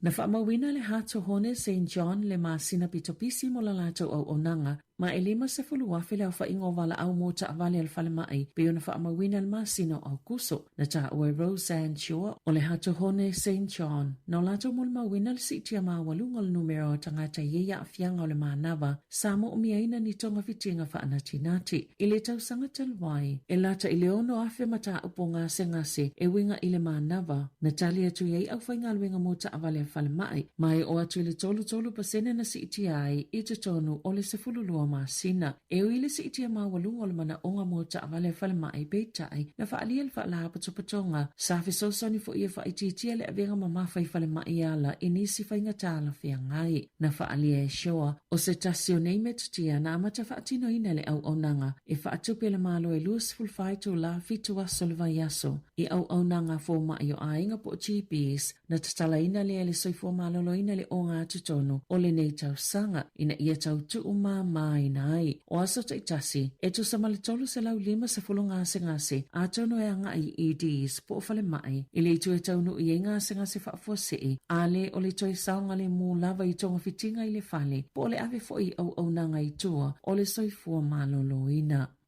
Na awai Helen Clark ma John Key o ni pale mia i tau sanga utuana i a New Zealand. Whaatasi maisi ta i tai o le lanlangi le solo tele le militeli a saina. E whaailonga ai le valu se fulu tau sanga, talo ona si ilima Japani i le whai ungo le tawalona lua o le lanlangi. Na molu mawina le whaatalo fau Clark ma ki le presidente o saina, Xi Jinping ina ua tau nuu, masava ai e foi ini ata, le tutu whaatasi ma Bob Carr o au se talia. Peita ai na whaitio ina lola awa iai, e ni whaitio whai upu whai o malo saina, e pe o Professor Anne-Marie Brady o le University of Canterbury, o nei whaapea, o whailoa tuai se whi au se o loo momoli atu, i le awa iai o le presidente o Lucia, Vladimir Putin, ma Kim Jong-un o Korea i mātu. Whaatasi ma taitai o ni pūlenga whaamalosi, wa whailo atu le lango ma le whaamaoni o pūlenga tuto atasi saina, na Sāmoa Clark i le Post. Na tutongi ia lavalo na pasese mo Beijing, masa iei lo foi o le aiaia taitai le whaatasinga, ai tāua telele iei o le whengali a inga masaina, o le paanga pitu telele a New Zealand mo whaatawa inga, pe o na Sāmoa Clark e uia matua tele lava esenga, i polkalame o polkiki po o upu whai o malo.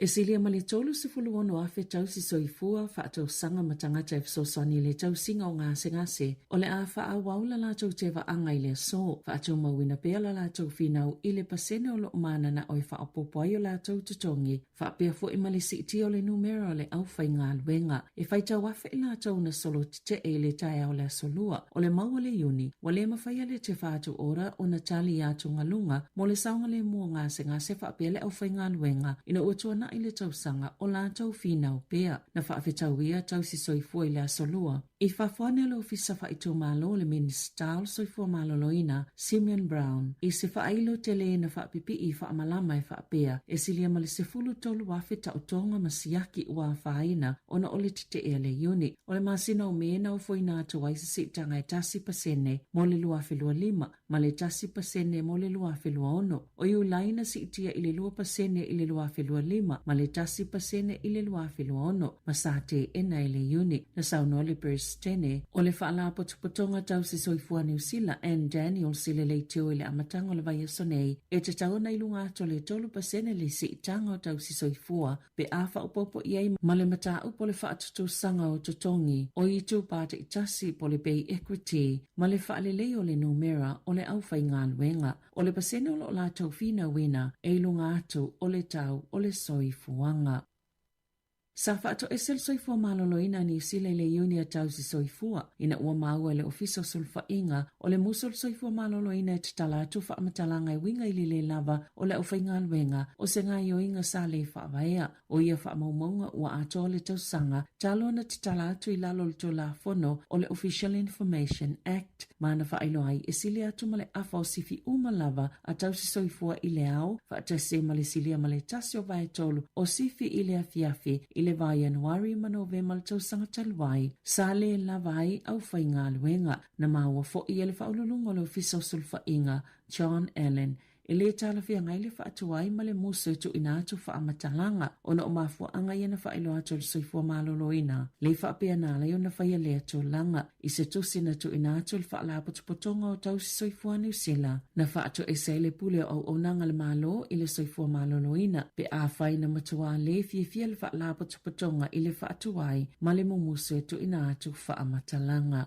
Tala whauia ma le si ufonga le laumua mo le ne iau auli.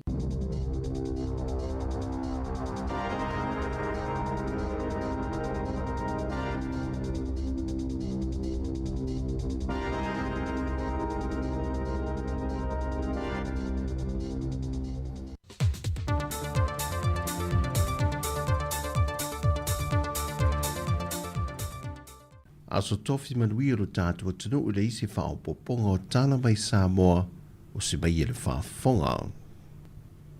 O toi lima i tu malolo te toi le whaita wina ma le wha moe moe o le ofisa o le komisio whinga pālota e wha mai aina le so lona whaita ngalo ia. Ai ua manino le whase fulmaleo i tu malo mai a le whaita wina aloa ia ma ua wha mautu wina ai le pale mai o le whaatua tue le tu Sāmoa o tase e ta ia le atunu o mole isi lima tu sanga e le lua se fulma le valu i tu malo ua manu malo ai se fulma le tolu i tu malo mole i JPP lua mole Sāmoa u poto ma le tolu mai sui tututo tasi. Mai i le lua se fulma le valu i tu malo ua mai a ona whaita wina wa i loa ai le lima afe se lau valu se fulma le lua o le mamanu le atunu ua mai ona restala ai le i whaati noa le lātou pālota. Mō whale ata mua lava lātou wia, e lima afe se lau walu se funma le lua lana lola pālota po i lātou na restala mō le i tū mālo. Ai wha afe fitu se lau lua se funma le fitu i lātou na whaati no le pālota, le wha se lau ono se fulu e le i pālota. Mai ua manino fo i le limo ta maita i le ua mānu mālo mai o lātou i tū mālo, e au fiai le fionga le sao whaapito, fia mena o mi mata awha ma le pātia le Sāmoa ua poto, le fionga e au tima le avai mai le tu malo whale a lupo, o le pātia le HRPP. Le fionga mulipola na Rosa Ale Mōlio, mai le tu malo palauri numera tasi i le pātia le Fast. O seve te i fui mono mai le tu malo safa te tasi i le pātia le Fast. Ma le fionga whamasanga leo ne mati wa ili masame o le tumaloa ana lofi numer 4 mai ile patia le Fast pe on sil fia le whaadili wino le se 40% ina ua mai ale whaai unga mai ile whaamsinonga ina ua mai ale pālota le lua whelua se fulmaltasi na whaatu langa mai ai le ono tamaitai ile pāle mene. O lo tadi maloli Universite awa Sāmoa ili papa ngala e le whanatanga lo na fase fulmariva a le Societe le PCC po le Pacific Circle Consortiums ma ua rātu tau a aoi nai fo e mase whae longa whaapitoa mai whaalapu pitonga e amana i aile sao se tasi mai i le Pasifika e ala ini suinga le lei mani matati a wei au sia e ni tūlanga tau ia o onga. O le susunga le profesa ia o polu rumawa ai o ia fo i o se whaafea ngainga ma o le tau auina i ai o lea whaai lunga, na sauno ai le te whono le PCC, e le loloto le tūlanga uo o i eila na tō whawhetālai, a le nei fo i tamali o le atunu, e ala le ilo na tali tununga, e le vesota inga po le whaonga ina mai o to mai tau ianga i whanua, e a vea mafofo i nisi o lu i tau wā a fia i le Pasifika malero langi. Na sauno fo i le te whono le PCC, e le mawalunga wo o i ele tau mawhainga sa sunga le whai au. Ona o le tau sanga le nei, na mawhai ai lalo o lana ta ita inga, o na suia le kolisi whawhai whiau le Pasifika e a Verma University. O le whae e atu o le se whae longa tāua i lea tamari o le atunu, na whaatino i lava a o whaatauteia, le whonatanga le nei o lo usuia mai i Sāmoa, o lo tari Māloi University i papai ngā lan.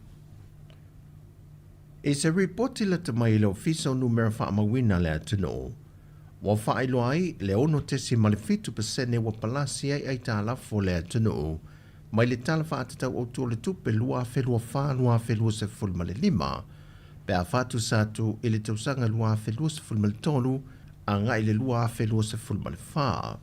O le tā lafo sa mona whaamawina lua whelua se fulma le tolu, lua whelua se fulma le whā, e valu se lau se fulma le lima tesi ma le 5 miliona tā la, ai wa palasi mai i le tala o le tupe lua whelua se fulma le whā, lua whelua se fulma le lima, e le fitu se lau tesi ma le onu se 4 miliona tā la.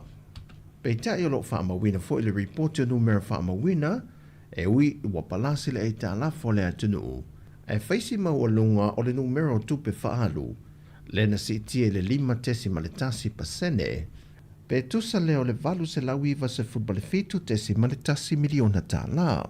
Mai o le tele o le tupe alu olo o iai i le vae ngā tupe, o le tupe tutohi atu le i tangata whai ngā ruenga le malo. A to ai ma whesoa soani tau tupe, o loo tu i nā tu isi o nai tu tino. O le tupe sa no mai sa mo le tau sanga wha a le tupe ua mawai, e se lau ono se fun malefitu tesi malefitu miliona tā la, e na toi wha i titia e le fast fun malefate si male tolu pasene. Ai o le tupe maua le atunu le tau sanga wha a le tupe lua o lua wha, lua o lua 5, e tasi tesi maleiva miliona tā la. Ai o lo tu ma foi o na maua lunga ai tā lafu wha avao maloa le atunu e le fase lau lua se fun male 5 tesi male valu miliona tā la. Au le tā lafu na malo Sāmoa le atunu o seina, e lua se lau tolu se fun male tolu tesi maleiva miliona tā la. O tala fawia mai Sāmoa, whamalia le tui fuafuango le ne yaso whengai mal tātu o tunu, whasoi foia.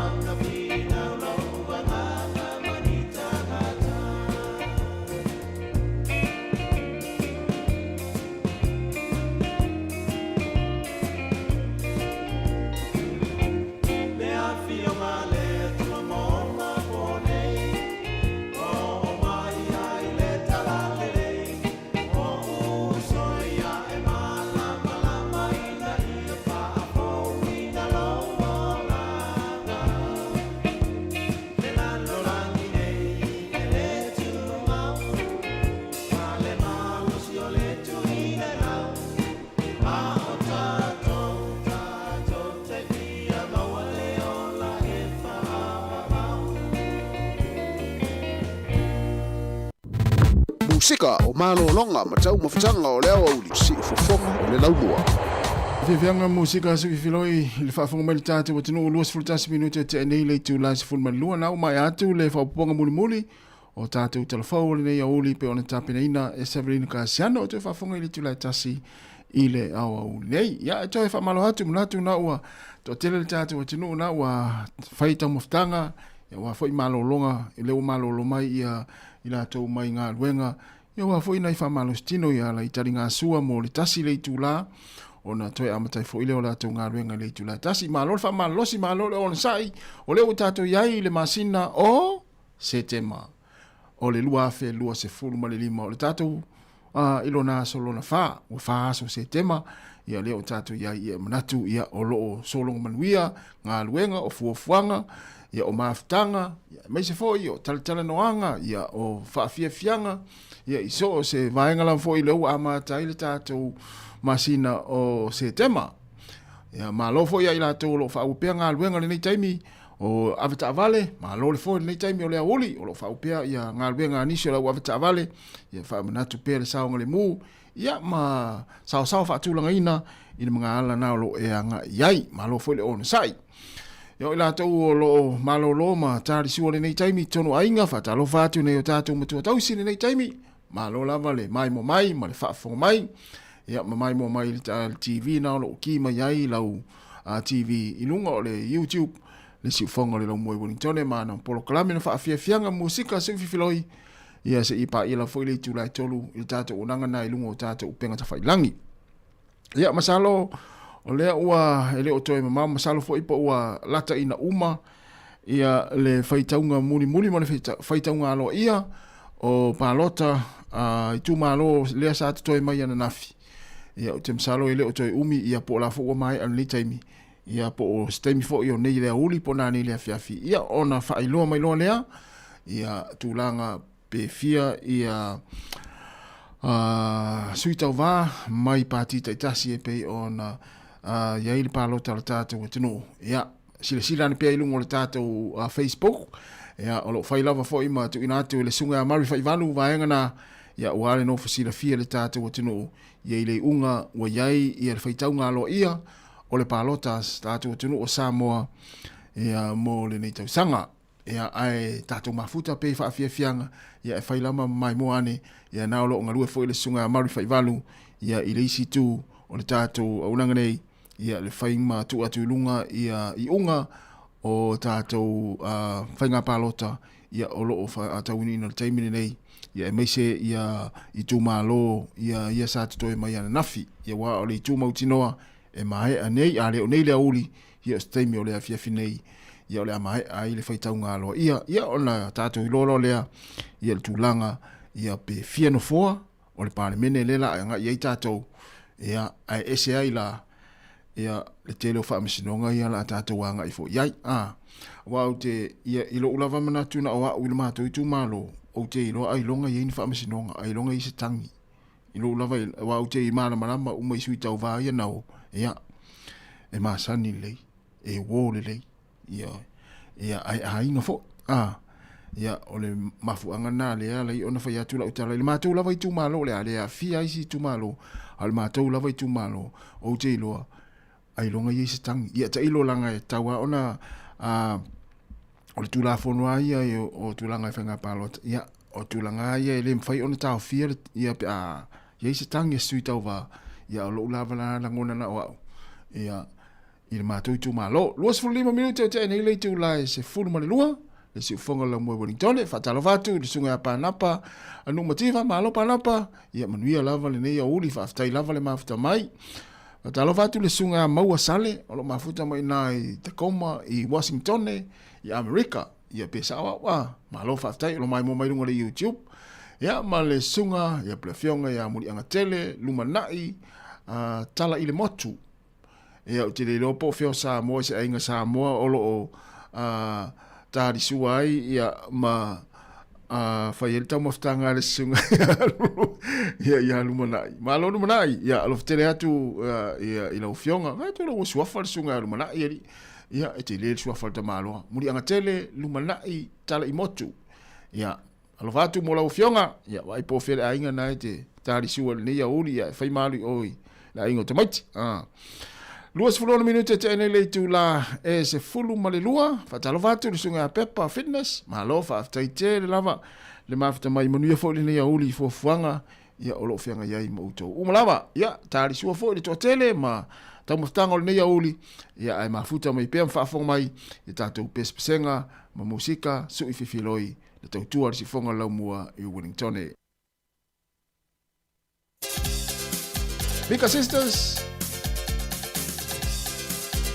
Ia, mana i foi pe mana i tahali pese le mo le vainga le sa kuka ia ai nai faili tau maftanga nei mtu tau.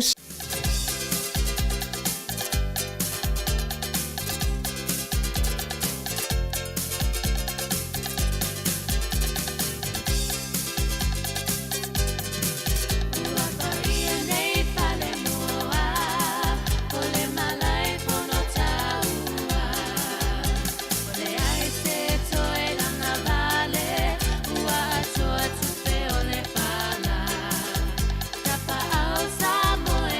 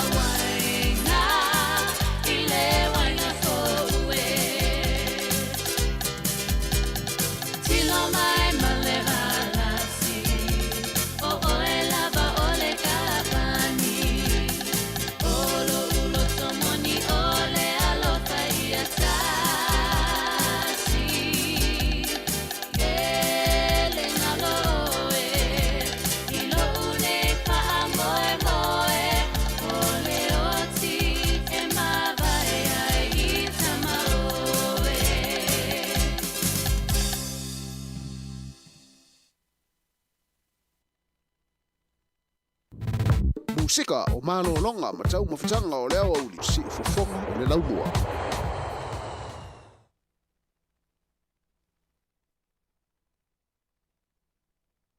Silanga tāua mo le pālota Wellington City Council.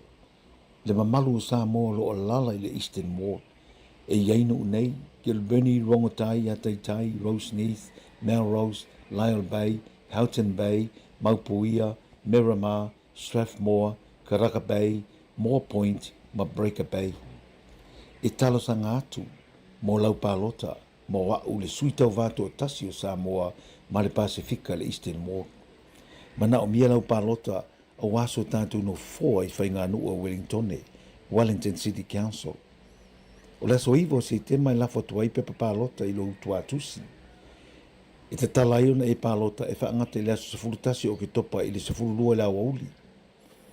A mahe ona tusi nu mela o lau pālota, ona tuule le teu tusi o saunia ma lafo i le whalemeli, post office. Pe tu i kālone lanu moli o saunia e supermarketi po whale tusi.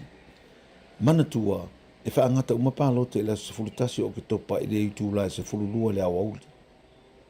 O le Eastern Ward e sefulutasi sui tau vā, ai na o le tolu no foa e avanoa.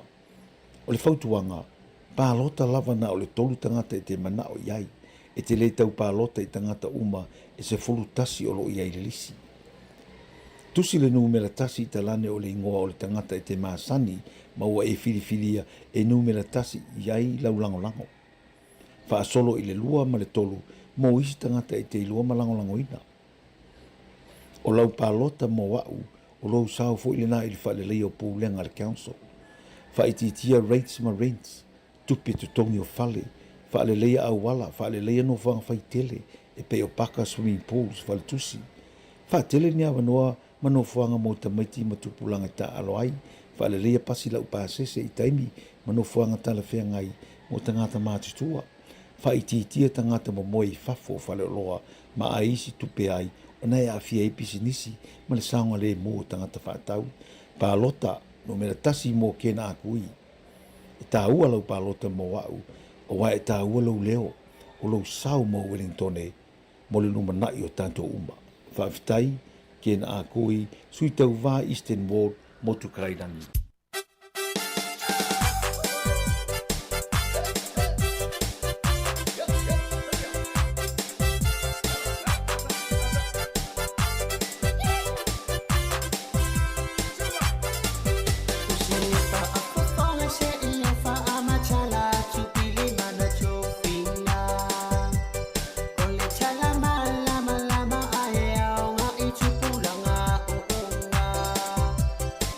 Lima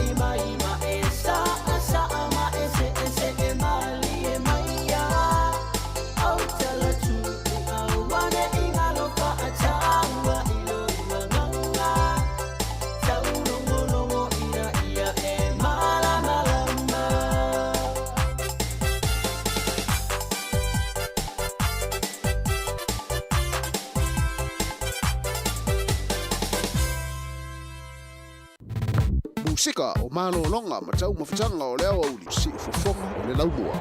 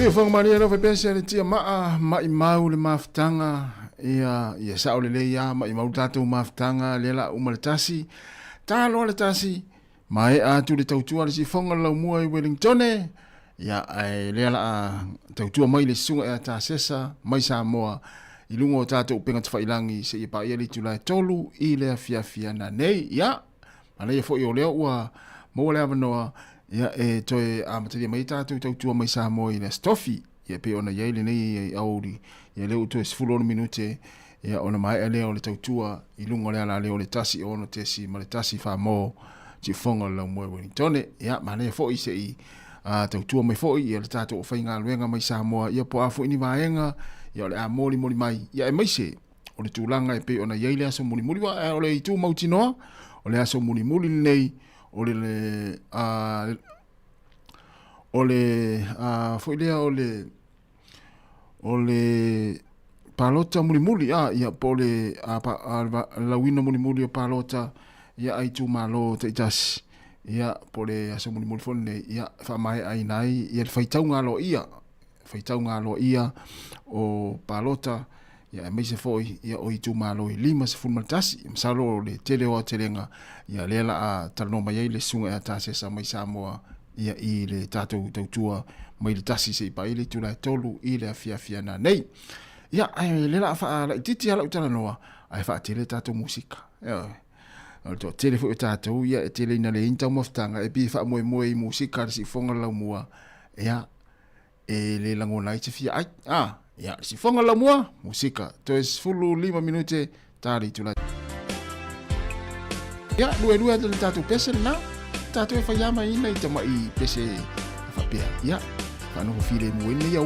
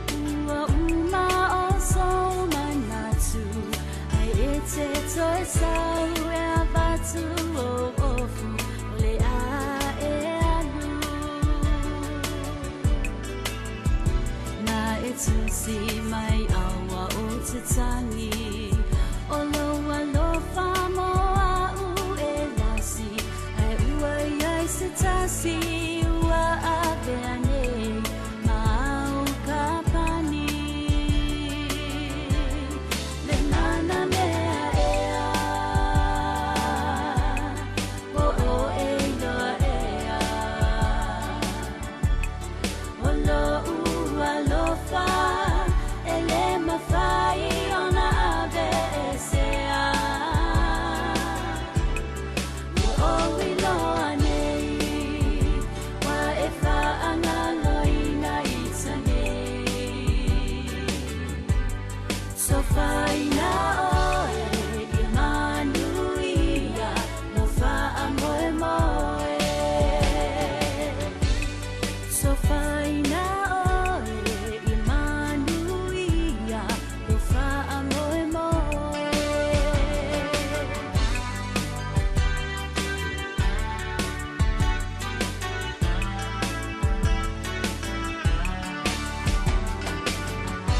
Faasilisilanga tāua mo le palota Wellington City Council.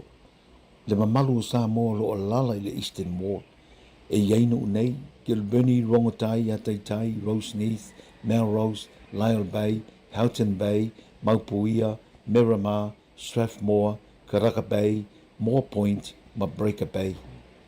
E talosanga atu, mo lau palota, mo wa'u le suitau vato o tasi o Samoa, ma le Pasifika le Eastern Ward. Mana o mia lau palota, o waso tātou no foa i whainga anu o Wellingtone, Wellington City Council. O la soivo se te mai lafo tuai pe palota i lo utua tusi. E te talai ona e palota e whaangata i le aso sefulutasi o ke topa i le sefululua la wauli. A mahe ona tusi nu mela o lau palota, ona tu ule le teu tusi o saunia ma lafo i le whalemeli, post office. Pe tu i ka alone lanu moli o saunia e supermarketi po o whale tusi. Mana tua, e whaangata uma palota i le aso sefulutasi o ke topa i le utula e sefululua la wauli. O le Eastern Ward e se fulu tasi sui tau vā, ai na o le tolu no foa e avanoa. O le fautuanga, pālota lava na o le tolu tangata e te mana o iai, e te le tau pālota i tangata uma e se fulu tasi o lo iai le lisi.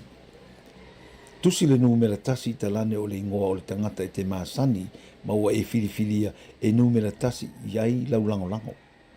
Wha solo i le lua ma le tolu, mo isi tangata e te ilua ma langolango ina. O lau palota mo wa'u, o lau sao fo ilena ili whaalelei o pūlenga le council.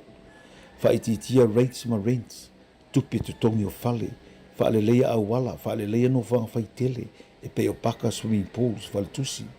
Whaatele ni awa noa, mano whanga mo tamaiti ma tupulanga ta aloai, whaalelei a pasi lau pāsese i taimi, mano whanga tala whea ngai, mo tangata mātutua. Whaititia tangata mo moi fafo whale loa, ma aisi tupe ai, ona e afia e pisinisi ma le saonga le mo tangata whaatau. Pālota no mera tasi mo kena akui. E tā ua lau pālota mo wau, o wa e tā ua lau leo, o lau sao mo Wellingtone, mo le numa nai o tanto uma. Whaafitai, kena akui, sui tau wā Eastern Ward, mo tukarairangi.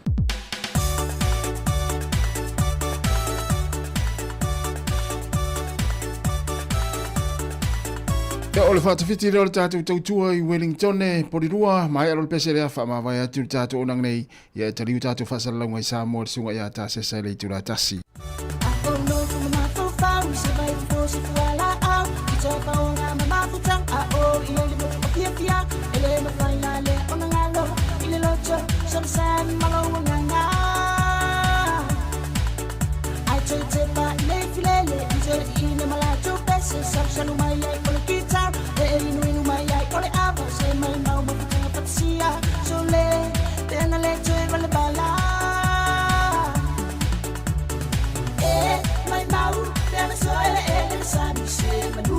Kiki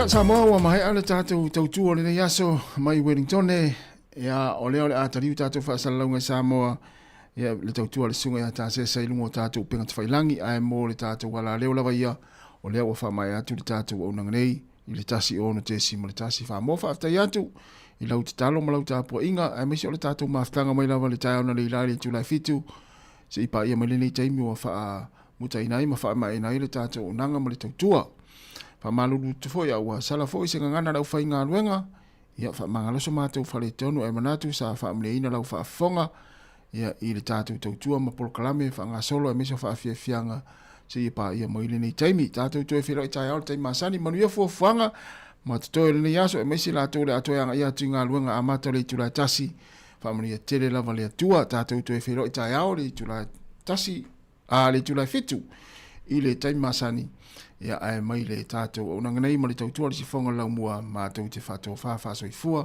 le mamalo le tātou atanu. Ia manuia fo le tau maftanga ma le sunga ia tā sesa mai Sāmoa i le tūlai tasi le o te 12 minuti ana tā leo le tasi whāso i fua ia whaamanuia le atua.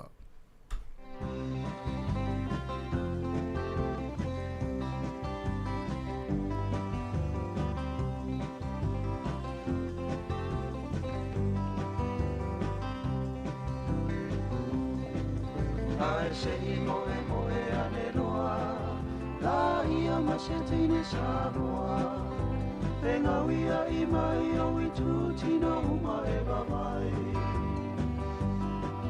Sila noa o le au mai moa Fesili tama po ai le igoa Le pese I se sewa e nganei le atoa Se o fulaula au a idila I se una te teu ina Te tau pou tapa o na vai malima Se ai uli o se ulama se sei Ta fiti solo pe e tau felei Ia pia ngai a wha Sāmoa walau idoa Pātima pole au mai moa Me mo ole pese tu sa pele ino Le au ngatonu lea O fia ngā wha Sāmoa E pule lava o e ini au tā E pāto sina ai o tangata Ai a mana tua Olo o iai e mātutua